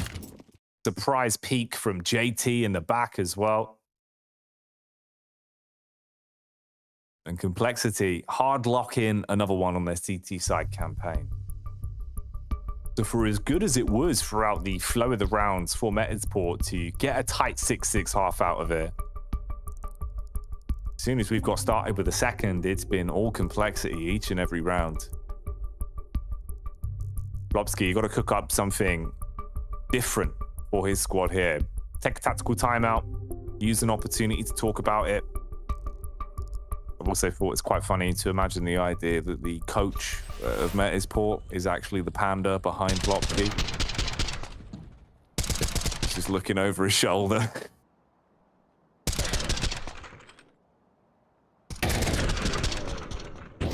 And I mean, this is the kind of point where you'd want to lean on a coach. You know, if you are Plopski, you'd want to lean on somebody else because, again, the T side of Dust 2 was rough. But we have to cut them a bit of leeway. Plopski's been IGLing for like literally a week to 2 weeks. He's not had much time. We heard the interview with Banks before as well, where he's talking about like adjusting to it, and it's been a weird transitional phase. They haven't had that much practice together. So when it's on the T sides of maps, it is a lot harder to feel that impact on the IGL's perspective. I don't think it's a coincidence that we saw their best half being the CT side on Dust 2, and they had a lot more prowess on this CT side, allowing themselves to play off individual brilliance. A really solid go of it in this round, though. 2 kills. Sapek and Adam B both getting involved on effectively just Tech 9s. They've got an AK in hand as well. Plopski's going to try and get boosted over and see if he can spot somebody. Does on the Jennies, and it's Nilo that just charges in with his Tech 9. Oh, it's going to be a round out of nowhere for Metizport. Just snatching it away. Ah, all right, Plopski, plopping on him, dropping bombs, mate. That's classic. This is more like what we were seeing from a while ago, Vince. You know, where he was actually able to rely more on kind of being a bit more of an aggressive player for the team, taking fights. Like we were seeing him do a lot of really nice plays back when we were covering them on the actual qualification run to make it here. But with him having to change his style of play and work more around micromanaging the team, we're not seeing him be anywhere near as active. That's a nice round. Oh, that's a beautiful shot, though.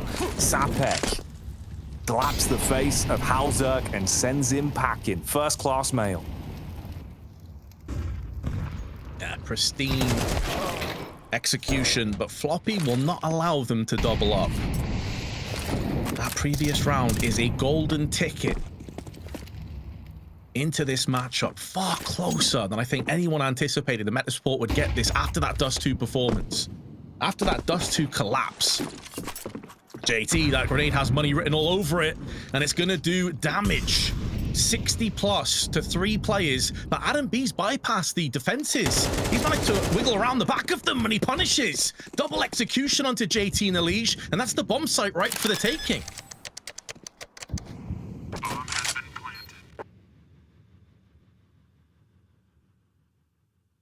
The Metizport actually making some moves. And plus EV plays as they're going to climb a little bit further ahead. And as soon as you start to overlook them and think maybe there isn't much more for their run, maybe there isn't much more to be said in these rounds, they show you that there's always a chance. And fair play to Adam B as well. I think it's fair to say, Vince, he's not had the best day of it, which is a shame. He had some good posture in the Counter-Strike when we saw him last time. Here it's been a bit flat. 2 frags into the round though, and good impact overall, guaranteeing them another one. Puts him up to 5 frags in the game so far. The story keeps on going, at least for a little while longer here on Vertigo. Oh, that was the opening shot. A crisp reaction.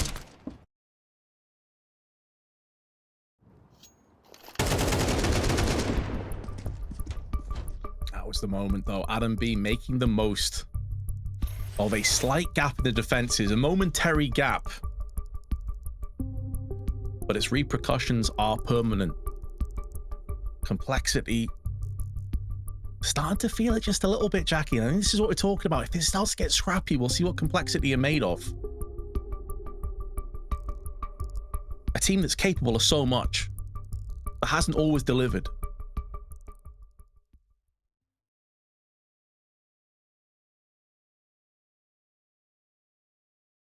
Just hit and miss sometimes. That's all it is. It's like Katy Perry, mate. It's either hot or cold. You can't have both. I mean, that just makes steam.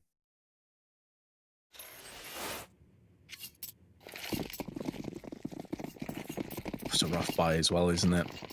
2 for masses, AK in play, saved over.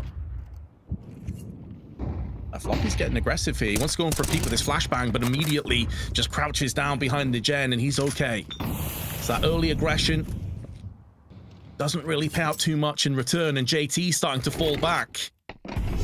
He has an idea of what's coming up, but that FAMAS could very well let him down. Not getting that same firepower of the M4, and Metizport just running it down.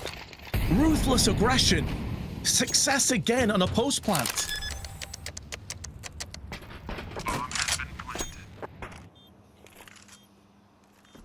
They've found their win condition.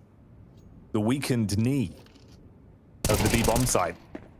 How many times can they repeat these rounds, though? Are they sustainable? That's the big question. At the minute, it's looking pretty good for them. Gaining a few together, going from almost looking like, Vince, this was going to be a real slippery slope and the game would be closed down, to now a 9-9 scoreline.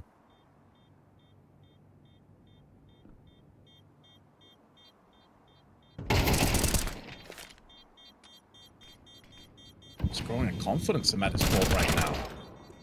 And they're losing a lot of players at the end of this round, but they have more than enough surplus cash, and that's worth it. They took one of the weapons away.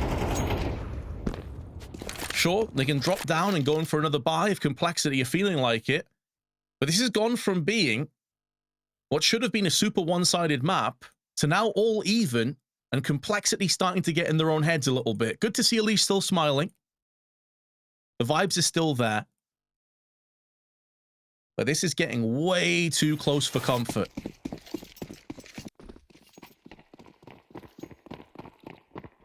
Well, ever since we saw the pause called in, Plopsky's Panda was able to provide some input, it's been looking a whole lot better for them. With the game now tied, where does it go? Who takes the initiative? Starts to seize an opportunity to push further forward. Floppy on the 5-7. He can be lethal. He's actually got space to play with. The Molotov doesn't force him out of position, and he gets the opening shot off. Dapex slain. Plopsky stopped dead in his tracks. The nades rolling in, and Grim is armed with the AK. Swings the scythe. Beheads one. Loom, still alive and kicking, and it's the backstab of Nilo that could be the difference, but Hauser expects it. Peak's not clean enough. Domed back in the trade, all on Loom. A 1v2 to confirm this round. Oh, he's anticipating that Elish is going to go walkies here and have a look for information. But they have the bomb down. There's no need for Elish to go any further. He's behind the pillar. Behind the girders, and he just needs to hold into his position here. JT has his back covered. They have the bomb completely within their control.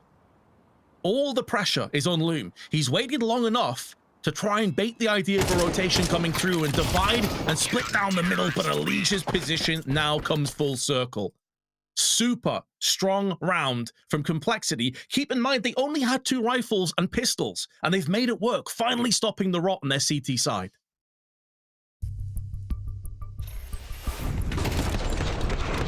This is where it all started. Floppy on the close angle. Able to hit that opening shot. Grim got his hands on the AK. Fair play to the fist bump to the air there, deservedly so. Had a nice impact frag on the peek out. But it doesn't look too great for Floppy in the corner. Also, that's a hell of a head-to-head, by the way, mate. Flop versus Flop.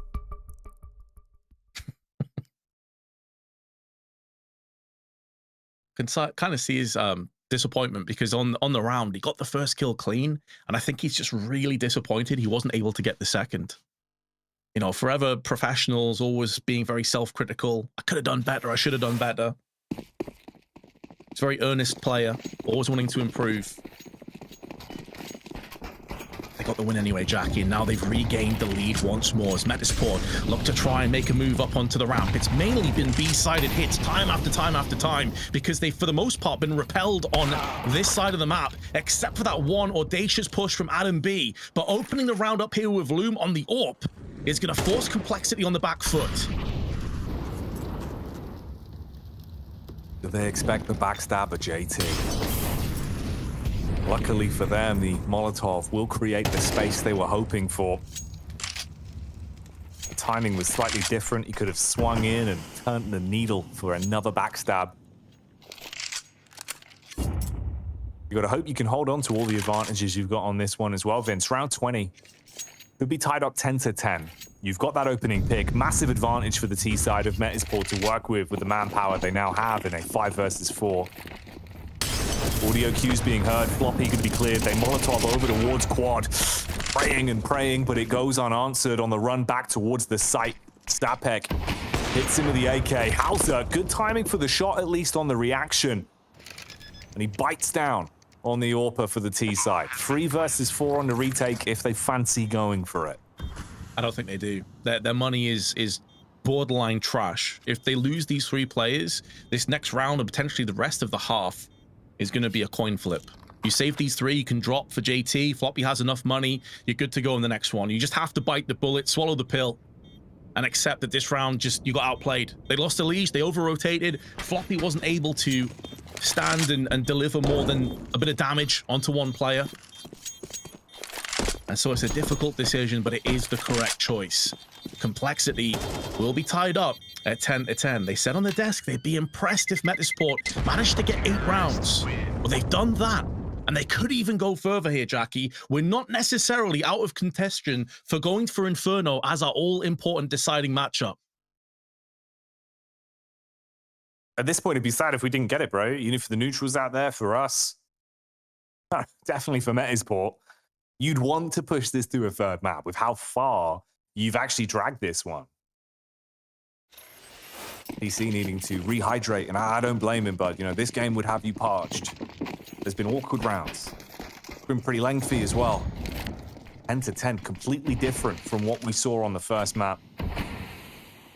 But a similar start for the T's on their opening gambit. Towards ramp. Hello, how's up with the move off, Vince? He went for the nade, but even then still strikes and finds the connection with the AWP, skewering Adam B. Oh, they lined up there for a second. It was looking good for a double. The HE will seal the deal, and Halzerk able to limp away on the 12 HP, knowing he's done his job. Metizport making this a really scrappy endeavor for Complexity, expected to stomp through in an easy 2-0. And they're being held to account by this Swedish roster. And they may not be done in this round just yet either. They're starting to clump together with the bomb. They have Sapak as a bit of a linchpin in middle. They haven't dealt with Elise just yet, Jackie, and he is the man on fire. He has the hot hand, looking to try and slap away the oncoming Swedes. He doesn't need to move for the time being. No Molotov's going to get tossed in here. And once he sees the grenades come up, he can just come ahead and snatch away the life of both. And he'll do just that. And in doing so, should have given them the round on top of it. Sapek's flank is going to yield very little in return. Maybe a kill as a parting gift. A consolation kill. But he's not even afforded that luxury, as he's been put on his back, and Complexity regained the lead once more. Fantastic heads-up play from Elige behind the sandbags. Whole round started from Halzerk in a similar position, finding the AWP connection and the HE on the fadeaway, taking down 2 of them. But Elige, second he hears them go for the jump on the nades, peeks in, handles both men at once, and moves on with an 11th round now confirmed for Colt. 11-10. Metizport, Molotov coming in. Sapek clearly frustrated, goes for another one of those fast hits. The flavor of CS that he's been best at. Good choreography on it. Gets the entries. JT's down in the dirt.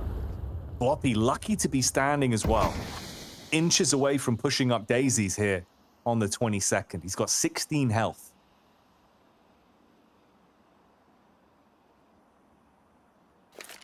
Complexity having to fight for their life in every single one of these rounds.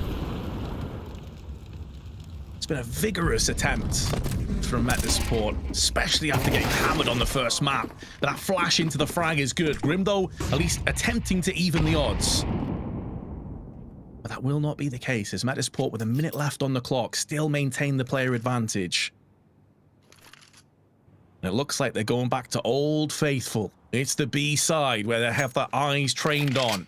Seems like that will be the final destination of this round. It worked out time and time again, but that was on the quick plays, the fast hits where Plopsky ran in and hit him with the bombardment. This time, they've got a defender of the site, and his name is Halzerk. Hits with the first and brings the hurt down onto Loom with the AWP. Tries to take another one, but his head's ripped off.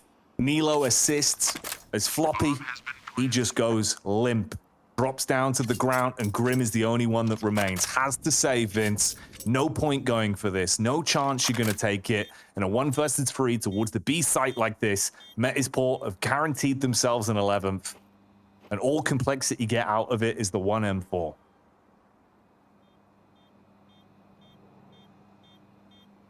I've definitely seen better places to take a quick nap than over the side of a skyscraper, but you know, whatever floats your boat. Grim, in the meanwhile, will be able to hold on to this M4. No one is interested from Metizport to charge him down because their money is still not fully established themselves. We are going the distance here on Vertigo, Jackie. Who would have seen that coming? Everything in terms of the odds, in terms of the stats, in terms of pretty much the narrative pointed towards complexity, outright stomping this map and getting a quick 2-0.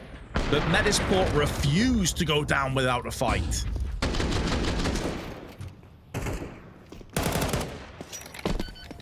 Metizport are the future sailors at the minute. And they keep it ship shape.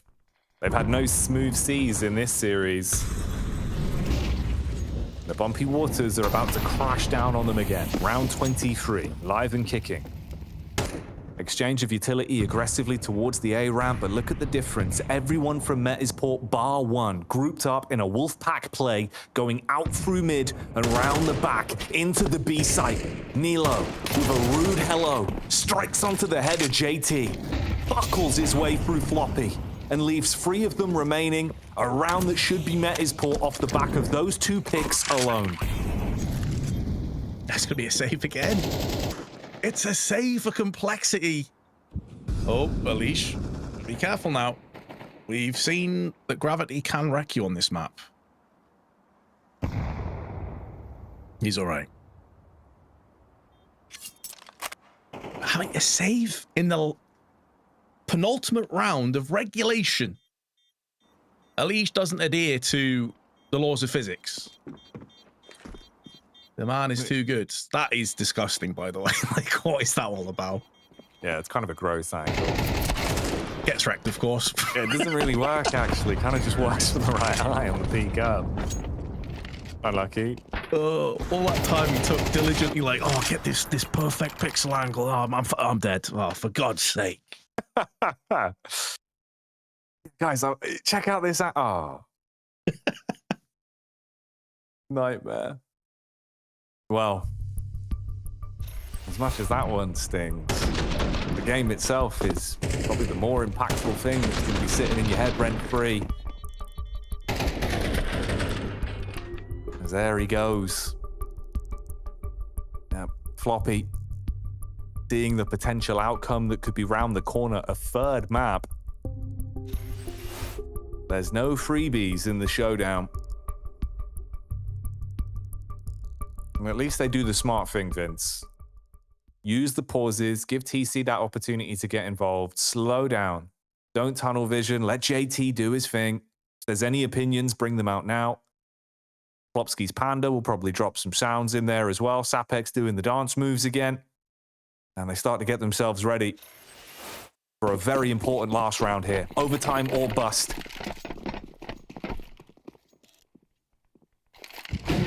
Oh, 4 MP9s actually, and only utility on JT. That's a solid oof if ever I've seen one. It's only Grim with the A1S up at a different angle, but it's the same outcome. Plopsky tanks the headshot and shrugs it off. Pop flash into frag though is keeping complexity in this, but the kit that they had, as you can see, is dropped on top of the boxes. Oh, bro, that's a gut-wrenching hit. I mean, there is a window to get it back at least. You don't know it's entirely clear, though, so they've got to invest a lot to make sure no one's at middle before they go for the gamble. Grab it back. I mean, they know it's there. Get the M4 instead. Oh, Vince, if this is a late round, with them losing any numbers, grabbing that kit back later on is going to be an impossible feat. Floppy towards quad. Now, they've cleared this angle a few times. This shouldn't go unchecked, and there's a Molotov there to bail them out as well. Yeah, surely you're throwing in a Molotov here. You've got 2 of them. You've got 3 of them, actually. There we go. Floppy, your days are numbered, son. He gets 1 at least. That's better than he could have really anticipated. It's given the rest of his team a real chance now to go in for the clutch. But this is where that dropped kick could really come full circle. Elige is hoping he can get a quick fire peek, but no one is home. They're not going to be able to just pull the plug halfway through this clutch attempt. And Adam B misses his opportunity.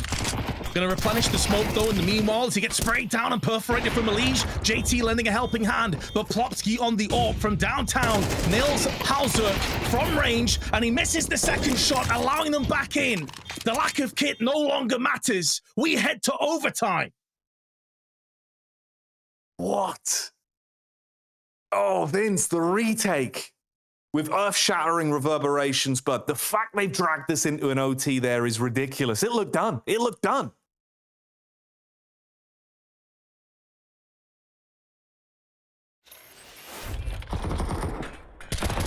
Oh, Adam B had a really good opportunity there. I think it was Elige that he tagged down to like 20 HP. And it looked like he had him dead to rights, man. His crosshair was there, but he just pulled away. An extra bullet would have sealed the deal, and that would have changed everything. Woulda, shoulda, coulda. So often the case in Counter-Strike. What we know, though, is it's overtime. To get to this point for Metizport is a great achievement. But that won't matter much to them if they end up losing here. They're competitors. They want to stand and deliver into a third map of Anubis. JT mollied off and flashed in as well, and they do get their reward. JT taken out from Sepek.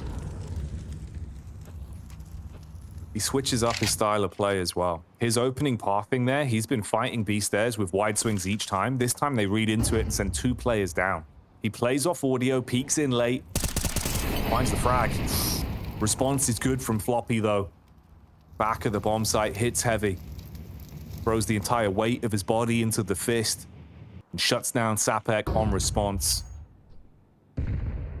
Nilo has the bomb on his back, making his move over the bridge and joining the rest of the squad. The Swedes sticking together. 1 foot after another moving up. They want to go for the boost over, though. Elige is going to get the free info. Timing on it's a little bit rough on the drop down. Tries to mask the noise on the reposition. Incendiary's good to buy a bit of time and inflict damage over onto him. Just chip damage, though, Vince. Nothing major. The extra man on the server for complexity is time. There's only 34 seconds left. And time is unbeaten. Can Metizport get a harness on it and use it to their favor by getting this plant down? It's not looking good. Grim and Elige in tandem. 1 flash would deal with them, but Metizport deciding just to throw the smokes and mollies in instead. This isn't going to stop these positions, and they both just rip through the tees. Grim goes down alongside Elige, but the damage has been inflicted. Loom is all alone and nailed on the cross from Halzerk. Complexity take the lead in overtime. This is the kind of rounds where your IGL is pressured and pushed to his limit. Plopsky is doing his absolute best, but they don't quite have enough to get over the finish line.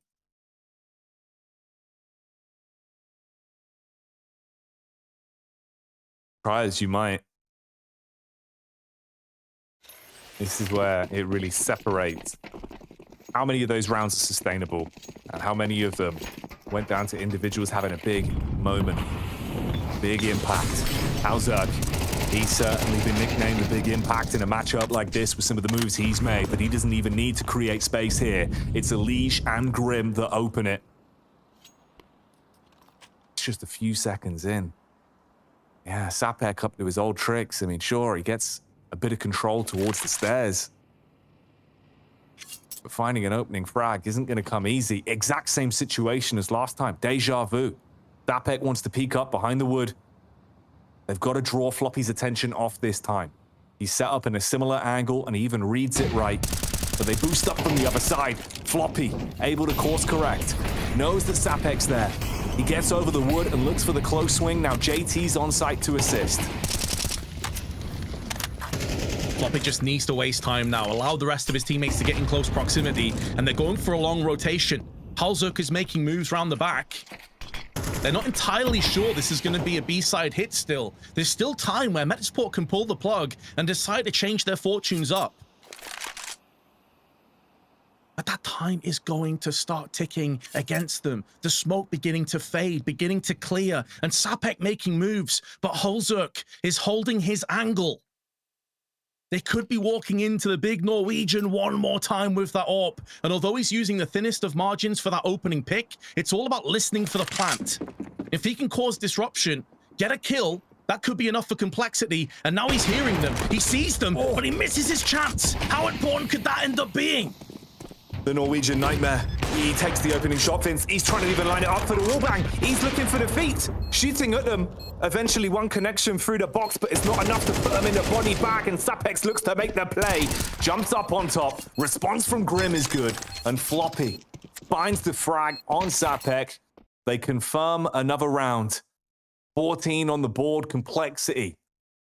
Not giving up in overtime. Metizport, a team that is going through a transition, losing Jaquinho as he took a backward step. Klopski rose to the top as their IGL. They picked up Loom. This team has barely got a chance to practice together, and they've took complexity on their choice of map to overtime. That in itself is a crazy result, regardless of what happens at this point. Complexity, one of the heavy favorites to take their initiative and qualify and win this tournament outright, are being held to account by a team that should never have had a look in. Oh dear. Doesn't end up costing them though.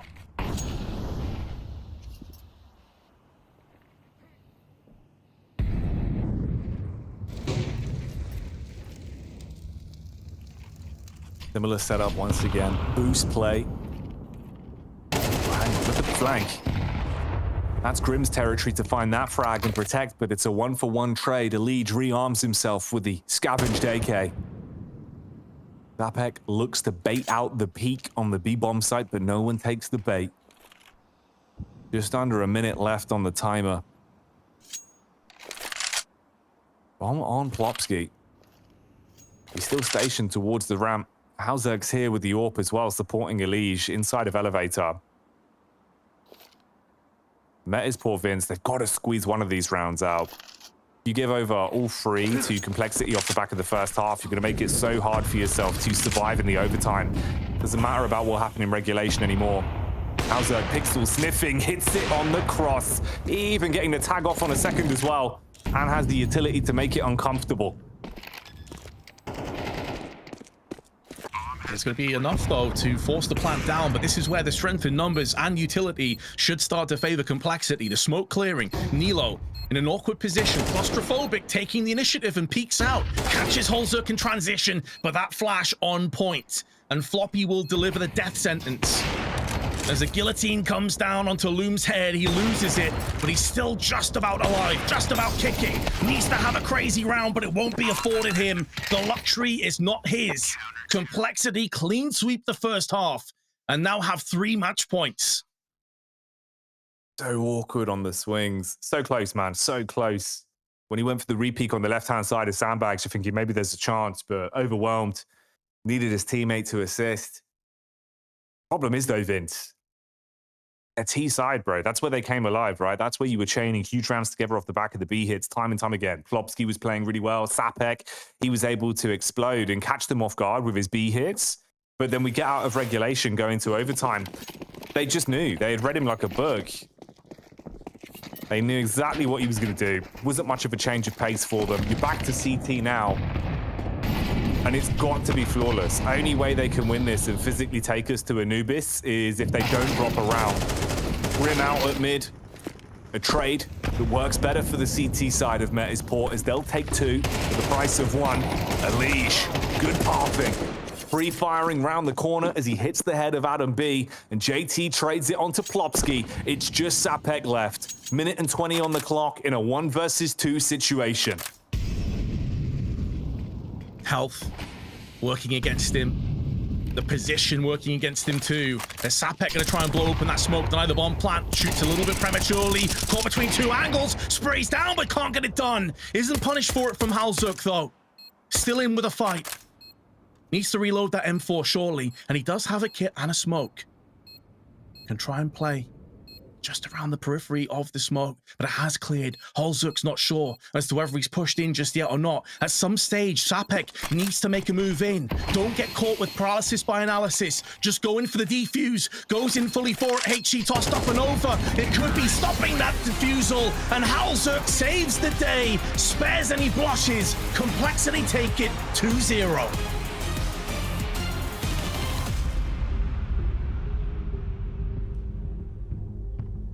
Complexity do indeed take it 2-0 in a very close fight battle here against Metizport. It took all the way into overtime before they could finally close out the game 2-0, and I think we gotta give credit to Metizport for actually putting up a solid fight against a decently playing Complexity. Not sure where you want to go with this one, Maui. Is it Metizport stepping up a notch, or is it Complexity letting foot off the gas pedal? That first half, it really did feel like Metizport was doing a lot to try to upset Complexity. You saw some risks being taken by people like Plopsky. Felt like he pushed mid maybe twice against Complexity, finding really good flank timings. And overall, I feel like Complexity, when I watch them play tier 1 opposition, I feel like they focus on B a little bit more. And this game against Metizport, a bit more A-centric. And I feel like this map towards A can still be such, it's just full of landmines, so many different ways that the CTs can contest you, and Metizport did a great job at that, and they played for their money. I think Metizport did much better than I expected. Like, I think I would agree with that. Yeah, I would definitely agree with that. I just want to lay out some facts for you right here, Maui, and then I want your reaction to the facts. Complexity, they win the first pistol, they convert 2 rounds afterwards. They win the second pistol, they convert 2 rounds afterwards. They had a period from round 4 to round 9 where they were in 3v3s, 4 rounds in a row, and they lost all 4 3v3s. They also were winning the opening duels in regular time, 13-7 at some point. So how does Complexity get into a scenario where they need overtime in order to win against a lower tier position while winning both pistols, converting, losing 4 3v3 scenarios in a row, and also winning the vast majority of the opening duels? Is that just them losing focus, or is that Metizport actually playing good Counter-Strike and making life hard for Complexity? Well, Nilo actually looked really good in that first half, and I think that firepower that Plopsky was talking about was definitely in play there. Yeah, I think the openers for Complexity not going nearly as well. I think you got to give credit to people like Lumi, people like Nilo, and we got a Nilo package right here where you can see that he's playing in the middle of the map, so he actually can be so frequently involved in these various sort of aspects, mid rounds, early rounds. Like, he's just constantly involved, and that's something that I feel like for Metizport, they probably are going to start leaning on Vertigo, if I have to guess, because it just feels like Nilo can go absolutely everywhere, and that is to Metizport's benefit. I also do want to argue that JT in the second half, you know, as much as we praised him for having a fantastic showing on the first map, second half, he was a bit of a weakness on that B-bomb side. I know Floppy was doing his absolute best to play the anchor role, but it felt like Metizport really found a way to constantly punish JT whenever he was trying to be aggressive towards that side of the map. So maybe something to look in for Complexity as well. However, I think, you know, fact remains that they do win the Series 2-0. They do move on into the bracket. So I guess we can't be too harsh on Complexity regardless of them needing overtime on their own map pick. Right. Once they stabilized and finally brought it to overtime, they went flawless.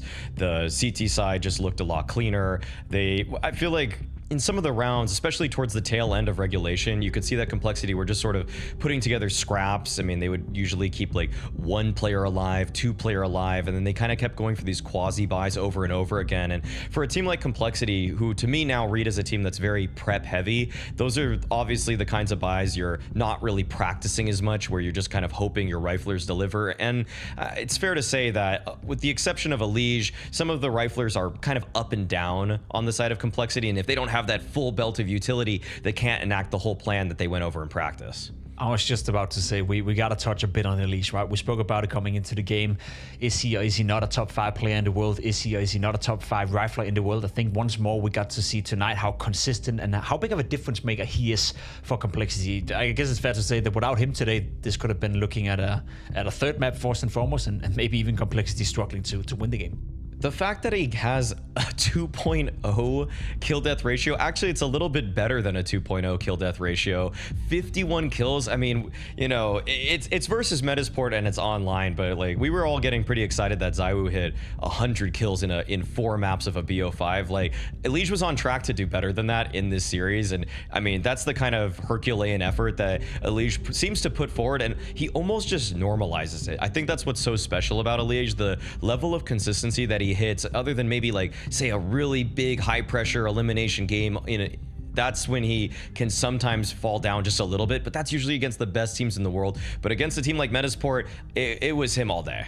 It was him all day. Now, does this change anything for your perception of Complexity? Now they move on into the semi-final in the bracket. Again, we had them as one of the favorites to make it to the fall finals. Does this performance against Metizport, does that change that narrative? Or are you still comfortable saying that they can still make it to the fall finals?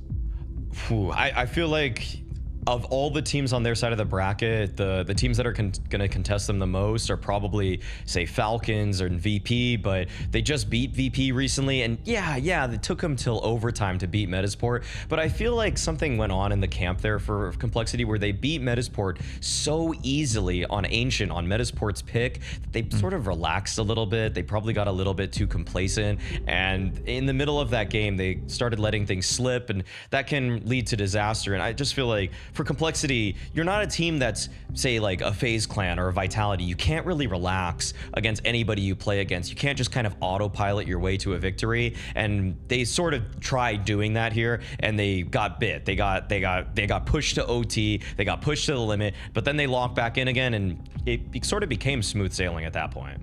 Alrighty, so we're not completely lost fate in Complexity just yet. Now, we do have one more game at our hand for tonight, M80 taking on the Falcons. But before that, we got something we want to announce for all you guys watching right now.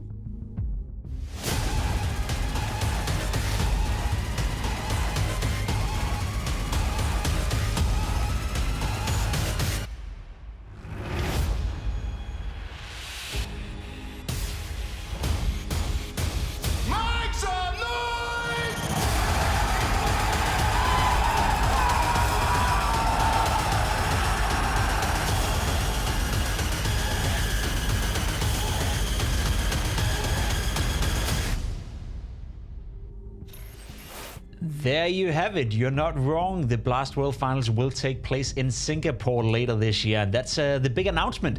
In Singapore, we will finish off with what has been Blast Premier for so many years before we move into the new format and the new exciting calendar for next year. Maui, your initial take on finally bringing Counter-Strike to Singapore, but more so, you know, rounding off what has been many, many years of Blast Premier.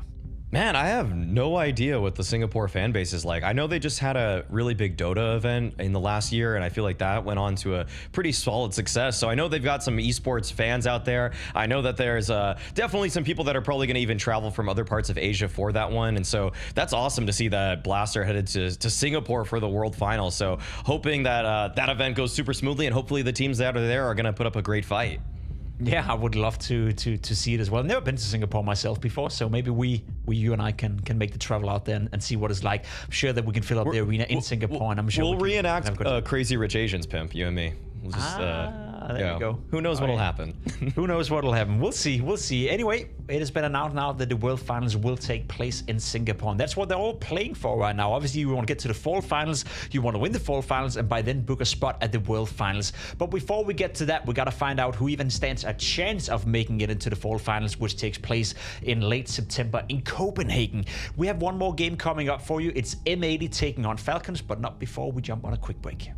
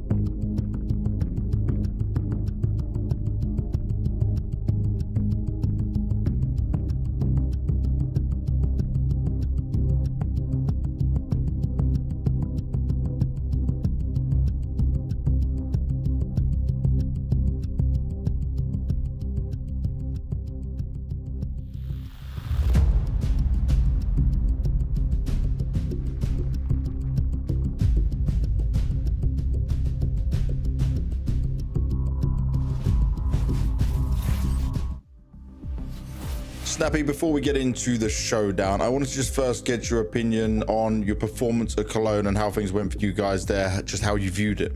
I mean, obviously we would have liked to do better, but I guess we just have to also accept that at the moment we aren't the top team we want to be, right? We had some okay wins, and I think we had a good chance to upset Mouse and played a close map against FaZe, but I would say there was some positives, but definitely also some negatives in the sense that we didn't beat any of the top 5 teams, which would have been a good thing. Yeah, still some growing pains with this all for you guys. I want to look at also the fact that I think, if I'm right, the last time you played online was last Showdown. How does playing online change for you guys? Does it change anything? Does it matter? I mean, obviously, I think we all prefer to play on LAN, but it is the reality when you're not doing good enough at the tournament itself, then you end here. And now we have to play our best, and I think we are in a better situation this time than last time. We had there was a lot of chaos last time, but I think this time there is no excuses. If we lose, it's just because the opponent is better, and that's it. And in terms of beating the opponents that you're going to see on your side of the bracket, how confident are you in qualifying for the full finals? Do you feel like you have a good shot? I don't want to get too, overconfident in the sense that I think we need to prove some things before we can sit here and say we're favorites to go through. But I do have belief that we can win 3 matches and go to the finals. Yeah. And in terms of that, you start your first journey going up against M80. What do you think of this team right now? Because obviously they've lost a lot of firepower, probably their best player in Malbs to G2. Is this a team that you still need to be wary of? Of course, I think they are a good team. They have good structure. When you look at their games and see how they play, I think they're fundamentally a well-drilled team. But obviously, it would be very disappointing if we lose because. We obviously have ambitions to beat a team like M80, and as you say, with them losing Malbs, it's a team we should be beating. But with that said, I also think we're not in a position to sit here and say that we'll just roll over anyone. So we need to show up and try our hardest, and then hopefully that is going to be enough for us to win. And if not, of course, it's very disappointing. Yeah, I do share the sentiment for Snappy that they're not really in a position to be lowballing any opponents, especially not M80. Now for Snappy and for Falcons in general, I think the sentiment has been that they're not the top team they want to be. He even said it himself, and I think Snappy as a player as well is not the player that he want to be. Is he one of the issues right now as you see it in Falcons, or is it more, is it more white that they have a lot of players right now not really finding their groove? I feel like there's so many things that are going subpar with Falcons simultaneously that it feels a bit unfair to actually point the finger at a single flaw. Like, I know everybody on forums and Twitter wants to say, kick this one guy, kick that one guy, but it's actually like you'd want maybe 3 players to all be 20% better, including their strat calling on top of that. So yeah, you could say that Snappy is a reason that they're not playing well, because obviously he could play better as an individual, he could call better for the team, but right now, I want a little bit more from Modern. I want a little bit more from Sun Pius. I want a little bit more from the way that they try to get involved on CT side. So there's all these other things I could pick at, and I actually like it when people are the sole reason to blame actually for a team. It makes my job easier, but I can't say safely that Snappy is this time. I think that's a fair sentiment. Speaking of Sun Pius, he did have a bit of an uptick, when it came to his playing at IM Cologne. He was playing better, he was doing more. He's going up against Slacks, and he's going up against M80 today. So your initial take on M80 after losing Malbs, is that still a team that we should look out for, or have they lost that prowess they used to have?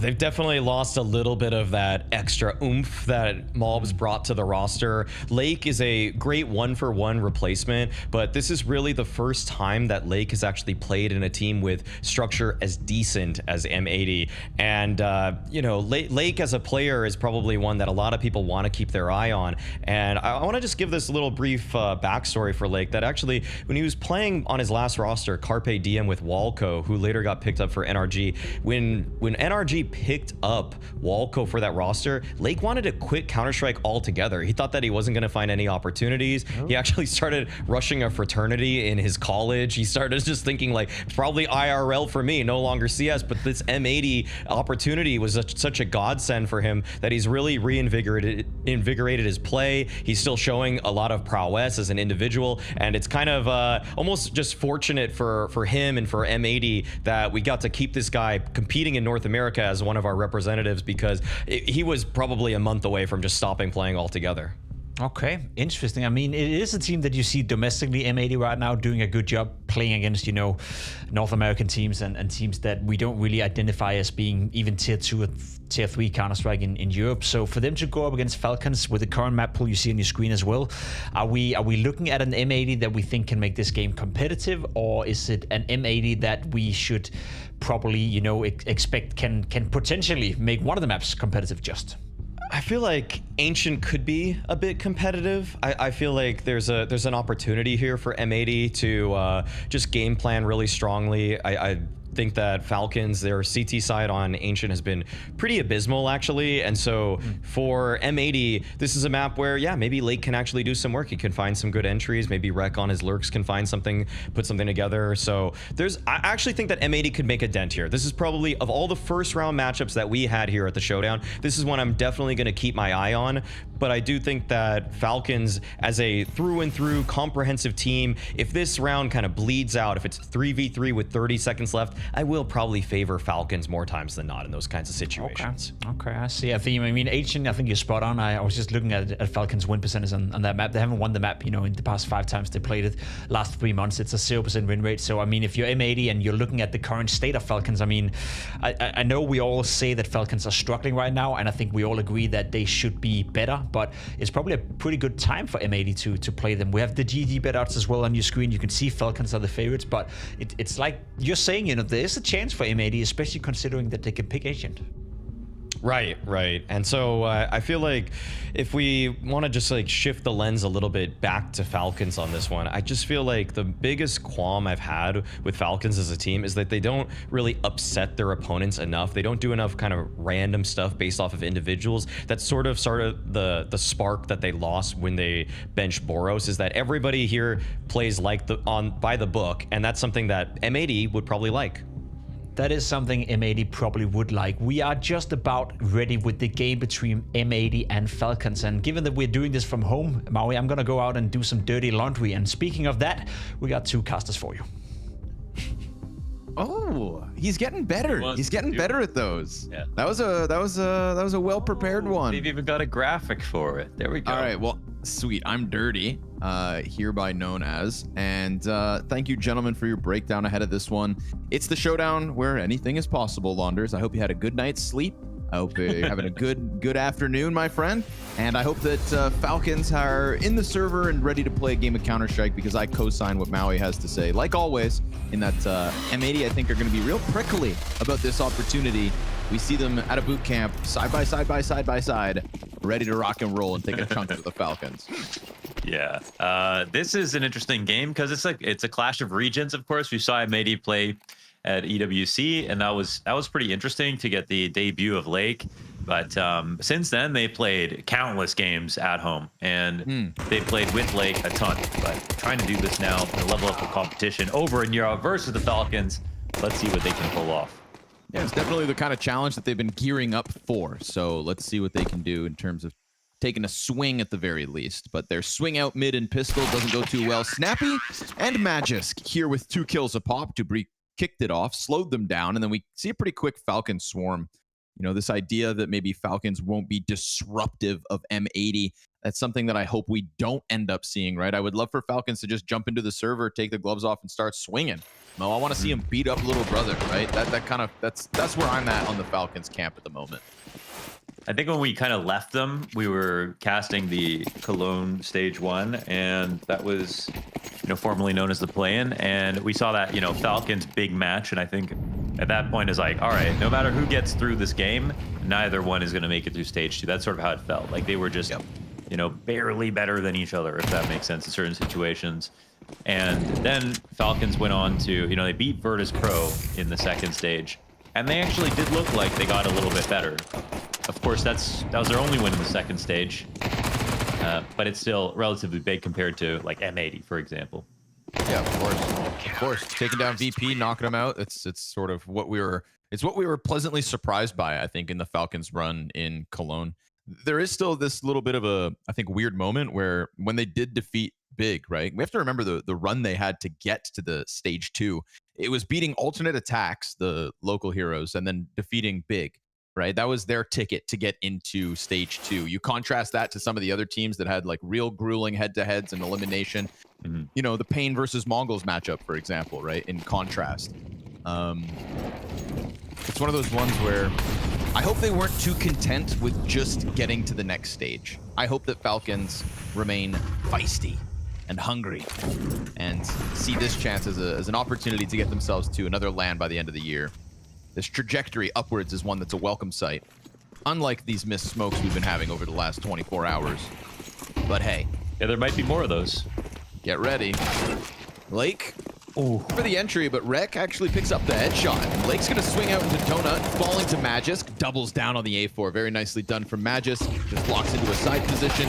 Off the teammate's flash, tries to get more going. This is disruptive, right? This is Falcons trying to get into the middle of a bomb plant before the attempt is even made. So that's bomb down in sight, both players' temple, and a double back from Madden towards spawn.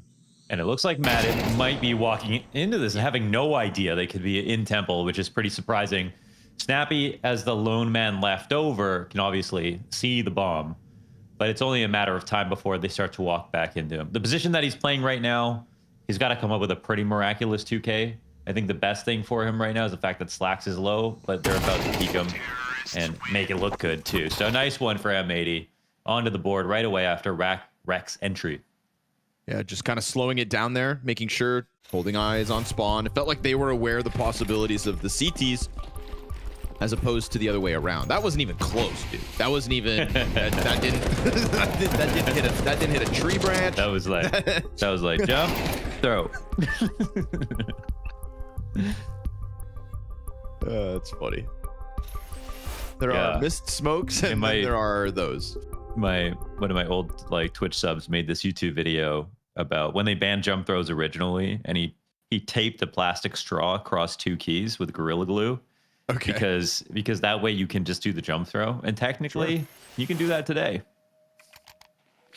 That's like playing Call of Duty. There's no way to ban that, console. really. Call of Duty on console back in the day, we used to take a piece of Scotch tape, put it in the middle of your television with a dot, then you could always no scope. Yeah. Hell yeah, dude. People don't do that in CS? Let's do it it's all about the hard way, the hardware way. Yeah.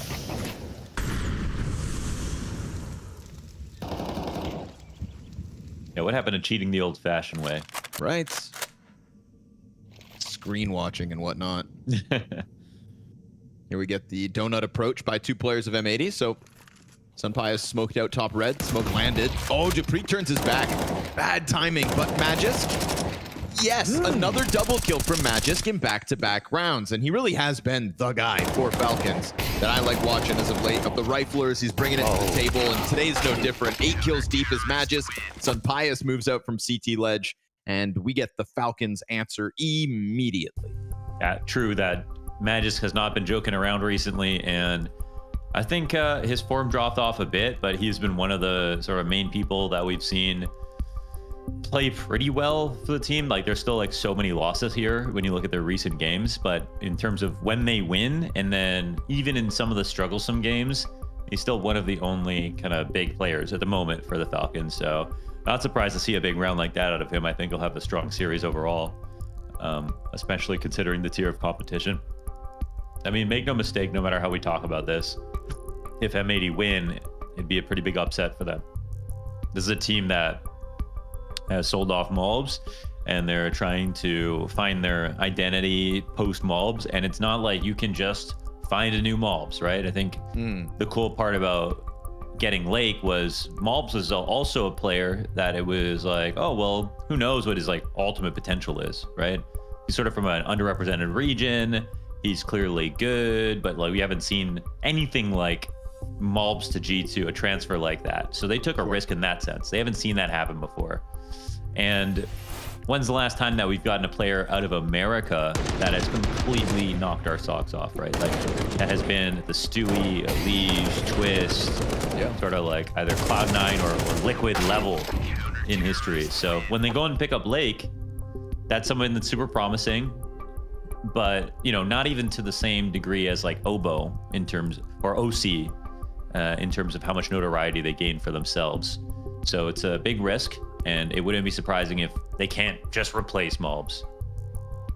I think honestly, when I was going to feel bad for no matter who stepped in, I thought honestly with the formula that M80 have been employing with picking up European players, I almost thought that that's what's going to have to be the solution, right? Imagine being Lake. Is his only LAN Launders LAN too? Besides EWC, before going to EWC? Yeah, sorry, that's what I'm discussing. Yeah, that's what I mean. Before getting picked up, right? It's like that's where I first heard the name Lake. We were sat at Launders LAN, Maui and I. Guy came over, had full confidence. And little did you know. Yeah, well, he did play. He's played some of the North American stuff. He did Fragacago. Got second place. Launders LAN got second place. I meant like big lands, Mo, you know, like Launders. Oh, Launders LAN, right? Yeah. Well, that was the major, that was the closest thing to a major for Lake for sure. And also he's in the circuit. Good. He was the highest ADR at the whole event for what it's worth. So. Yep. Impressive. Played the grand finals. Almost won. Yeah, he got. I mean, even in the grand finals, he was like he had 3 maps, 20 kills, 21 kills, and 29 kills. So. Don't want to say it wasn't his fault, but some of the biggest shoes to fill ever in the region with replacing Mobs, of course. And we say like this is a team looking for their identity. Their identity really is just kind of like being the North American, you know, beating up on North America. Their win streak here up until that loss to Wildcard was phenomenal, right? You're just floating through a region where you're clearly better than most. And then every once in a while you get a chance at European talent where you're reminded, right? They had their 16-14 win on Anubis over Complexity at EWC, but again, we're talking regional in that case. You know, their opportunities to swing at Euro nerds, they're far and few between. Yeah. And when they hit their hardest, when those swings did connect in the past, obviously, it comes off of the Mobs performance. So it's weird to talk about M80 because just months ago we were talking about them as this like promising roster as a whole that was going to break out of the region and, you know, could potentially succeed on the international stage. And now they're back to the drawing board, and Lake has size 15 shoes to fill. No kidding. And we've seen Mobs. Like I wasn't even convinced Mobs would work on G2 because they took him out of his star positions. They put him in anchor positions, and so they didn't set him up to succeed on this lineup. They set him up to be a fourth fiddle to, like, you know, some real strong star players, which also makes sense. But what we've seen instead is that Mobs just can adapt and is just so malleable and is just incredibly versatile. And that's also something that you both can't predict. You can't just easily find that level of skill. There was no sort of reference for that with him. And the only reason that G2 realized it is, I think, because, well, he beat G2 at the Pro League and impressed them directly in the head-to-head. So, a very special circumstances with that roster move. Yeah. And, you know, you said it's not often North Americans end up heading over to Europe. I would say, like, the last instance of it would have been Twist to FaZe for an individual fragger to kind of get that call up. So, yeah, Mobs on a very unique trajectory. And I heard that Havu reached out to Nifty. Really?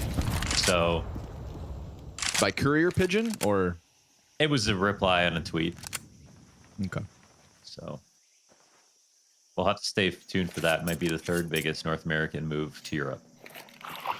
We're all waiting.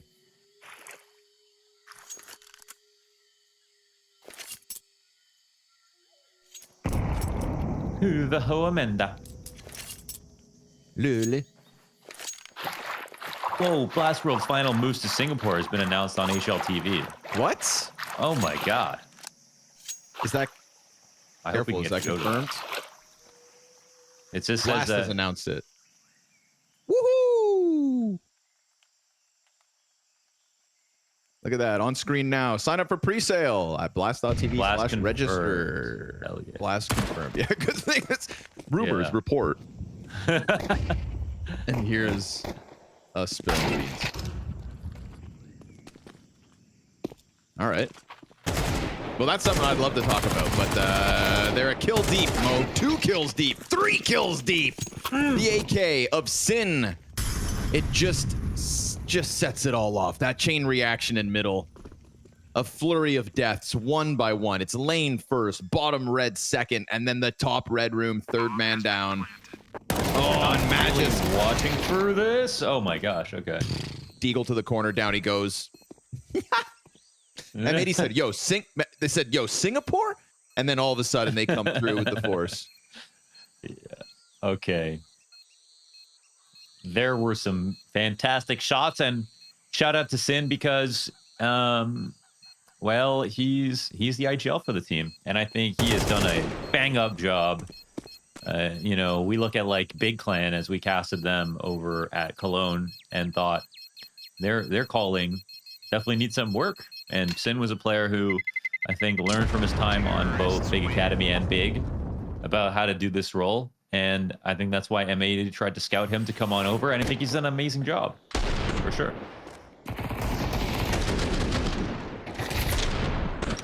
I said it once. This is the closest I've ever had to getting back to like the NRG vibes of 2017 when Gob B and Tabson were over with Peter and Fugly. Remember that NRG roster, Mo? They played at Northern Arena Montreal where we first met. Yeah, that's right. Yeah. It's cool. There's something fun about 3 Americans and a little German fusion. We both eat hot dogs. True. Polsna in Denmark. Frankfurters. Ooh, flash of a swing here. Looking to get up in their faces. Falcons. Ooh, they try to dive back away. There is no chance to flee.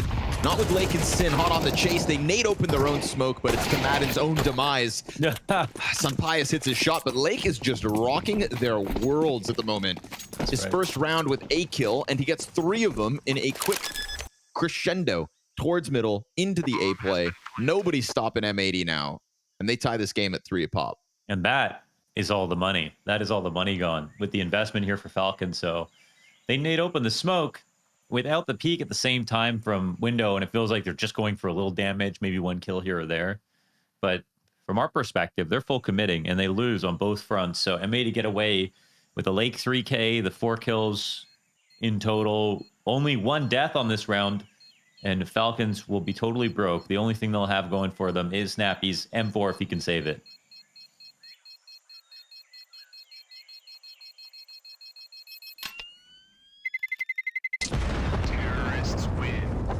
Just when things were feeling solid. Just when Magisk was maintaining Donut with double kills and multiple rounds in a row, we get M80 popping through.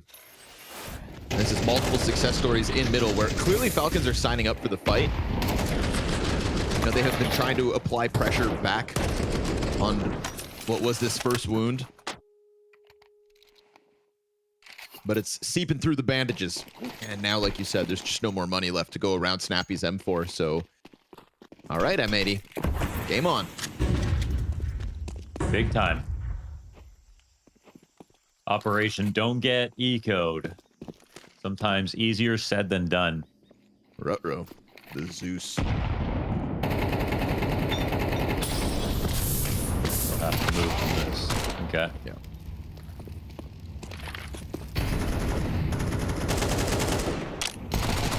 Keeping the pressure up. Mac 10 into the cave. That's a bunch of damage back and the 1 kill from Snappy, right? Nobody holding for the jump up, seemingly. Wreck might die here. Oh, man, he's hanging on by a thread. By a thread. He actually just saved the round totally. If he died, he had 12 HP. They couldn't take B. Oh, that's a... That one had him on the edge of his seat. Because you're right, he dies there. 1 bullet connects. He goes down. That's his Mac 10 offered over. That's no cave control. That's 3 players running up ramp. Snappy's M4 then has options. Ooh. Ooh. That's where the rounds usually go south, but operation successful, seemingly. M80 not going to fall victim to the shenanigans. Just as Snappy almost takes up position. Oof. They'll do a good job of making sure nobody else dies, including a jumping AK wallbang, because why not? That was a clearly intentional jump right there. Slack's abusing the game mechanics. Doing anything to win. I appreciate it. Don't hate the player. Hate the game. But don't hate the game either, because Counter-Strike is great. Yeah. Unless it's a lot of bullets whizzing by him here. Dupree and Sunpai has definitely had chances, but yeah. They just needed one bullet. Insta boost for the op, and Slacks sees nothing right away. I always say aim for the jump up. Oh. Ooh. Well, it's a great flash that allows Madden and cross by. Probably saw Slacks. Probably. Sitting up there with an op. Probably.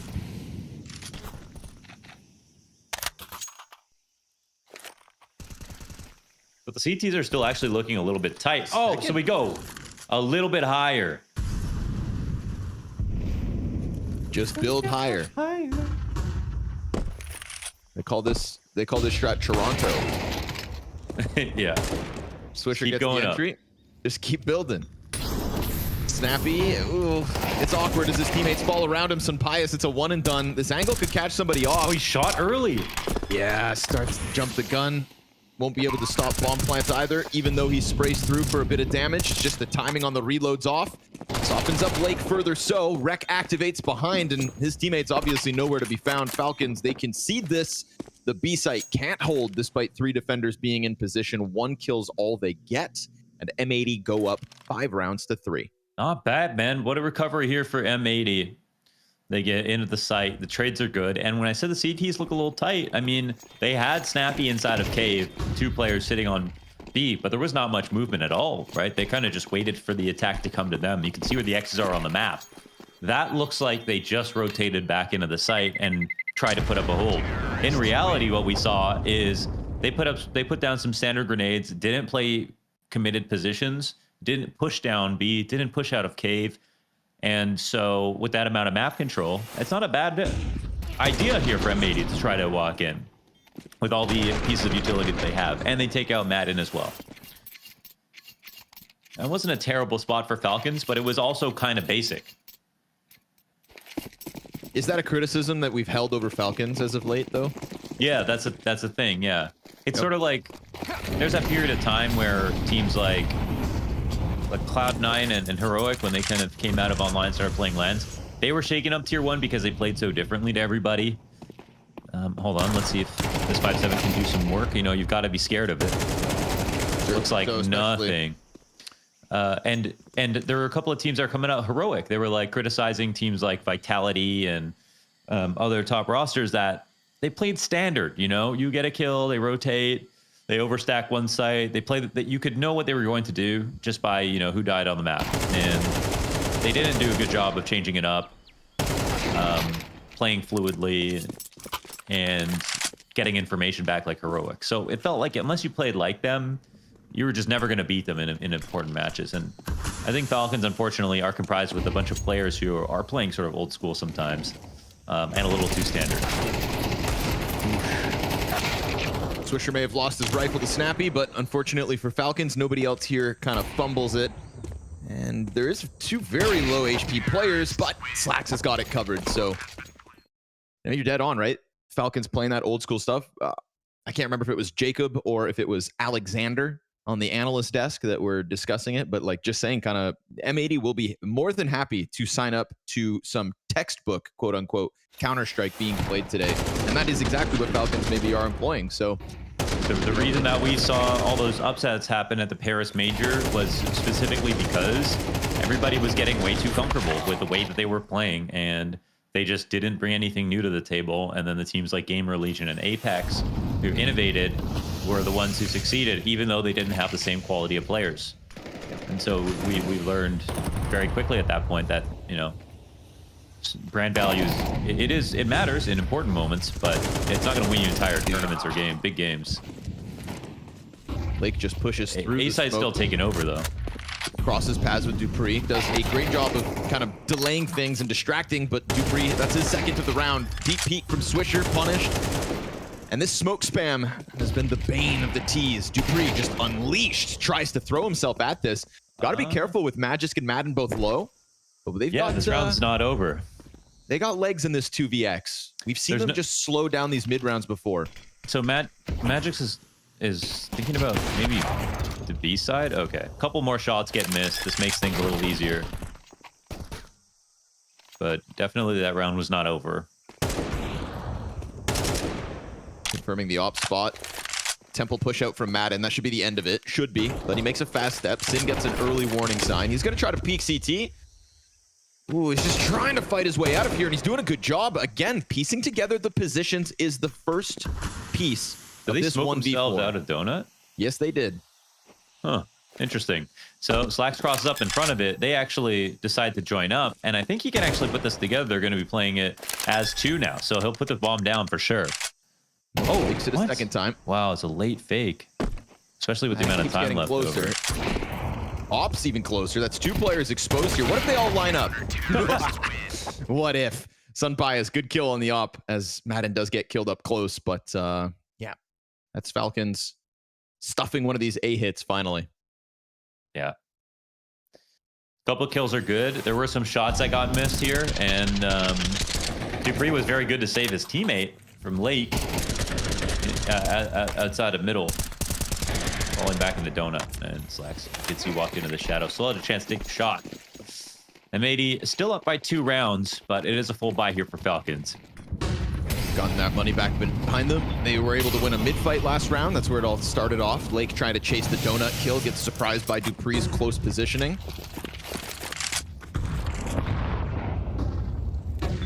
Finally, something goes well for Falcons in mid. This time, though, delayed take. Oh, missed shot from Rec. Luckily, Sin's here to trade, right? Tethers off of the lane control because the B defense is hyper passive out of Falcons. No pressure on this lane whatsoever. They're going to try to go for the double walk down ramp. Swisher, oh, he was just holding it, but Madden finds the perfect timing and then almost finds Sin on a silver platter. Now he's smoked off inside of the door, so but Madden just becomes a rat in their back line. And I feel like you go forward, though, right? You just leave Madden because he's escaped the other way, and then you treat him like an A player, and then you just go towards B, who've lost a man. I think this is a really correct call here. Okay. Snappy's alone on the B site, right? They just have to treat him as a late flank now. Looking like Sin is moving in the right direction. Oh, yeah, and he see gets that? They let him go by and they take the site. It's a good move on the fly from Sin as he continues to top the charts here for M80. I mean, an 8-round T-side is in the possibility for M80, and it's all about locking this one down. So Lake plays passive because, again, you had let him cross, so you're still cautious about that flank. But if Madden dies at any point, eyes off that door. Lake stays locked in. Third player and Sunpias comes over. They're calling the save. They're just out.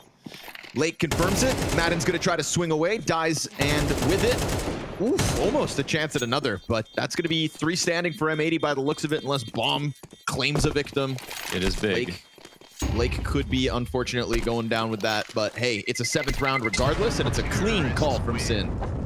And he even stays alive. Yeah, it's a perfect call. I mean, that's the thing. When they see that Madden goes by, I mean, Madden thinks he's doing something cool because he can get around to flank mid or flank A, but they clearly just used it against him and didn't even take much effort to think of it. So still, some might see that as a brave call to make. It's really like clean and it's easy to organize for us who are looking at it, but less obvious for the team. And it just shows how smart M80 are.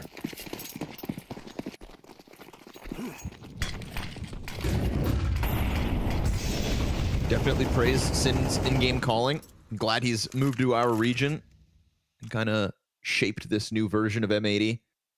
Had his hands on Mulbs for a little while, but now making it work with less. No offense. Trying to put the boost up. It was a chance at the 5v4, but Magisk instead plays into the sight box. Ooh, that flash finds him. His Opera misses a shot. Magisk, he's hanging on, but he gets bested. Empty-handed. Only Sunpias with the op is able to peel a player off the play. Bomb gets thrown over. They're scrambling for the donut control, but Sin's got it. both sides of that smoke maintained. Deep op angle now for Slacks. If he can just land this shot, then it looks like an 8th could be forced in. They hang on to Donut, so that's one bit of the success story.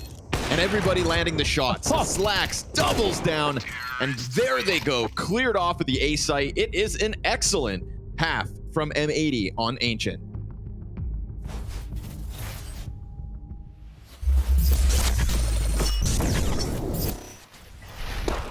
I'm looking at an R8. JL has an R8. Oh, hell yeah. For sure. He's outside of the doorway. Oh, and he got a kill. Oh, another one. What? Oh, what? For the first time in competitive play, it's a 3-4 frags off the R8. The real hand cannon. Wow. And that's his Red Dead Redemption for the last round. Yeah, right. 2v2. He just blind throws a flash over at the A site. Maybe that's to make them think there aren't two players here. How do they get in? Utility goes outwards. Wrinkle's already in the site, ready for this. He unscopes, but he doesn't hit it when he goes back in, desperate to try and make that impact happen. Bomb being planted, the knife is out. He's making contact, and he'll stab him. If the op drops, switch to the shank, and they'll take that edge in OT. Damn, 2 apiece between Wrinkle and Rez. He's still doing a pretty good job, right? He's got 12 kills. It's been a really hard game on him, just running into Monacy and Nico quite a bit. The Seuss about to be activated. Oh, nice. Gotta be super careful you don't just try and dry peek this one and end up losing an AK, because that would be a bit of a problem. Snacks very nearly goes down. Carrigan's good for the one, but a decent follow-up with Hunter taking care of business. Rain looking for another headshot. He'll get it on the last possible bullet. Taking down Nico, was very distracted. Looked like he was hunting for somebody else who wasn't on the bomb side at all. Rain's actually doing more damage here. Hunter's down to 13 points of health. Rain gets this kill, no problem. That's his 3rd. The bomb will be planted. It's Monacy thrown into the clutch as Rain absolutely destroys the offense here. 4 kills in total with the Desert Eagle. Monacy will keep it an even keel here for now. 2 versus 2. Nico battling back from the bench. It looks like it's enough. Brokey just doesn't have the HP. Monacy, no way. What are you up to? Gets the knife right between the shoulder blades, ran out of ammo, and gets himself $1,500 for his troubles there. And he's so ill-equipped for this. Oh, it goes unchecked. He gets the stab, the free AK, and now, unfortunately for Jabby, other side of the smoke. A little more damage for Alex. The rumblings of a stack here. 20 seconds on the clock. Robs, double 5-7, firing off for 3. Frozen comes out. Robs! Oh, it's all him! The Estonian from behind blue truck goes huge. You're kidding. Finally, in this series, we get a little bit of X Factor. This is all they had. Half armor and a 5-7. Yo. Last bullet headshot. 4 kills. The site held. And hope is restored. It's a sinful half out of M80 as they top the charts with their IGL. Total turnaround from the pistol. That's where we watched the mid-hold succeed at its best, only to be fallen by too many M80 mid-hits. The team play, Mohan, the gameplay, is looking good for M80. It's looking like we could be knocking on the door of another showdown upset. You know, there is also another team that I thought would win, because I kind of just go, who's more comfortable in this online realm, who's playing more matches recently and winning, and just tear away everything else, right? I mean, I think, you know, who's losing on land just because they get to big events matters less. And I think M80 are pretty comfortable right now, and they're showing us that they can definitely pull this off. It's a good setup to try and hold back what is 5 players in Red Room, but thankfully for Magisk, he's able so to good. just pop 2 players. So he's going to stick around looking for more. He lets his team get over to the bomb site. You can go plant. I'll murder. And Rek is still main. He's down, and yeah, you're right. The A player himself is pushed off into main. Now found out as he fires the Beretta preemptively. That's 2 players into Donut, 2 players on the backside, and 2 players for M80 already retaking through the CT lane. They give up all their space. They tap the bomb. Slacks taps Snappy out of the round. They're starting to get their reactions. T is starting to scramble, but Madden gets 2 important kills here from the CT spawn as everybody just switches positions in this post plan. What's happening? Switcher. Sampaio's just looking at him with one bullet left. Oh god, oh god. Like a flintlock pistol, dude. No, it was an R8. Yeah, that's what it was. He thought he had an R8. Blackbeard over here. That flashbang looked like it was going to screw him, but Magisk gives his entire team cover. And then we get this double from Madden that felt very important in terms of shutting down what was a chaotic retake out of nowhere. They had a good setup on the rounds. I mean, they got the flashes in and everything, but Magisk's shots were too good. Yep. Magisk 12 and 8. Getting his impact in both the pistols.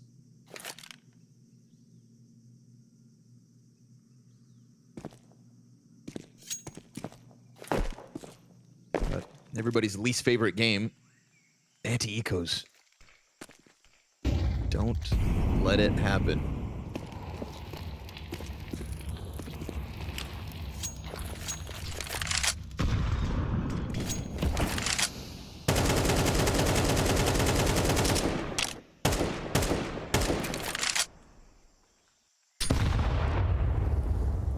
Ain't bad. Quarter of Dupree shaved off by the nade. Snappy down to half health as he was trying to take control of lane quickly. But no contest in middle to hold back Falcons at the moment. So with Red Room smoked, eyes set on Donut. That's looking like 3 players Donut, soon to be 4 with Sunbias. A main is held by Magisk. Fire in front of him, he's trying to find his angle. It's an early warning sign as to the CT's pressed against it, but there's no commitment. Falcons back up, 30 to the clock. We're starting to get M80 players peeling off of B, but Swisher also sticks around in Cave. So a defense spread thin, but it still comes down to the wire. You'd think Falcons have this, but time is a fickle mistress, and Rek gets instantly deleted, as does Sid. The only player up. He gets the 5-7 frag, but won't be able to push around, won't be able to stop the plant. Things got sketchy, but Falcons hit their shots. Ooh, yeah, and I think they made a little extra noise jumping up, and that kind of gave away the setup. But I still think it's a good move that, you know, M80 tried to play in the middle of things instead of just the regular rotator spots and hope that they hit just one great shot before falling back. But this is still Falcons having to get through a very stacked position, which could have gone wrong, but didn't. That'll allow them to get back into this game. A nice start here.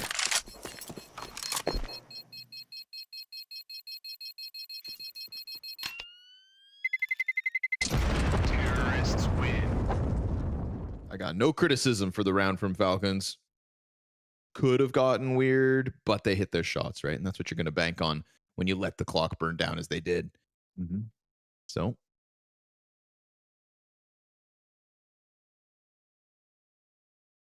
putting a dent in M80's confidence to close out their map pick of Ancients. You can't dent them, though. Look at them. They're all suited up. Everyone's wearing their jerseys, sitting beside each other, lean forward.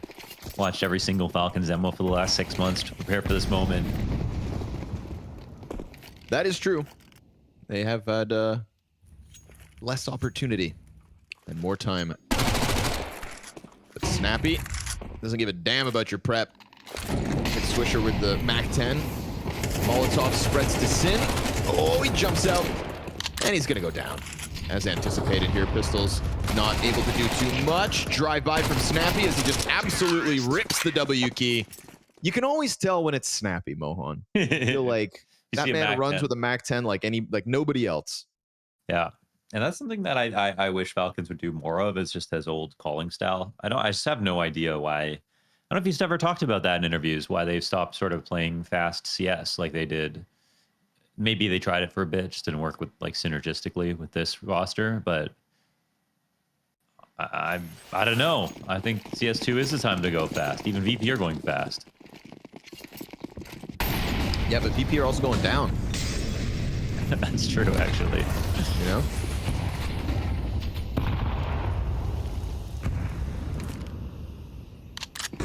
Can't go fast, can't go slow. Okay. Just gets pressed into by Sin. Wait, did he didn't, what grenade did he throw or try to throw there? Did he try to throw a flash or a nade into? I thought it was a flash for the mid play. Yeah, okay.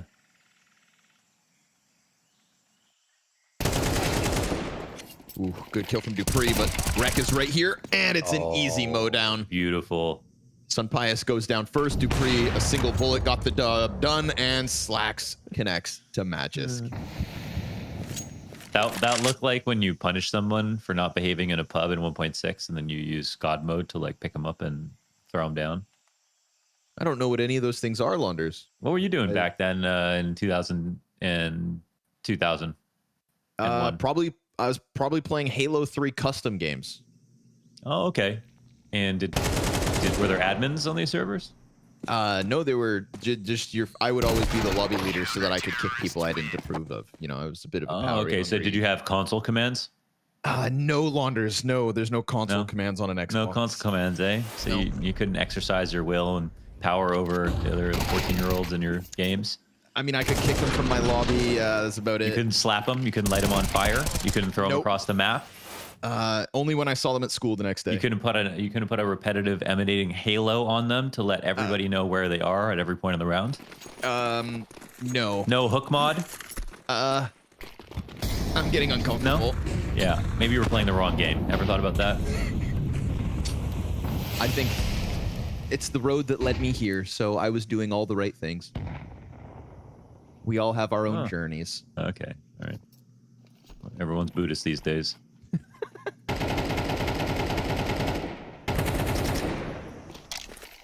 Oh, Dupree just looked away. Oh, he was just about to catch this.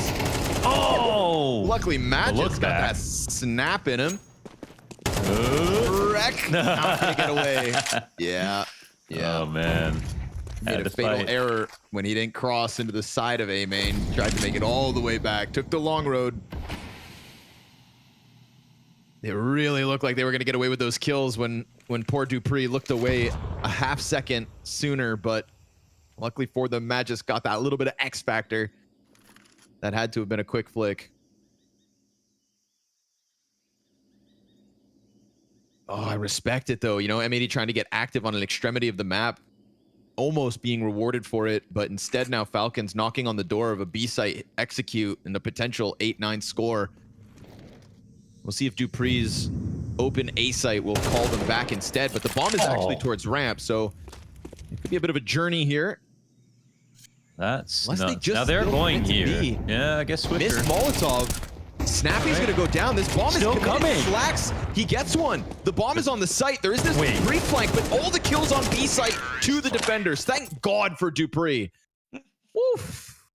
Ooh, okay. Well, if they didn't have that flank in place, who knows what happens. They took a little bit more time there. They could have taken more time, and they could have avoided that entirely. We'll see if it matters. There are still some deaths there for Falcons in a game that's not over yet.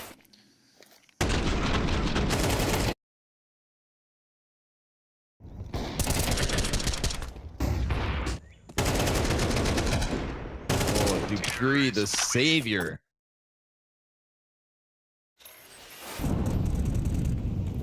Oh, a little stubborn about committing to the B hit.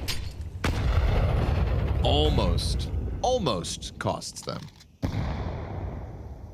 Sin gearing up for another hit.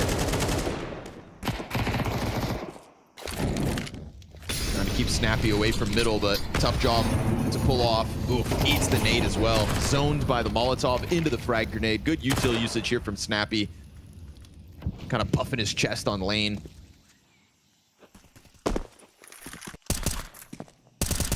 Rek's not going to get lucky with the smoke spams. So, posturing for another B hit, perhaps at a minute. M80 took a glance towards middle. Don't feel the need to leave Rek in position. Slacks will pick it up. That's the right idea. Defender on B. Sin almost flashed into the action. Things get a little sloppy there. It's Swisher's one kill that comes out of the active CT attack. 45 to the clock. Rek blinded. Oh, he ate it. Flash saves him, but Slacks is still here, right? Moving parts. Maybe moving a little too much into the scope of Sunpius. Slacks goes, and Falcons to tie this game at 9. Not too shabby here. It does get a little messy. And Rec damn near dodged that flash, but couldn't. And Falcons, I mean, they had everything in the right place. Timings went their way. And I think Sin just, he desperately wanted to commit to this MP9 push, even after I think he very clearly missed the timing window to do so, jumping in through cave. So it's an opportunity that M80 losing. It looks like they're not investing a lot, but they did spend all their money, and they just didn't get great guns out of it.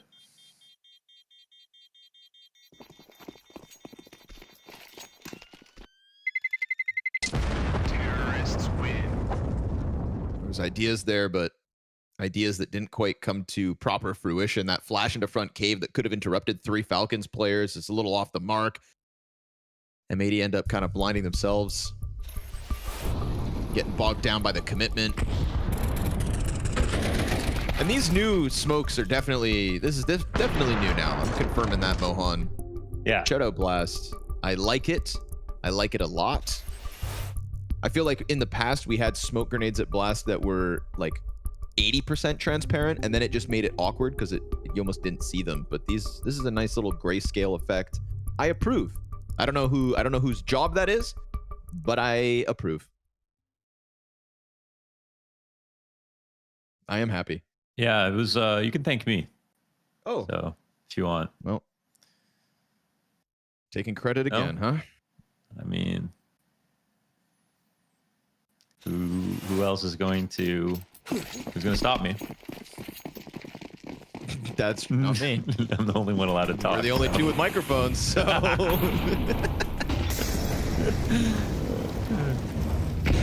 Your production has been hijacked, and so has mid-control. Dupree nading open the smoke, coming through with the frag on Lake. Snappy has been so present in this lane peak, and poor Slacks gets caught looking the wrong direction. So 4 players into A main, setting themselves up. I would not want to be Rec at the moment. Soon to get wrecked. 1 frag's got him stuttering, but they will still extend out, shooting themselves at the same time. Snappy maintaining. And Snappy's been playing a great game, dude. Snappy's 2024 has been, I think he would admit it too, just abysmal to his standards. Definitely frustrated with his individual level, but in this second half of the season, and in this game particularly, there is an uptick, right? Mm-hmm. And so we put his shortcomings in the rearview mirror, and we appreciate this improvement in Snappy play. For sure. I mean, he's got to be, I mean, all the IGLs are in this little bucket on the side where they're all support roles and they have bad stats and everything. But Snappy is like kind of was at the bottom of it because Falcons as a whole were failing. And he himself has said, though, that he's kind of just not been playing well. So he's totally owned up to it. Good. It's one thing to play poorly. It's another to be delusional. Nothing else, he's honest. And he's on it. Another kill as they try to climb up top middle, but Sin in between 2 fires at the moment. Sits in caves, deep peek from Sunpius. Man, if he cuts off the rotate, yeah, Rec just peeks in. Felt like he was completely unprepared for that kind of a move. Sin decides to push out through the smoke, gets caught, so the alarm bells ring there.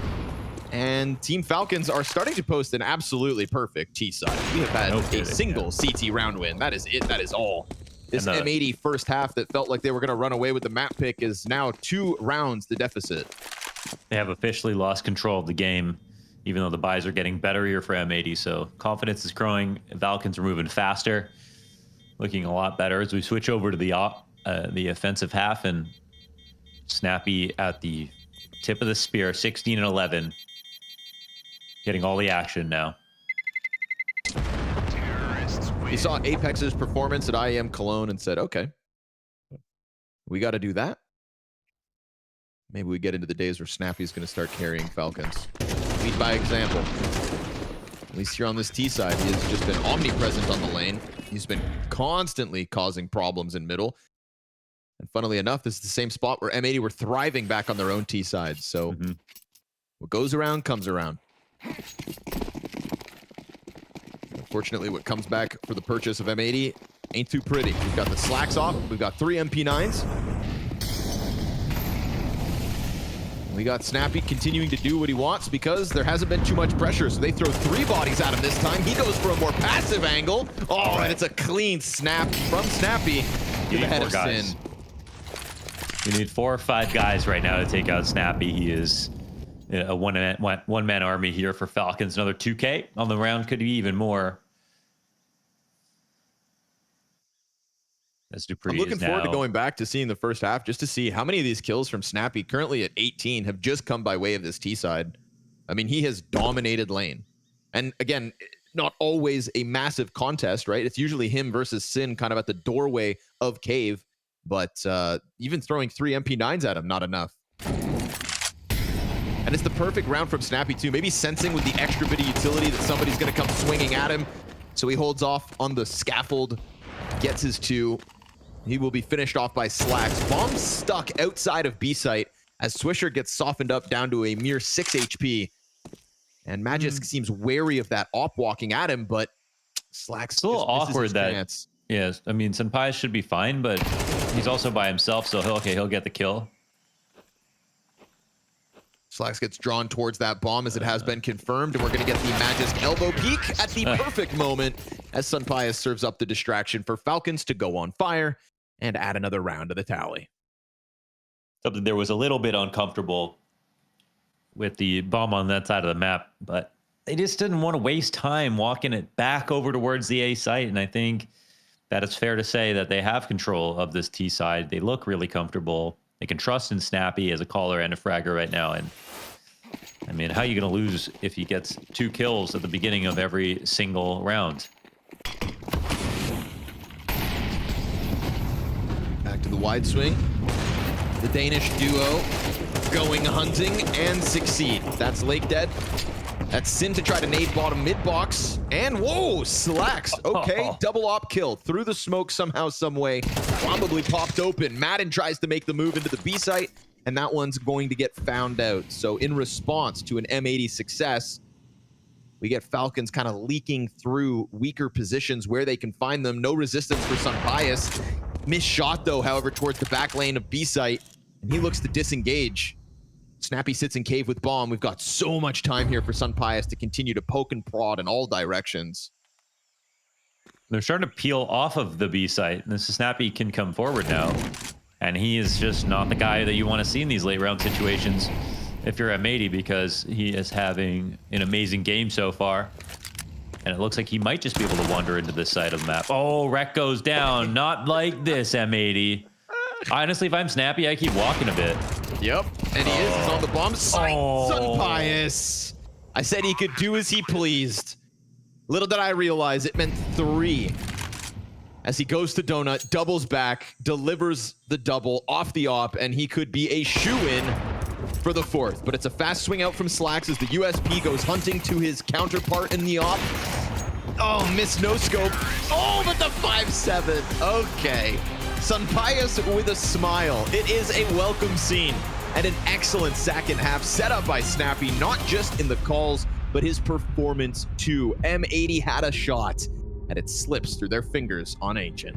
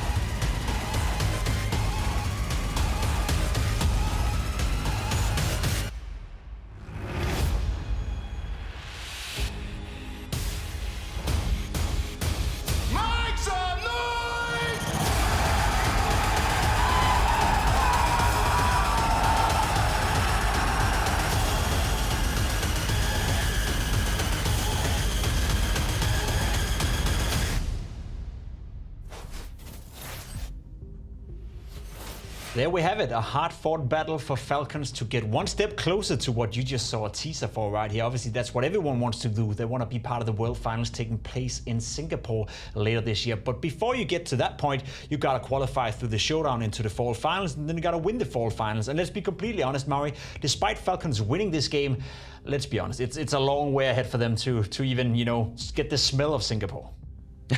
Yeah, I mean, M80 needs to be the first stepping stone for Falcons if they want to make it there. Obviously, that event is going to be huge for any of these teams to cap off the year or maybe even lead right into the major. But no, when it comes to this map, this was actually a pretty hard-fought battle. I mean, the fact is that M80 really were rolling with it on the T side there. They won 8 rounds. They did in what felt like a very strong game plan early on from Falcons, where anytime M80 were getting onto a bomb site, Falcons started bombarding them with flashes, started upsetting them. It started to feel like then later on in that first half, Falcons, they were playing on their heels, and that's kind of what I've talked about before, sort of the lack of disruption, and M80 started to run with it. However, I will say that when it came to M80's own CT side, anything they tried to do just got completely stuffed. I mean, Snappy running up lane consistently, finding opening kills. Dupree outfights the fights toward mid were going very well for him. Everything felt like it was connecting, and if you're missing lane, you need mid, and if you're missing mid, you need lane, and I'll say M80 in that CT side, they had neither. They had neither, no. I think you're spot on the money when you're saying that Snappy had a good time on that C side, and I think in general, from an individual point of view, Snappy did call a great game, play a great game. Overall, though, I mean, should we be worried on behalf of Falcons for not being able to put up a stronger CT side, or should we be impressed that the T side was so well functioning?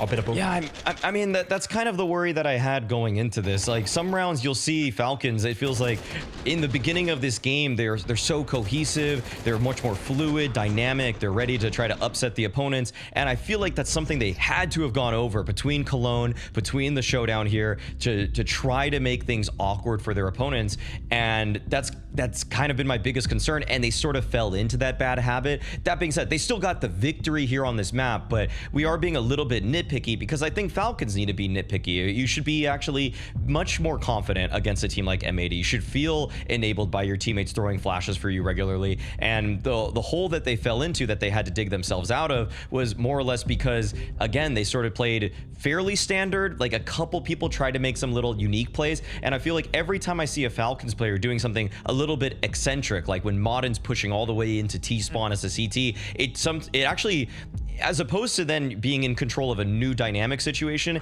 it's actually the Falcons who are then kind of confused about, wait a second, how do we play off of this cool new position you have? And that's how M80 actually win a couple rounds. But shout out to Modden, because in this game, I think that his performance and being dynamic is going to be instrumental to them on Dust 2. He's all over the map on D2. Sometimes he's playing towards B, sometimes he's playing towards short. It feels like he's the one guy that is the spanner in the works of opponents. And yeah, Ancient maybe didn't go the best for him, but he had some very impactful moments. Yeah, especially in the beginning of the game, I'd say he was one of the players keeping Falcons in the game, and I also do want to refer back to what we saw in the first half. Falcons winning the pistol, converting, and they only end up with 4 rounds in total, so essentially they only win 2 buy rounds in that CT side. Something tells me that had Falcons not won that pistol, we could be looking at a game that would have gone the way of M80. So I think, as you said, much closer. Judging by the score, 13-9, I think Falcons in control. If you didn't watch the game, I don't think that was the case. I think it was a game that was very much alive up until the very end. And as you said as well, a little bit disappointing for M80 maybe, that they were looking so good on the T side, but couldn't quite get it done on their own CT side. They had Sin playing well. They had Sin showing up in spades, and I think a shout out goes to him for putting up a decent amount of work, especially in that first half. But as I said, Maui, should M80 be disappointed they're not winning Ancient here, or is it more the story of them still being a tier or maybe even 2 tiers below the Falcons? I don't think there's actually that big of a tier difference between these teams, if I'm being honest. Okay. I feel like they're pretty well matched for each other. That's why this game was so competitive, and that's why Falcons had to pull off a really big comeback. But yeah, shout out to Sin for the fact that not only was he fragging, but that T side was very well called. There were definitely a couple rounds in it where he was able to put together the map of where his opponents were and just find the gap in the defense. So he's been a great addition to this M80 team, and somebody that has I think, expanded lightly in terms of how he called in the very beginning, where it felt very almost mobs dependent. Can mobs find the opening? Yes. Okay, we win. No, we lose. But now I think even in man deficit situations, Sin's done a really good job of finding what are the finishers that he really likes to activate for him and his roster. And I think that, you know, you're talking about the class difference between Falcons and between M80. All in all, this was going so well for M80 that I can't really say with certainty there is a class difference. I feel like pound for pound on these rosters, there's slight edges for Falcons overall, but they're not as big as that maybe a lot of people think just because of the name value back in CSGO that they would have had. I think that's an interesting take, and also probably a reality take as to where Falcons are at right now as a team that, you know, it is arguably one of the most expensive teams in terms of, you know, player material. We know where these players are coming from. Dupree coming from Vitality, winning the major. Sonic coming in from Vitality, winning the major. You have the Ins trio coming in as well. All players that previously found a lot of success and obviously earned their rights to be earning a lot of money and playing Counter-Strike at a high level, but haven't really been able to put it together so far in Falcons. We are looking at Dust 2 now. We are looking at the second map, and I guess my point is, Maui, and I don't know if you agree, Ancient, given that is arguably the worst map in the pool for the Falcons, they won that one, you know, I know they had to fight for it, but they won that one. Dust 2, on the other hand, is a map that they've been playing against some of the top tier teams. We saw it in Cologne, we saw it in the group stage, and they're playing at a high level. So with the GG bettors coming in as well, probably having Falcons as heavy favorites, would you agree with that sentiment that now it is Dust 2, it is a home turf map for them? We should see that difference that you were describing before. I felt like if M80 wanted a chance in this series, they had to win their map pick of Ancient. It felt like it was right there on a silver platter. The win rate being horrible for the Falcons, the fact that their CT side is not very impressive either, and now going into Dust 2, this is probably one of the few maps, I'd say this and Vertigo are the only two where I've confidently seen Falcons put together solid game plans, have good CT sides, and that's because some of the faults that they had on Ancient, say the lack of dynamism, is something that's a strength for them. I think that they will call off of spawn, they'll do B execs, or they'll do a long take right off of spawn, and they're very comfortable moving into different situations. I mean, you say you can't teach an old dog new tricks. You don't really have to teach a new dog or an old dog anything when the Falcons have played Dust 2 for most of them around a decade at this point. And speaking of old dogs, I think Magix showed us during the group stage in Copenhagen that he was playing at an incredible high level. I remember him against Astralis single-handedly winning a game for Falcons on Dust 2. So I'm going to give you the floor right here as a resident NA expert. We're looking at quickly, you know, who can step up for M80? Who's the player you want to look out for? Man, I want to see if Rek can hold on a little bit better, because I feel like he's had to try to put things together for M80 on some of those just anchor defenses, and if they want any chance, he's got to be able to lock down his site. So yeah, I'm looking at Rek. I want to see a lot from him on those holds. Rek, you say, I say Lake. We got to see more from him. We spoke about him coming into the game, so we'll see whether or not that's going to be the case. M80 got the work cut out for them. They have to win this map, Dust 2, coming up if they want to stay alive at the Blast Showdown. Before we get into the nitty-gritty, before we get into the game, we're jumping on a quick break, and then we will be back with what could be the final map of the night.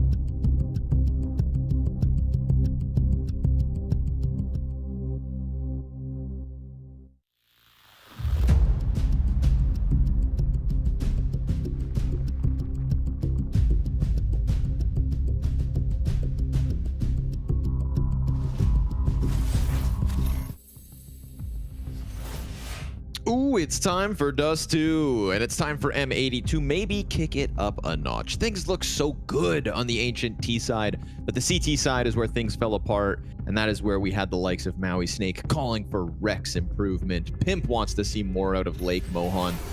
What do you want? What do you want out of the second map, Launders? I kind of back what Pimp's saying. I think there were a few kills where I was like, Lake, come on, at least show off the aim. So there could be some improvements there. We have seen him have some like sort of big maps, but overall he's still got more to prove when it comes to coming up against these international teams. I think in terms of the Americans and this Rek is the guy who I don't know. I just feel like he makes so many good moves all the time. I'm very impressed by him constantly. All right, well here he is on the A site, and he's dead. As is Lake. We can't kill Snappy though right now. That's the thing. Dude, they have just got themselves in the crosshair of Snappy tonight. In-game leaders absolutely frying at the showdown today. Across the board. Snapster class. Sin even back on map 1, kind of putting it forth. So we said all those leaders, you know, all those in-game leaders, we put them in a little bucket, a little chum bucket. But they're packing a punch. Yeah. Swisher almost could have found Dupree. Oh, he crouched. Oh, Dupree, you rascal. You little rascal. He crouches underneath the bullet as the Danes will close this down. And the Danes and Falcons should be able to close this series on Dust 2. That's my expectation. Dust 2 is one of the maps that has been looking better for them. You know, a close loss to FaZe at Cologne, victory over Virtus.pro and Big. So when we look at the, you know, success across multiple stages in Cologne, Dust 2 kind of rearing its head in that regard. So more of the same apparently out of Snappy, and then the Danish duo of Magisk and Dupree here to close things down. Unironically, if you can crush Virtus.pro and Big on Dust 2, you're good at Dust 2. And then if you can get an OT on first phase, you're in a pretty good place. So yeah, that was a closer game, but still pretty flash. Oh, and another. Oh, it's a good swing, but Madden makes the difference to go up 2v2. More pressure from the CT side, and that's where Sun Pius has enough. So Pius is one of those Dust 2 players, I think, on this roster that has been lighting it up. Let me go ahead and double check. We've got the new HLTV. Have you been looking around at the new HLTV stats? Where they've just kind of made it a bit more fun, I guess. It is more fun, right? Yeah, it's like more fun. It feels more like a video game within a game. Yep. I agree entirely. They're trying to turn Counter-Strike into video games, Connor. That seems deeply unserious. Yeah. I thought we were sports. We're going to be at the Olympics. Well, we're not, but video games are maybe apparently. Yeah, true. I feel like that's one of those relationships that just like doesn't benefit either party. You know, I don't know. I don't want to package video games as an Olympic sport, and I don't think the Olympics want to do it either, but much like Lake's Desert Eagle, money talks.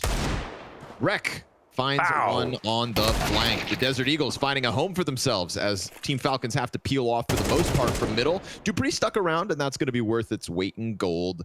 Takes back man advantage, leaves poor Lake on 20 health, and Slacks just sitting around alone on A. Yeah, Senpai's average Dust 2 rating last month over 6 maps is 1.23, and that's on Falcons. You know what I mean? So that's a really good sign, and yeah, it's clearly Senpai's best map at the moment. Slacks burned out into the open. Shouldn't have, but did take Madden with him. I feel like if I had to guess, after Dust 2, Senpai's next best map would be Anubis. You want to check that for me? Yeah, I'm going to go ahead and give that a look. See? If Dust 2 is number 1, Anubis is second. Yeah, for sure it is. Yeah. Nice. Yeah, you know, have to. Stuff. That's pretty good, man. Pretty good. Thanks, bro. Ooh. Free little AK for Lake, and that's going to be his parting gift. He's gone. As Falcons take that 3-0 start. So far, tail of the T sides for Falcons this evening. we'll have gone to the next one to truly offer up an M80 test. M80 kind of have some racing influence, right, with their jerseys and the style of. I can see it. The stripes, sort of. Yeah, I'm following. Like it's what I always see, but I don't know where exactly. You know what I mean? Looks like a car brand. Yeah, it's like the BMW racing stripes. Oh, that's what it is. I think that's what it is. That's what I would guess. Give yourself a little Google there. Yeah. Different colors, of course, but.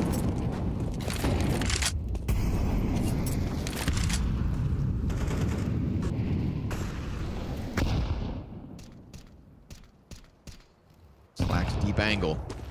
Eyes early on tunnel. The walkout from Snappy gets caught by Swisher. Oh, nice flick from Slacks. Ready for the right side of tunnels. Ready for anything, you look like.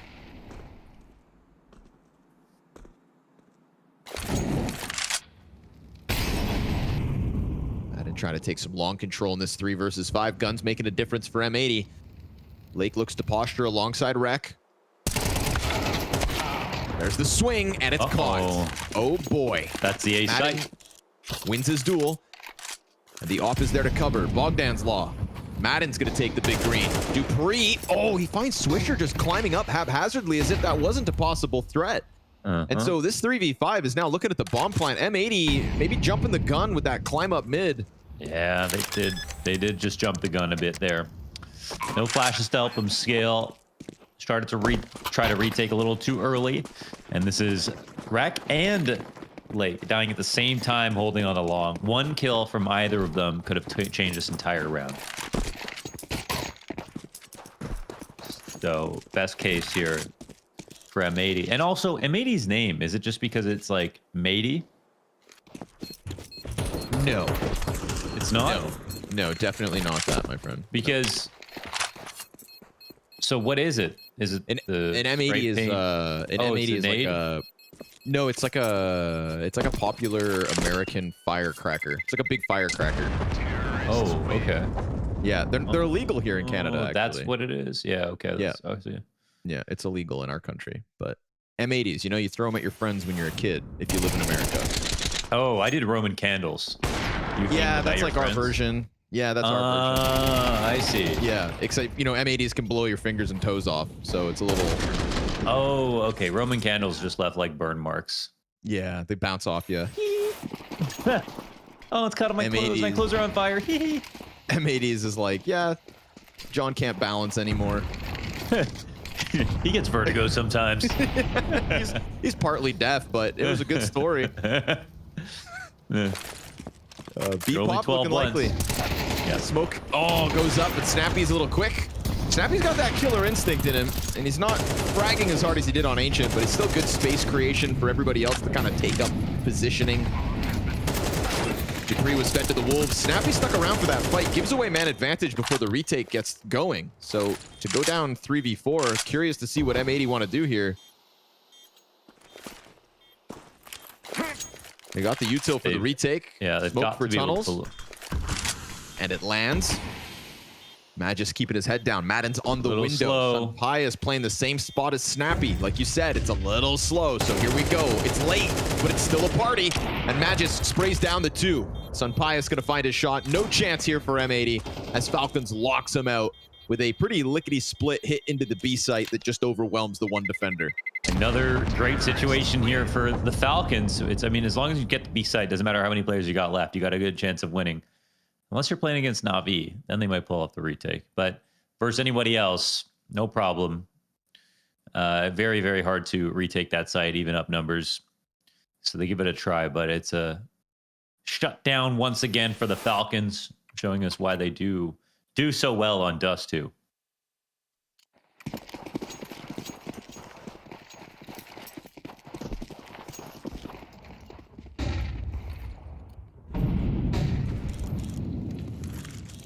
So how do you know what an M80 is if it's an American firework? I dabble in explosives. Yeah, that's true. You do know a lot about pyrotechnics, explosives, ammunition, violence. Yeah, who's asking?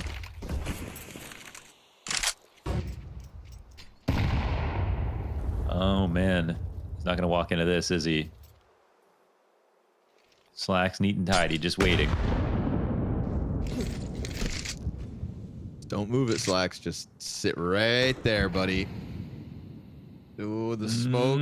Oh, yeah. That's what they want, huh? Right into the scope of Sun Bias goes Slacks.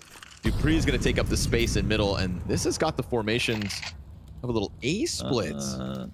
Dupree looking a little lost in that smoke. Yeah, but he doesn't seem to have any idea. It's going to fade, and we'll see who wins the duel. Yep, Dupree puts himself in a good spot. It's going to be very difficult to get him out without a nade. And they have CT spawn, and they have the A split. Now they have lots of pressure on Wreck, and kill comes down. He survived that. The frag grenade blows open smoke, but Dupree doesn't take just a tick of damage. He's fine, and with it, A-site falls. This is a very meticulously pieced together round from Falcons, and I like it. Yes. They didn't seem to know exactly how Slacks would play that. Senpai's just dead on the angle for so long.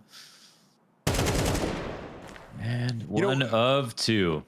We've been critical of Falcons and maybe sometimes coming into games with like nothing fresh, nothing new, nothing exciting to kind of like scream preparation or ingenuity. But this T side has just looked very well. I'm at a loss for words. Yeah. Very well managed. Just feels like they've gone through these motions. Like the practice has been good on Dust 2, and they're that's all you got. Well managed. I'm at a loss for words. That's the review you've left to get more business. Me and Falcons have had a rough time lately. All right, it's been a love-hate relationship, Launders. Yeah, and I'm feeling nice today. Wow, that ramen was really about par. It was a well-managed 6-round T side so far. Well managed. It's the best we can do for you. So it's Connor's a hard customer to win. So Falcons, you got to show us a little more, Ethan. I hold a grudge. That's all. I'm petty. He's a petty one. Yeah. I aspire to that level of pettiness.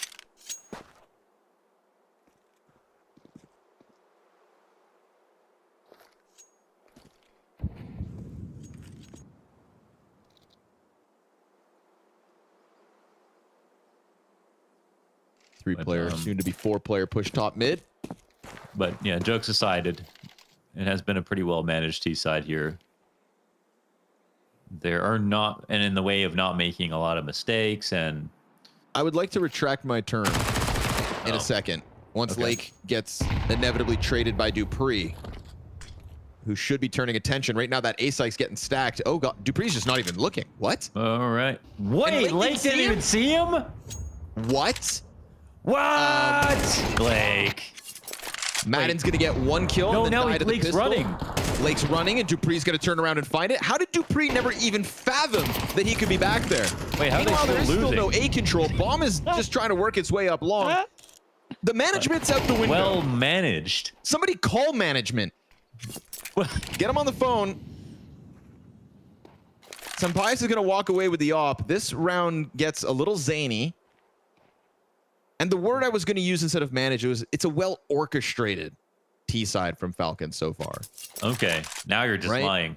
So well, it was though. It was well orchestrated. It felt like everybody had their place, and everybody, they like. Let's be real. The maestro at the front of the orchestra. What does that guy really do? A well orchestrated machine. He had a just kind of does its own thing. Yeah, there was harmony. It's true. That's it. That's what we're working. We're getting there. Oh, that's the word. But that round ain't that one ain't it, Chief.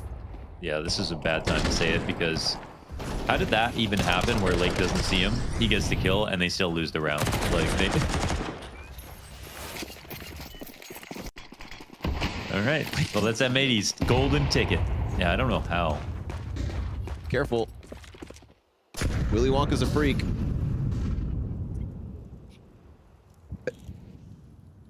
That's going on a soundboard for sure. I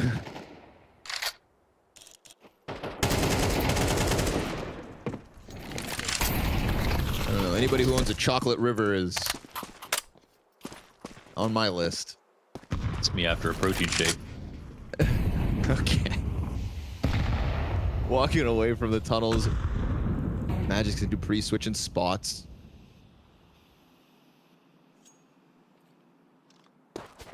That was a weird round where we're allowed to make mistakes because things get unorthodox.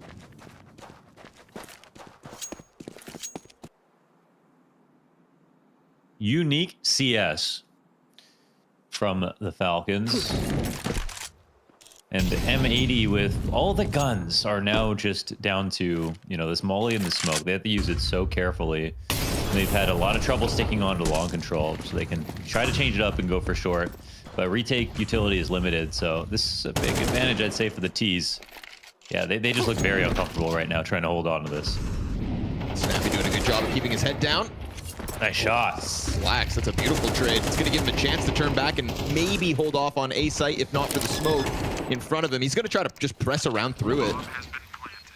At the very least, gets an angle to just cover off boost. Incendiary burns the planter back onto the ramp, but we've got this 2-2 setup, and Dupree steps into the off. But Madden's got the trade. Very clean headshot from him. Another duel queued up that he just can't win. Bomb nearing the halfway point. Sunpius all the way back into the pit with Magisk with him. Bomb does not look planted for long. Default, no? He's got to go long plat, probably. Yeah, that ain't it. There's the wide swing nonetheless, and the op rings out. Swisher is going to defuse this. Sunpius can go for the peak, but the bomb is diffused in the process. And Sunpius in the pits ain't it. Yeah. He had to play long plat, and of course, if it wasn't stuck immediately, he still could have won the round. But I don't know. That's one of those spots. I mean, back in the day, it used to be like, oh, you planted long plat, like you better play there, or you planted for big pit, like you can play down here. But it doesn't really boil down to that all the time. Sometimes, you know, you can get a kill, then there's time to go for the extra peek, and you can see he's a quarter of a second away from getting that shot in. So not the biggest deal in the world. I think the weirdest thing is, you know, the way that Falcons died, trying to re-peek into Slacks, Madden trying to re-peek into Cat instead of falling back. I wonder what this read was. They go 2 players boosting to what? Get over the Molotov to try and play a different timing? So they boost 2 players on the box, then disassemble it so quick. Something of a read there. Or no. Expert's got to dissect that one. Oh god. Smoke gets popped open. Slacks finds his. Deep pit player is peeled off the play. And Dupree lowered down to 22 health as Slacks is off. Continues to just rain terror on long. Could have had the frag to Sunpius, but the Spaniard, he survives for now. Is there a gap on that? Yes. See if it gets... Oh, they throw a second smoke. Just to cover it up.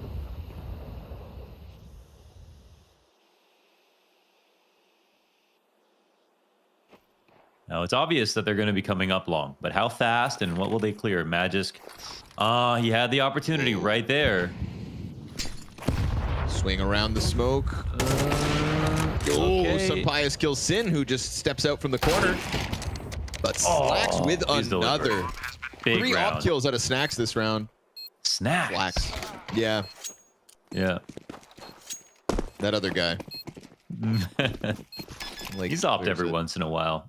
Yeah, that's big output out of Slacks.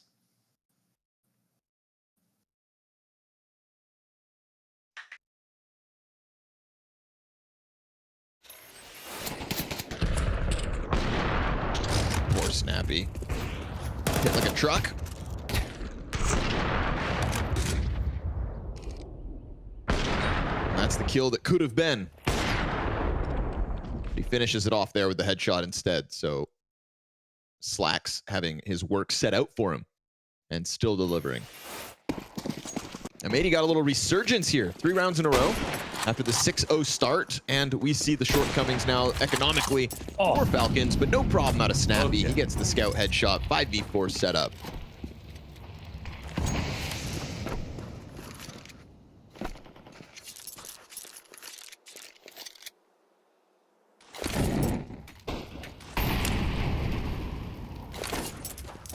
Big nade.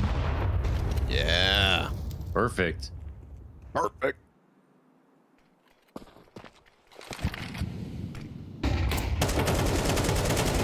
from Lake, and he gets it over the line with the second kill and more to come.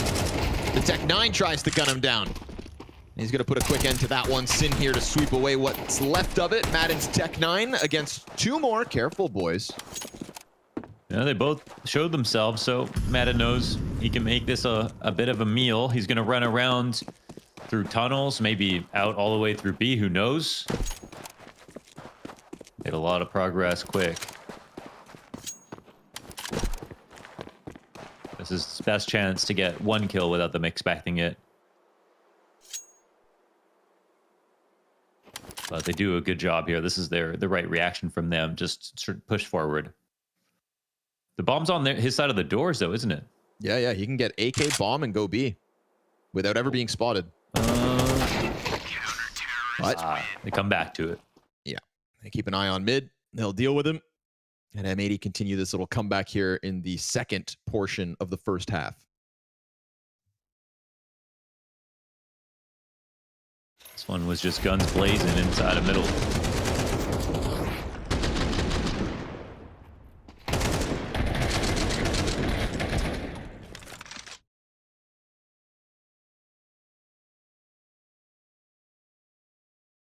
Ooh.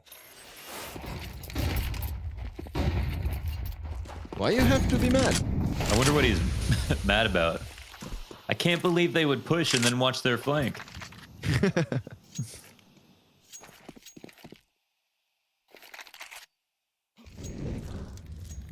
Singapore.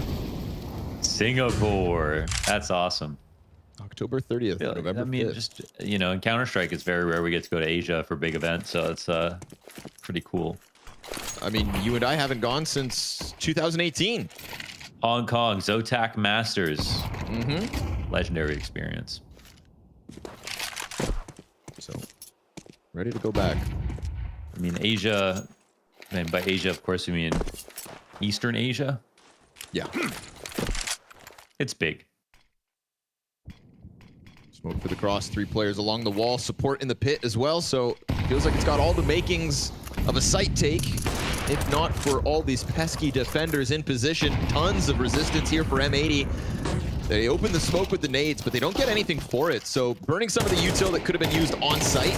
Luckily, they've got Wreck in sight, and he hangs on for dear life. Lake there to support him. No kill back from Falcons until the Sun Pius op strikes one down.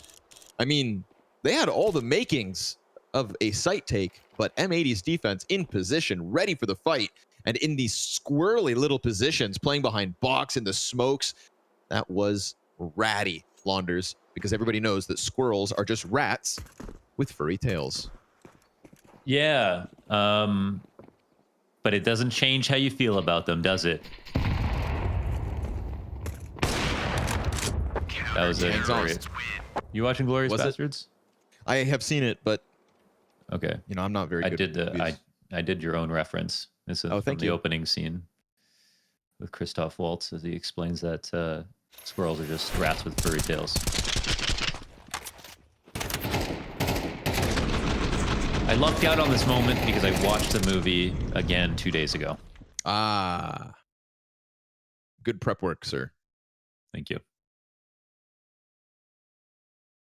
Falcons no longer as excited as they were about this half. It was 6-0, and now M80 in a game of it. I thought the M80 CT sides were going to kind of be their shortcoming tonight in this opportunity versus European competition. But a revival here on Dust 2. Also been pointed out to me by Dogburn that I've been thinking about the Mercedes AMG logo. That's where I'm seeing the M80 influence. That's fair. Lake. Nice one from Lake. Very clean. Versus rifles to boot. Just prepared for the Dupree swing. Slacks is going to find Snappy in middle. And yes, this half has absolutely fallen flat. Excellent kickstart from Falcons out of the gate. 6-0 lead has evaporated. And how does that work? Where does the water go? That's what we all want to know. M80 tie it up. 6 rounds a pop. We'll be back in a second to see if M80 can keep the NA hopes alive.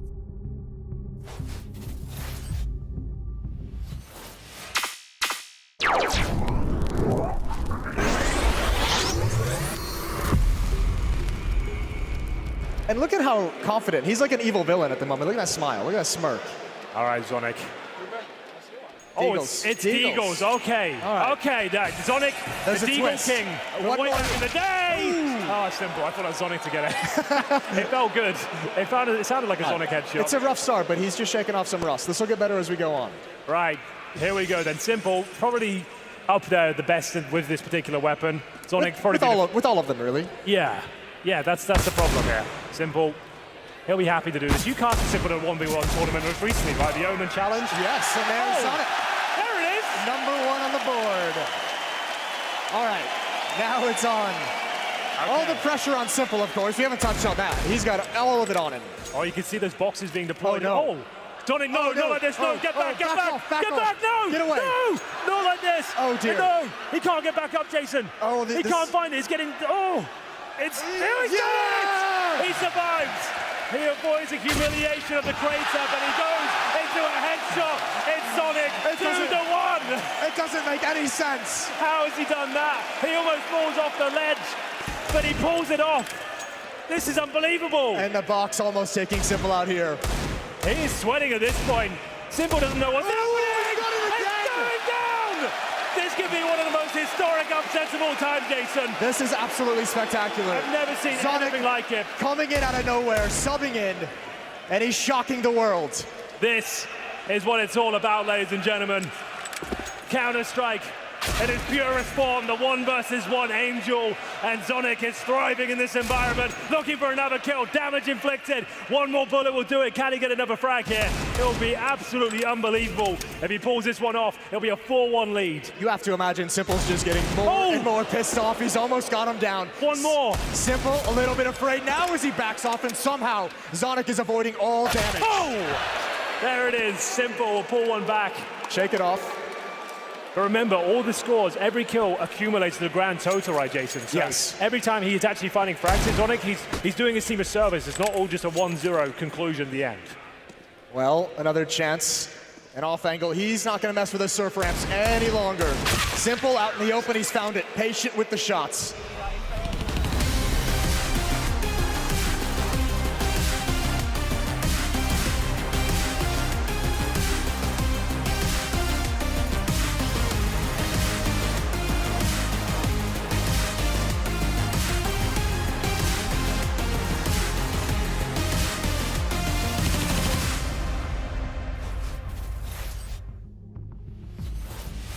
A 6-0 lead and a 12-3 half for Sunpius, and yet the momentum fizzles out. We get the response out of M80 that NA had hoped for. 6 rounds straight back, Mo. We're getting streaky tonight, and it is now, of course, the T side of M80 to try and finish this one off. That was a bit surprising. It felt like Falcons were in total control, and then you said they were well managed, they well orchestrated it, they were looking harmonic, and everything was beautiful at a Falcons. You were ready to turn into a Falcons fan at 6-1, and suddenly, and then M80 won the eco and never stopped losing after that. Yep. In fact, like you said, it was the round I praised them, followed by 6 losses straight. Luckily, Sunpius has continued to tear them up. Like, I mean, 4 deaths on that half. Ain't no business. Sin, gonna tap away Snappy off site.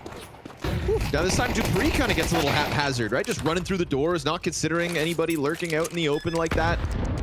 Saw it happen to M80, and it looks like it's gonna happen to Falcons too. Well, this game, surely it doesn't slip through their fingers, Launders. One of the best starts they've had in some recent times. And things have been upended. Their lead is gone. They somehow M80 have a lead in this match. That's all. That's crazy. The fact that it starts on this pistol, with how this game kicked off. And of course, there's no chance that Sunpius wins this round. But maybe he can get a couple of kills, is what he's saying. No, he'll get gushed. Long's got his name on it, so I might as well commit. That's where Lake's gonna cut him out. Match is the only survivor for the CTs. M80. That's right. M80 have the lead. They have the lead.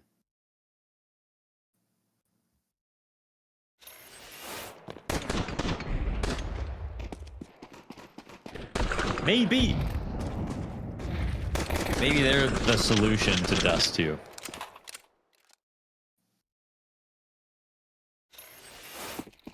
M80. M80.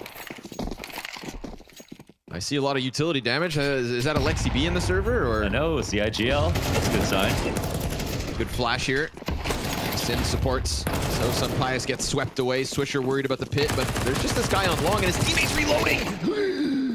It's okay. It's okay. The tagged player on the corner goes for the swing as his teammate's reloading. And it almost all goes south. But luckily, there was more where the first and second came from. Plenty of players here for M80. Meat shields, throwing themselves down the long A attack. And what do you know? 8 rounds straight. 8 rounds straight. So it was 6-0. It wasn't even 6-1. Okay. Nope. All right. Okay. Wow. That's a special performance, and actually, you know, it looked like we were just getting some 1 or 2 highlights out of Lake, 1 or 2 highlight moments out of Slacks, and it wasn't going to amount to anything because Falcons were in full control of the game. But now we look back on those rounds where they held middle, they pulled off their flanks, they won the eco, and you go, oh wow, they were thinking about winning the entire game, and it looks like they might be able to make that a reality. Pressure now on the Falcons. It's because things were going too well for Falcons. They're not used to this. It's uncharted territory. Yeah, when's the last time they 2-0'd a series? Let's take a look. Probably alternate attacks, if I had to guess. Or maybe even VP. Did they? No, VP was one. Alternate attacks. Yeah, they 2-0'd that. Okay. And even that, man, Anubis in that series was a little too close for comfort. Well, they 2-0'd some series. They 2-0'd Ents, they 2-0'd Gamer Legion, the Mongols. No Chopin.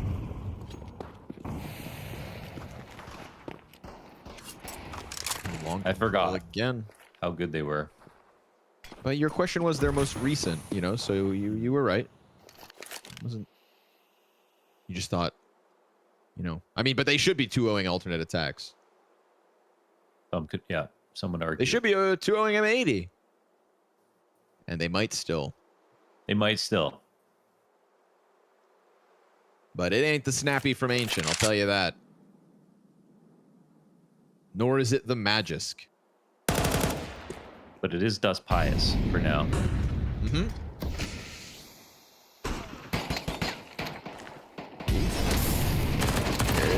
Curious.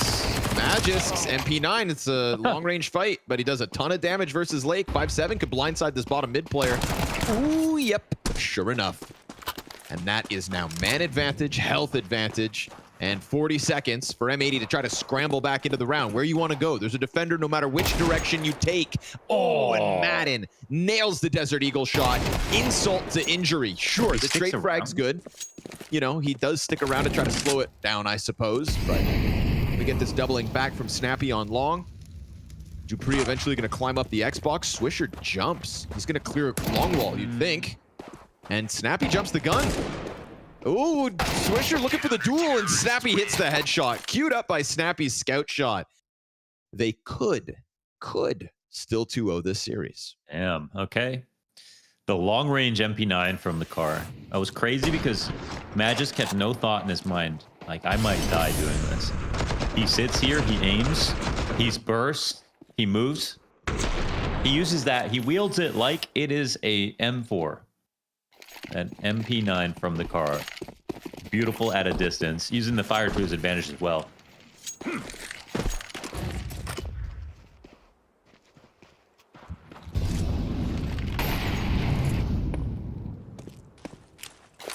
Nothing for Sunpius to shoot at.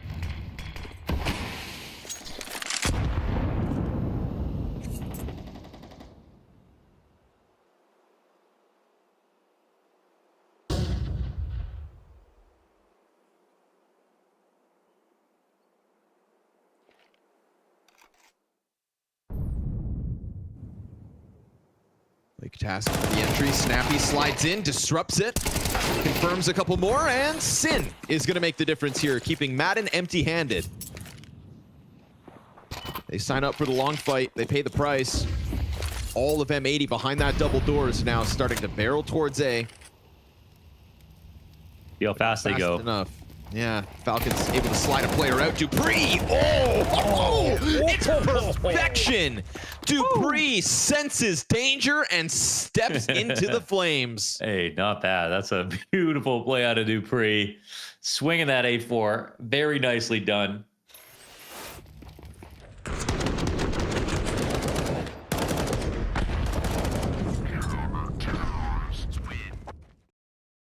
Ah, just chewing on him like corn on the cob.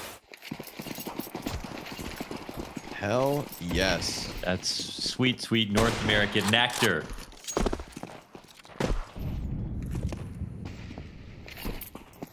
The salty tears of an underperforming region. Dupree laps it up.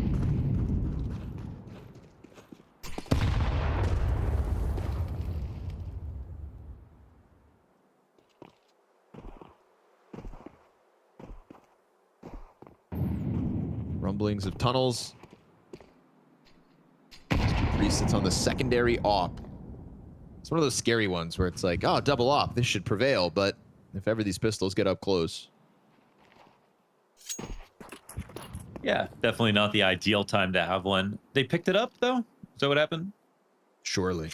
Yeah, maybe from Slack to over by Long Plat last round. Does make things a little bit more interesting.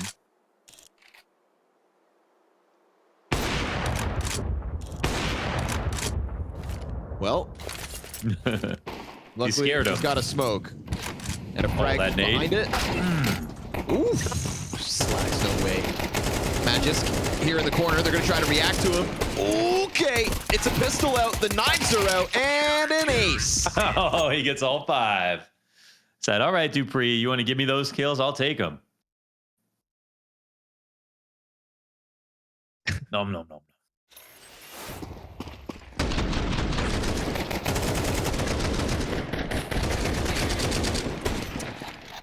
Swisher. Tries to get the knife out. You ain't knifing Magisk. Who the hell do you think you are? I gotta be thankful to Dupree's smoke. He's gonna be thankful to Dupree's smoke for that. Perfect for him.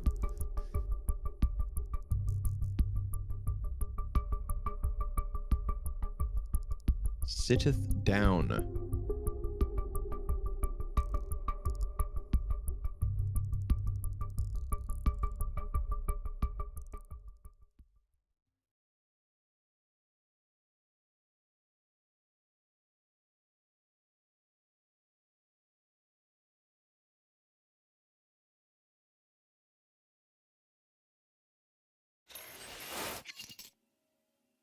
Okay.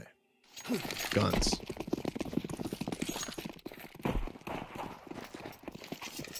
Little turnaround between Dupree and Magisk certainly has helped the CT side. And now Snappy's feeling so rambunctious. He's going up into the top of tunnels, but he exposes his back to Lake, who still sits outside of tunnels. That crossfire with Swisher at least goes 1-1. Lower tunnels held onto by Magisk. Oh, he slides into the smoke and he nearly dies for it. And then tries to exit while his own grenade clears half of the smoke. Oh, and he's staying here. Playing a dangerous game, but yeah, he sticks around. I mean, he could have left, but look at who's coming. Dupree down the steps, ready to peek into Sin. Oh, but it's so tough to trade on 12 HP, so Sin doubles down. M80 go 3v2, and that's going to send Sunpius scrambling over for the B site. The bomb's still outside of Long, though, and needs to kind of make haste because you can't just hold on to the site forever, and it started to come over. Sunpius just sitting back watching the cross safely as they just hope it's going to be the A site and a fake, but it's not.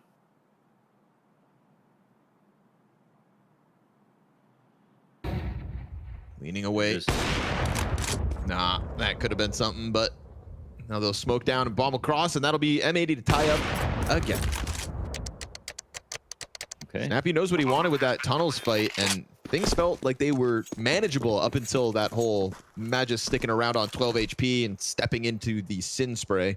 He actually could have got, his 1 kill and left, and that would have been pretty good. I mean, the fact that he even could get a kill with 12 HP was surprising.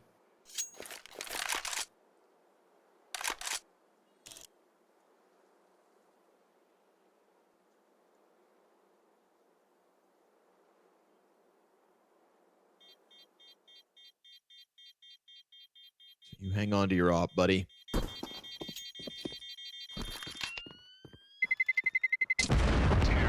Game of sprees goes back and forth. As the thought of a Falcons 2-0 seems too good to be true. And the underdogs keep fighting back.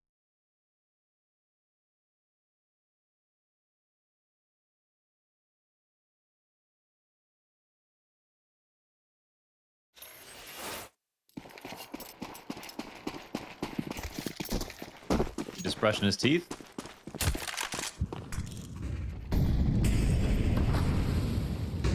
Dupree goes into lower tunnels. He might be flossing in a second. Let's see if he's tricked him. Dodges the flash, sticks around, only to get flanked. No one else here to sort of stop this from happening. That's a crazy move to make, man. I guess they had in spotted lower it. tunnels waiting for the rush with nobody holding cap push. Yeah, I'm not sure if they just thought no one had spotted it, or maybe that's what happened. Just hoped he wasn't going to get run out on, but I mean, even then, you know, two guys swing you. You want to peek a tunnel with op, why not put it on catwalk? Yeah, you just can't go deep enough. Usually, Pius just missed his timing on the walk back. That could have been the first fight to take back. Could have been. I do. Instead, we get this pack of M80 players approaching into middle. Oh, half-ass clear. Yeah, Sin gets punished. B-site's not the one to go to, though. Look at this, double stacked up.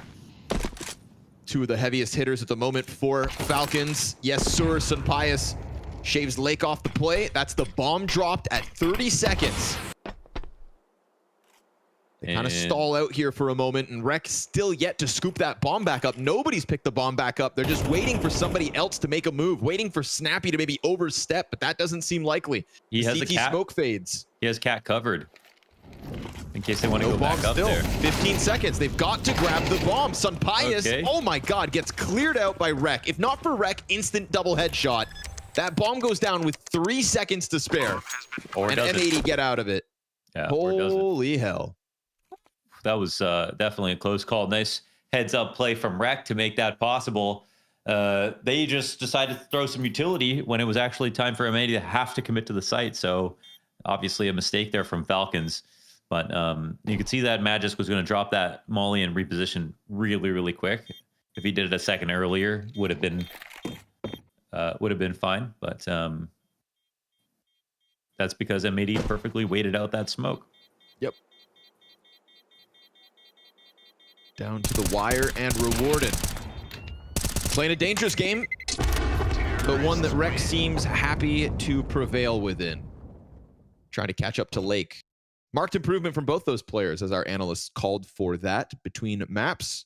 They said they wanted more from Lake and Rek, and we have got more from Lake and Rek, and a world where Maui, Snake, and Pimp are content is one that I'd like to live in. God damn.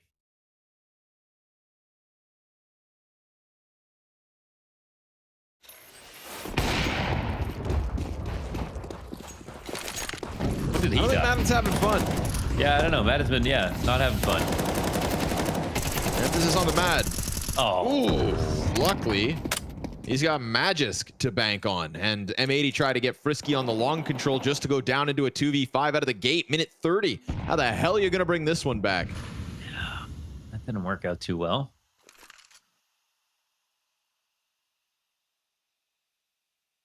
It was like 5 guys trying to squeeze into a ketchup bottle right there. That choke point was so small. What is that analogy? You can see why that would go wrong.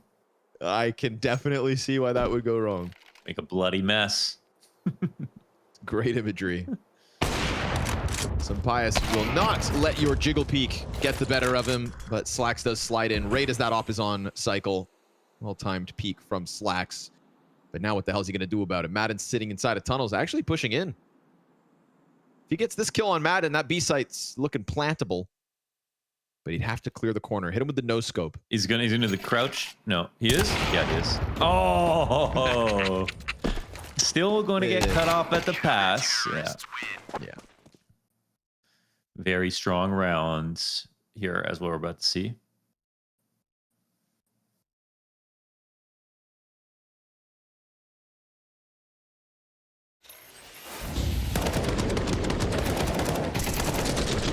Just 2K over Dupree's shoulder.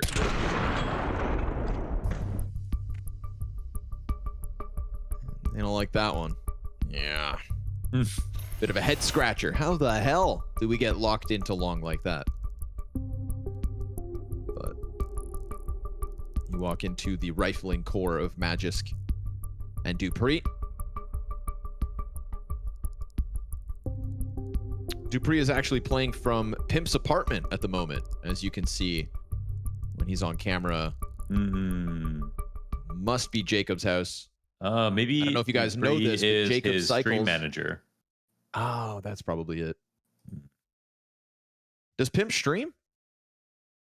Ooh, his viewers are probably listening to this right now and wondering what the joke is when they're actually just wondering when the next stream starts. Pimp. They're waiting. When's it coming? Here we go. Long again. This time there's only 2 players in position for Falcons. So they don't get instantly mowed down. It's a better look for the time being. Lake, slides behind smoke. Nice. Snappy gets blindsided by that. Surprisingly, didn't think it was possible. So nicely done by Lake on the timing. Pulls the wool over Snappy's eyes. Instant transition from Falcons into the A defense. They go all in on site just in case there was a follow through from M80, who have had this affinity to go numbers strong on long. Madden got him cleared out from behind the car. No kill from Sunpius off the site peak, and that is an advantage established here by M80. Just want to say I appreciate that so much. You know, that spam is entirely possible, but we never see teams capitalize on that damage because they just don't line it up and believe in it. They have to like get visual confirmation, and by that point they lose 1 player, 2 players. When you're throwing that molly, there is no way, unless you throw 2, to push that CT completely out of cover without committing to long. So Sin actually spams it properly with the lineup and gets all the damage in. He didn't see anybody. He's just a genius. Must be nice. Can relate. Now it's all about converting because they've waited around, not doing too much other than taking tunnel control from Sin. Sin's going to go out middle, 20 seconds. They have to commit to long. They've put themselves in this position. No other option. Sunpius missed chances. CTs are not killing them when given the chance. 5 seconds left for Magis to deny the plant, and versus 5, it ain't going to happen. No nades, no Hail Mary, just a limp away from Cat as his bomb site gets taken over. And their chances were there for Falcons. It's true.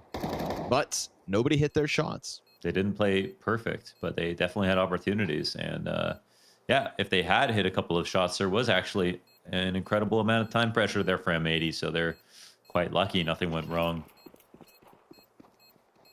It feels like, unfortunately, they get these close grind out wins or crushing defeats on, you know, at the choke point in some of these rounds. No in between. You know, there's no glorious Dupree 4K in this one. That's what's kind of held together the A site previously. M80 with a lead. We have gone back and forth on these late rounds.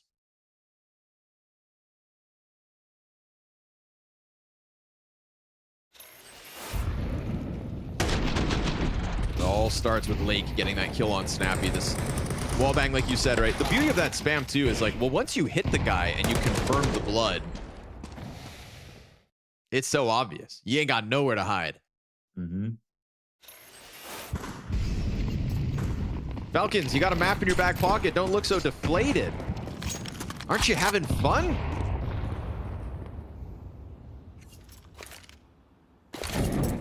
The competition is alive.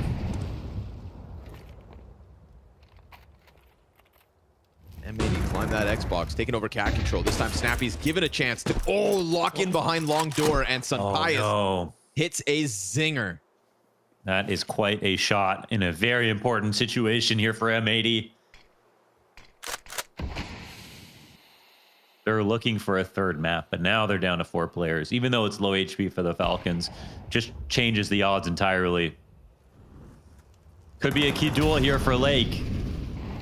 Facing forward with Magisk up close. Or maybe it'll be Switcher, who's taking the opportunity to shoulder out.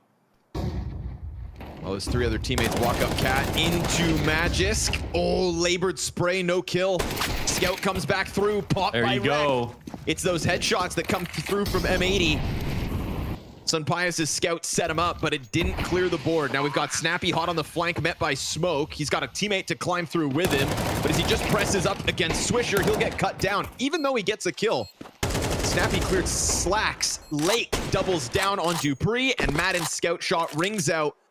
A sign of M80 winning over this bomb site. They will try to press against him, and they'll close. It's a 12th to the board. M80 secure OT at least. Oh, not too bad, man. It's actually been a close couple of maps. This one's an even better try, and it was a massive comeback at that. To get to this position, Lake does win his key duel versus Magisk, and they are able to take over the site after it. It's not a very popular way to hold versus those cat takes. And Falcons, after that man advantage, lose their round. We've got 3 MP9s coming into play. Oof. Rek opens up. They've had success on the long fights. Madden finding a scout tag, not that he knows it. Yeah. That could have been the saving grace. Only that scout bullet hit him between the eyes. Slack's gonna hang on for the time being with bomb. As Rek locks in the long control, that Team Falcons have decided to forfeit. Instead, they're trying to press Sunpius in. There's a flash here being prepared by Snappy. As the utility gets used, there's flashes on both ends. Oh! And Sunpius. It is a perfect push down with the SMG. Double kill to his name. He has been saving them on Dust 2. He queues up another impactful round as Snappy gets the long kill. Oh, but as he jumps, Slacks will get the better of him. Trying to keep this alive, trying to give Lake a chance to clutch. As he presses up, oh, it's the wide swing. Sunpius is triple off the MP9. And with that scout damage at the start of the round, you'd think Madden has just queued up the close to round 23. 35 seconds to the clock. Slacks looking for the bomb plant of all things. There is a nade on Magisk. If he chooses to throw it, this one's done. There it is. Oh, goes too far, but that's all good. Sunpius comes out with his 4th in the round, and Falcons won't go down without a fight. Yeah, an easy triple swing, and, well, it looks like OT is still alive. For a second, it felt like this one was in the bag for M80, with Falcons coming in with the MP9s, but no longer the case. They'll have to do this the hard way.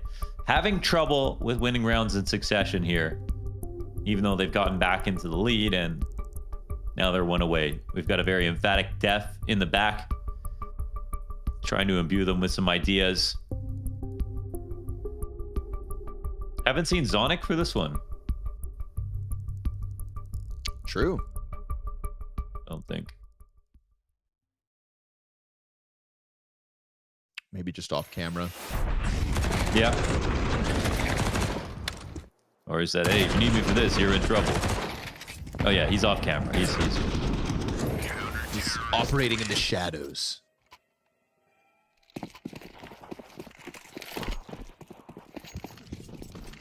All right, M80. Got that OT in the back pocket, but don't let the win slide by. This was a 6-0 start for Falcons. If you're just joining us looking for what, either the upset or a Falcons win. Oof, Dupree, it's one and done because Slacks has the cover on the corner through the smoke. Oh, I wonder how much he sees in that moment. He keeps Lake alive on a single point of health.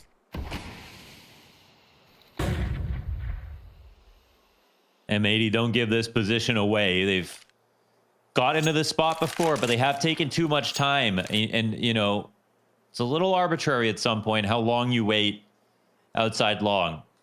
It's going to be an invisible handshake between you and your opponents here that eventually you're going to start to make the crawl up.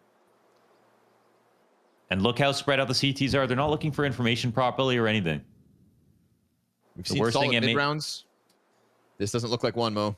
Yeah, I mean, the worst thing M80 can do is just take too much time. And oh my god, they aren't even looking at Senpaius, who still misses anyway. But they just let him get the free kill. No swing. They're going to try to pressure him with util first. Oh, they give Senpaius more chances, and the more chances you give him, the more damage he does. Finally, Sin's going to drop him, but you've lost now your health advantage. You've lost your man advantage. Yeah. And again, just taking time and not having that killer instinct posts Madden on top of the sight box, a position that's never going to be expected. And as he swings out for the bomb, Falcons looking for OT. They'll take it. They gave Senpaius too much respect, and they trip over their own shoes trying to push long. OT bound we go. Oh, I feel bad for M80 that they weren't able to close in that moment, but at the same time, they did not set themselves up properly. Like, this is a round that Falcons are the ones who are making the mistake. They are low numbers. They're spread out so evenly across the map, they should have a bad chance on A and B. They are not thinking about anything. They're literally just playing as individuals, waiting and holding angles. And M80 have long control, the idea to go long, the utility to do it.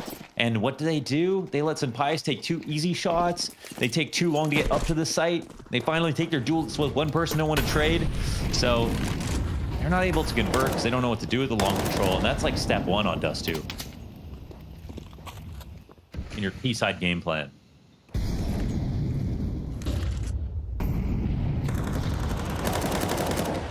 Great damage. Slate gets softened up, climbing towards Cat. Poor guy almost gets just straight up frag before even seeing someone. Much like Slacks, who just gets bested by Dupree off the door peak. Here comes the attack. Falcons starting to get into their groove, starting to make moves again. Yeah. Been a while since we've seen B-side action, but Magisk back plat, hangs on, Swisher slides out through smoke. And then that pop-up from the back of the bomb site's gonna end him. So this one's looking flawless from Falcons. Snappy locked into a duel that he's happy to take, and it is indeed just Sin 1v5. Most convincing round so far here for the Falcons in this default. The rounds they've won dominantly, it's been when there's a rush. But here's a couple of simple tactics that come out for Falcons. And, well, M80 can say, just like FaZe, they brought Falcons into overtime, but it doesn't feel like they're going to be able to win here unless they themselves get better too. Sort of a disappointing round 24. They've got some stuff to think about. And Matt has got to stop doing that with his finger. It's too funny. I wasn't gonna say anything. It's the Glizzy Gladiator. What are you doing, dude? That's, I don't know. Exactly. It's like a lot of buoyancy on that finger. Just a little mustache brush, you know?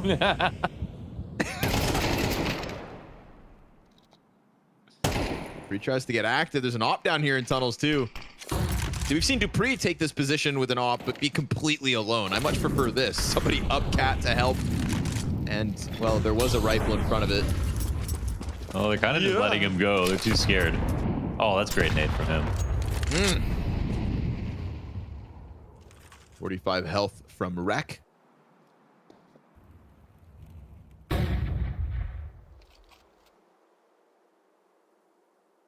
Pius sitting on the angle, waiting, and soon enough, it looks like Lake's going to try to cross. The op top mid. Oh, he got over towards B. That's the rotation he was looking for. But let's see what M80 do. I don't know if they saw this entirely. Got some mid B nades coming out. They're readying the split. Senpaius potentially going deep into the tunnels. This is the activity that they should be worried about. Let's see if Swish can get this kill. Boy, ops on cycle. Senpaius gets back. Doesn't want to play too risky. Tries to hold off doors instead. Now Senpaius is just pinned against the walls. Snappy comes through to help out. At the very least, that's one. Magisk just having to do it all. And no, sir. The long player dropped out and the Snappy rotates over. They're going to fight him because the bomb was dropped out mid. So they had to double back. And instead of taking that fight from a distance, Snappy gets up close and falls. Yeah, I mean, it got a little personal there in the tunnels. I think they could have had a Magisk push with Sunpius to go for the, you know, trade once a shot is missed or something like that. But they once Sunpius had to pull back out of the tunnels, they just got into this a very uncomfortable position where they really couldn't defend each other, and Magisk couldn't help Sunpius with the door, which he really wanted to. So mid B ends up working out perfectly, even though Sunpius cheated his rotation over with the flash a few seconds before. Good trades here for M80, and well, they have made it happen in overtime.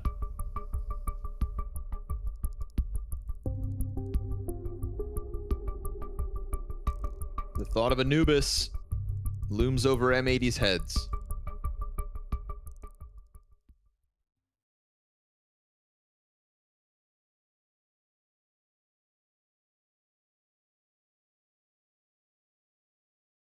You want to say something?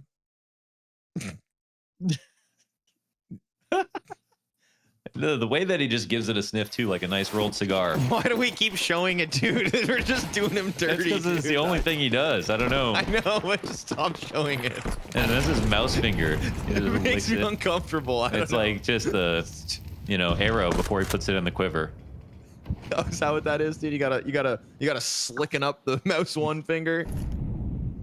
That's how you get a fast shot. Is that what it takes to have the edge nowadays? They ban snap tap, so you gotta drool on your hands. You want to slip one in. It's like a baseball pitcher using a little bit of chewing tobacco. Lube. Yeah.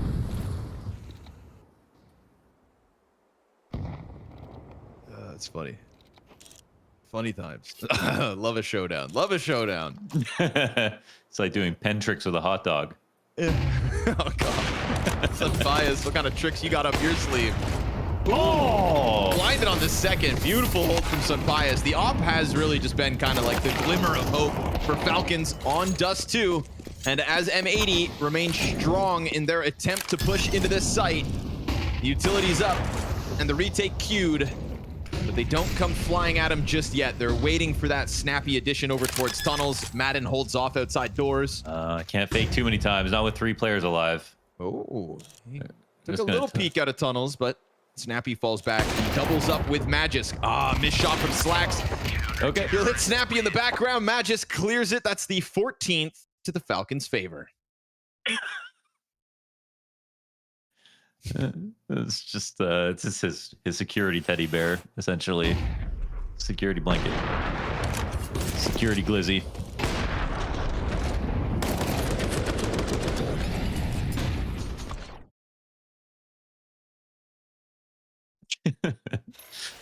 And Sunpius just playing. Okay. Okay, production. Sunpius just playing charades.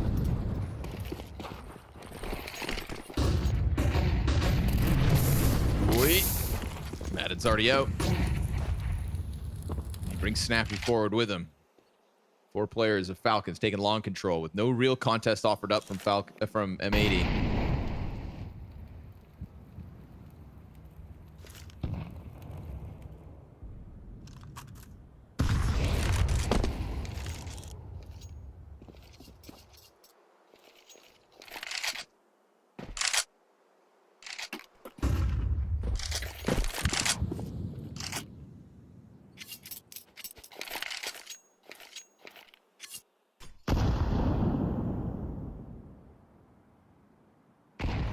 But no real moves.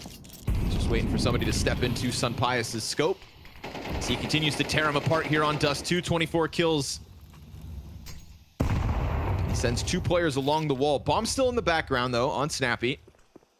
And Dupree's going to keep his head down, just ducked, crossing. Madden's going to take some kind of a route through the smoke, over top of it. What? He spawned. They never see it coming, but he loses his teammates in the meanwhile. Then we get a missed shot from Sunpius, but Snappy presses in. 30 on the clock. We've got Lake locked in Gandalf. We've got Sunpius on the ramp with his op as smokes are soon to fade. Snappy steps backwards and Lake lines up too. Wow, not bad. Okay, now it's 14-14, right? Yeah, it's 14 all. In this position, M80 win a couple of rounds back to back. Not too shabby. It feels like the energy here from the back with Def is adding up. Ideas are flowing.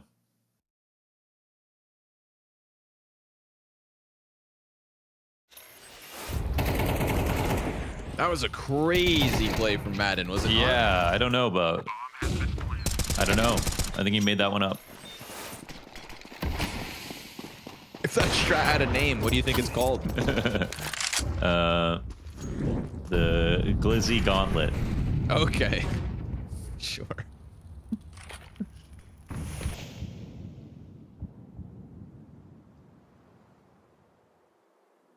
The Slippery Wiener. Oh, and there's the groundhog. Ooh. Ooh. Ooh, Dupree. What's happened here? There we go. There's that Falcons pizzazz, the Dupree rifling and the Sun Pius opping, right? These are the two. Oh, God. Sorry, Rek. Bit That's embarrassing, tough. huh? Bullet to the back of the head. It's a welcome sigh from Falcons. Just impressive individual level as Dupree gets the double headshots and Pius's op continues to collect kills. You know, I said earlier, like, Magisk has been, like, the shining rifle of this team, but yeah, it's actually been Dupree as well. Mm-hmm. It's these two Danes that have stepped it up. And obviously we praised Dupree because we weren't sure what we'd get from him after his departure from Vitality. It was looking like Preezy was his home for a little while. And now he's making it happen for Falcons when they absolutely need him most, because God forbid you lose a map to North Americans. I know that there's almost nothing worse. I feel like, at least they pretend to feel like that over in Europe. I think they're giving us a major and a grand slam. They got to get over it. But in the end, it's true that this should be a pretty one-sided game that ended up not being that. We are into CSGO territory here with a 16-14 or potentially double overtime finish. We'll see. Senpius drops this shot because he falls back blind, and Dupree will push the Lake away from middle. There's a lot of pressure from the CT side, which is good, but it feels like the T-nades are going to win out in the end. Oh, actually, the Molly misses. So that'll cost Dupree 50 HP. Very nice setup. A lot of posturing out of the gate, but it's a lot of space also for Falcons in mid. Yeah, that's what I meant, these T-nades. It's pretty hard to stay in control of Cat with CT side, so you use your tactics to get your kills, but you don't really stay here a lot because it's too easy to molly it, nade it from safety. And then they also lose out on mid control, on long control. So I don't know, if Madden knew how much was going on here at long, I think he would play it even more passively than this. But for the time being, if the M80 aren't going to do anything about it, they're just going to peel back. That'll power up his position, and Rek will be the person to follow. Oh, there it is. Oh, what a shot. Madden just blasts Rek's head off. This time it was a duel, but it's the same result. We go 30 to the clock as the Cat hit comes in. Slacks can't afford to miss. Oh, the nade. Oh, the nade is just perfect. That moment of cover, as does the wicker basket. Now the smoke goes down in the middle of long. Sin tries to jump up in some attempt to do something, and all of a sudden CTs continue to fall. Dupree doubles back towards mid. He's locking horns with Swisher, where he'll end this. The 6-0 start on Dust 2 may have been taken away, but it's a close nonetheless. The North Americans shall not best Falcons. Not today, not this time. No win for the North Americans, however, a win for Falcons who take this series 2-0 after a hard-fought battle on Dust 2. Had to go all the way into overtime, Maui, and I think there's a lot to dissect right here. Starting off with Falcons, and the good start, you know, they're up 6-0, they're up 6-1. You think this is in control, this is what they're supposed to look like on Dust 2, and then somehow, some way, they completely lose grasp of that game. Oh yeah, I mean the round timeline right there says a lot. The fact that at one point M80 had won 8 rounds in a row, I feel like they started playing off of each other better. It felt like the communication was good. I feel like they also had a great idea as to how Falcons wanted to carry out their game plan as well. They did. They very much did. And let's be honest, right? May as well dive straight into it. I know you have prepared a graphic, and I think production is ready to throw it up. Sonic and the game plan coming into Dust 2. Mari, why don't you give me the best impression on what you think was going on right here? Because they were hitting that A-bomb side every goddamn round. I mean, we had this graphic actually ready to go from regulation, and it actually at this point should be 13-1. Even both rounds in overtime, they also went A. This was kind of a ridiculous way to play for Snappy. They were forcing it up long, they were forcing it up cat. Even in some of their better defaults, the way that they would always finish their rounds was towards A. And I do actually think at one point that M80 sort of recognized that. They started playing people towards the site. They tried fighting for cat control, long control. They really started focusing on those parts of the map. But I think this is where, unfortunately, there is the slightest class difference. Like barely did Falcons win this game. And I think M80 knew everything that was happening the whole time. There was no confusion, very little misdirection in general throughout the entirety of that game. But just those little margins of, can Dupree hit this one shot? Can Senpaius hit this one shot? Versus a unfortunate Sin or Slack's miss. Those were the small difference makers in what was otherwise actually a pretty cool brawly game between both these teams. Yeah, lots of credit to M80 for really putting up a fight and coming back after being down 6-0 and 6-1.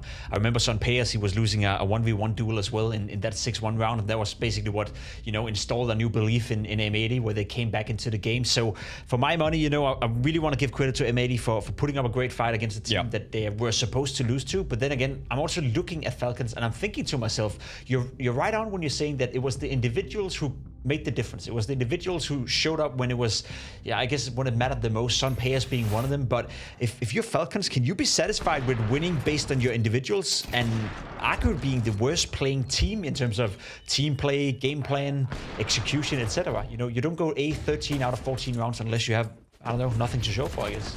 That's true. I mean, but the thing is that, I mean, if your individuals aren't winning you these kinds of rounds, why are you paying them? So maybe there is something there for Falcons, actually, that they can rely on them from time to time. So nah, I do feel like in a weird way that the game plan from Falcons felt, weirdly so one-dimensional, and yet it was fine. And I might actually be discrediting a little bit of their game plan for the fact that it's Dust 2 and they found themselves in advantageous situations regularly enough that they felt like A was the right answer.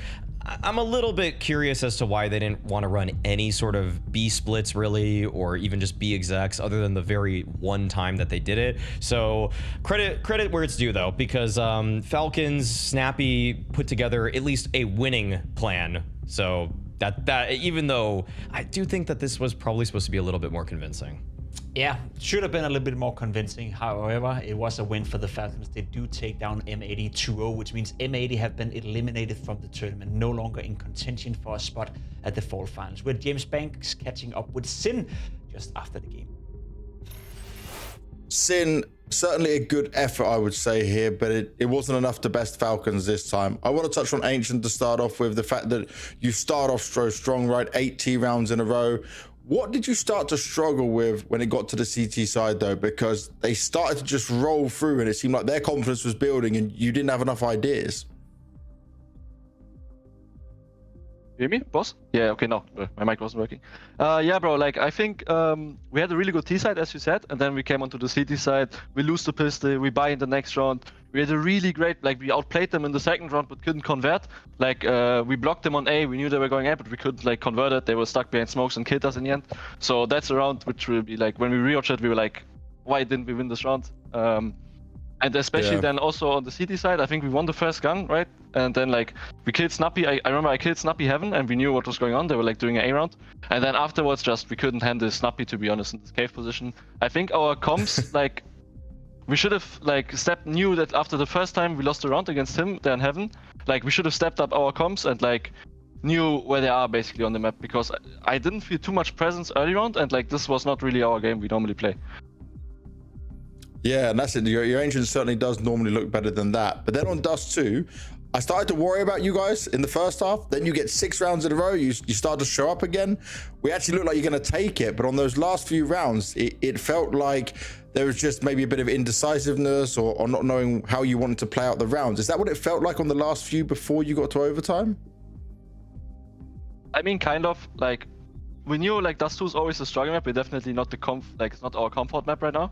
But I think we had a really good game plan today, and, like, the rounds where we felt, like, straightforward, where we didn't really get disturbed, I think we also outplayed Falcons in this round. But yeah, they just surprised us one too many times, and, like, also got a few too many entry frags. And yeah, I think then in the overtime, they just also hit some good shots, had some good rounds. And yeah. And obviously, yes, it's not the result you wanted here, but for you guys right now, looking at this and putting up this kind of a fight with obviously Lake just coming in, you guys going through a lot of change, how do you just view this game and just your experience for Showdown?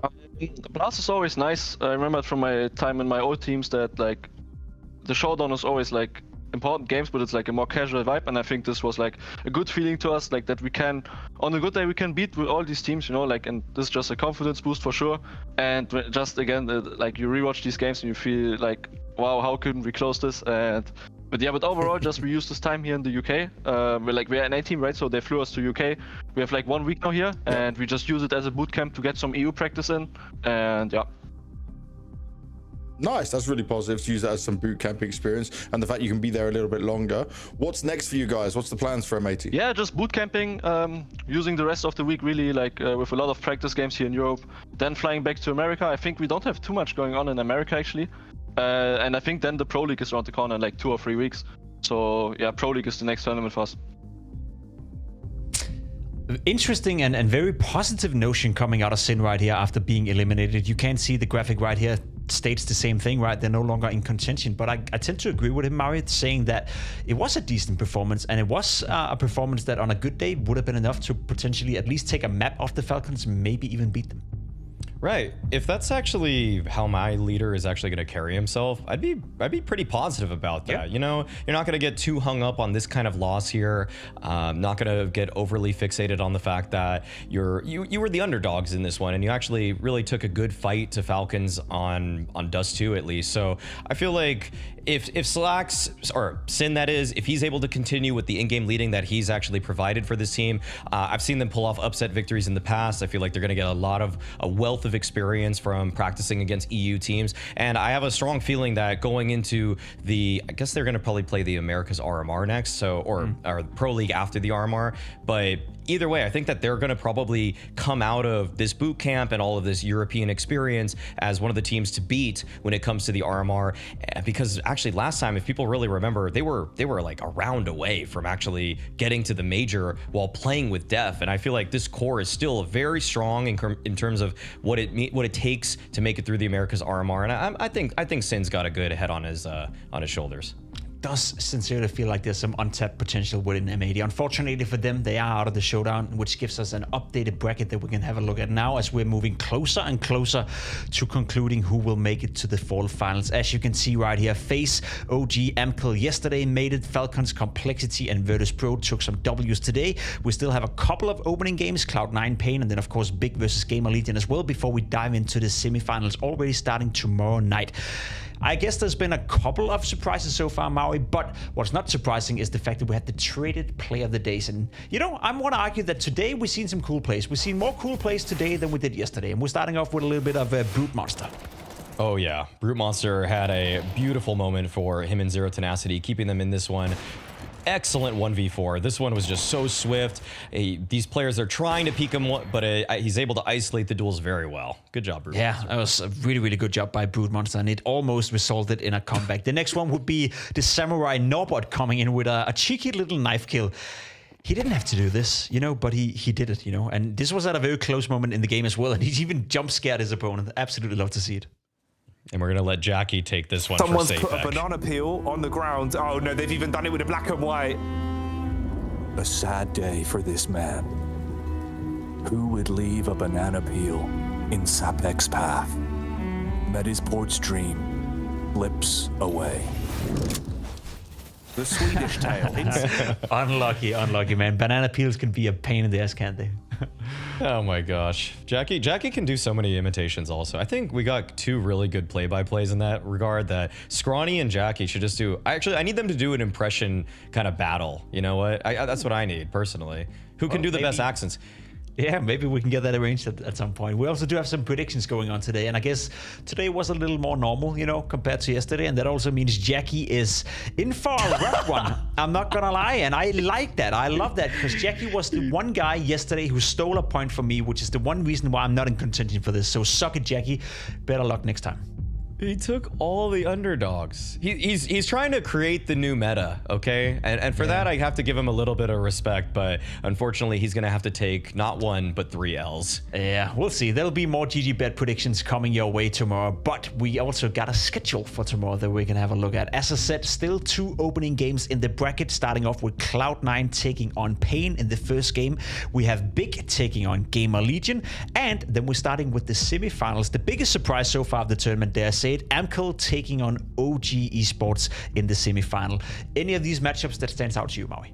Oh, the first one. Cloud9 Pain, for my money, should probably be the highest quality Counter-Strike between any of these 3. I've liked the developments from Icy for Cloud9. I've liked always Big Uzera and what he's providing for Pain. Unfortunately, we're not going to have Snow in a studio just screaming his head off, which is always such a delight when you're watching a Pain game. But that OG Amcall one, I'm going to say, I think people got to be prepared for OG being in the grand finals, because I think they're going to win that one. Yeah, I think so too. We can't forget that Amkel are currently playing this tournament with a coach, so that's going to be a rough run for them. And obviously, we saw OG do pretty swift work against Heroic on day 1. However, that is it for us for the day. As I said, 3 more games tomorrow. We also have 3 games coming your way Saturday, and then of course the 2 grand finals of these brackets taking place on Sunday. So we're not even halfway through, Maui. We're going to enjoy some more Counter-Strike starting off tomorrow. Until then, we're going to jump on a, let's call it an extended break, get some sleep, and then we'll be right back at you tomorrow with more wonderful Counter-Strike.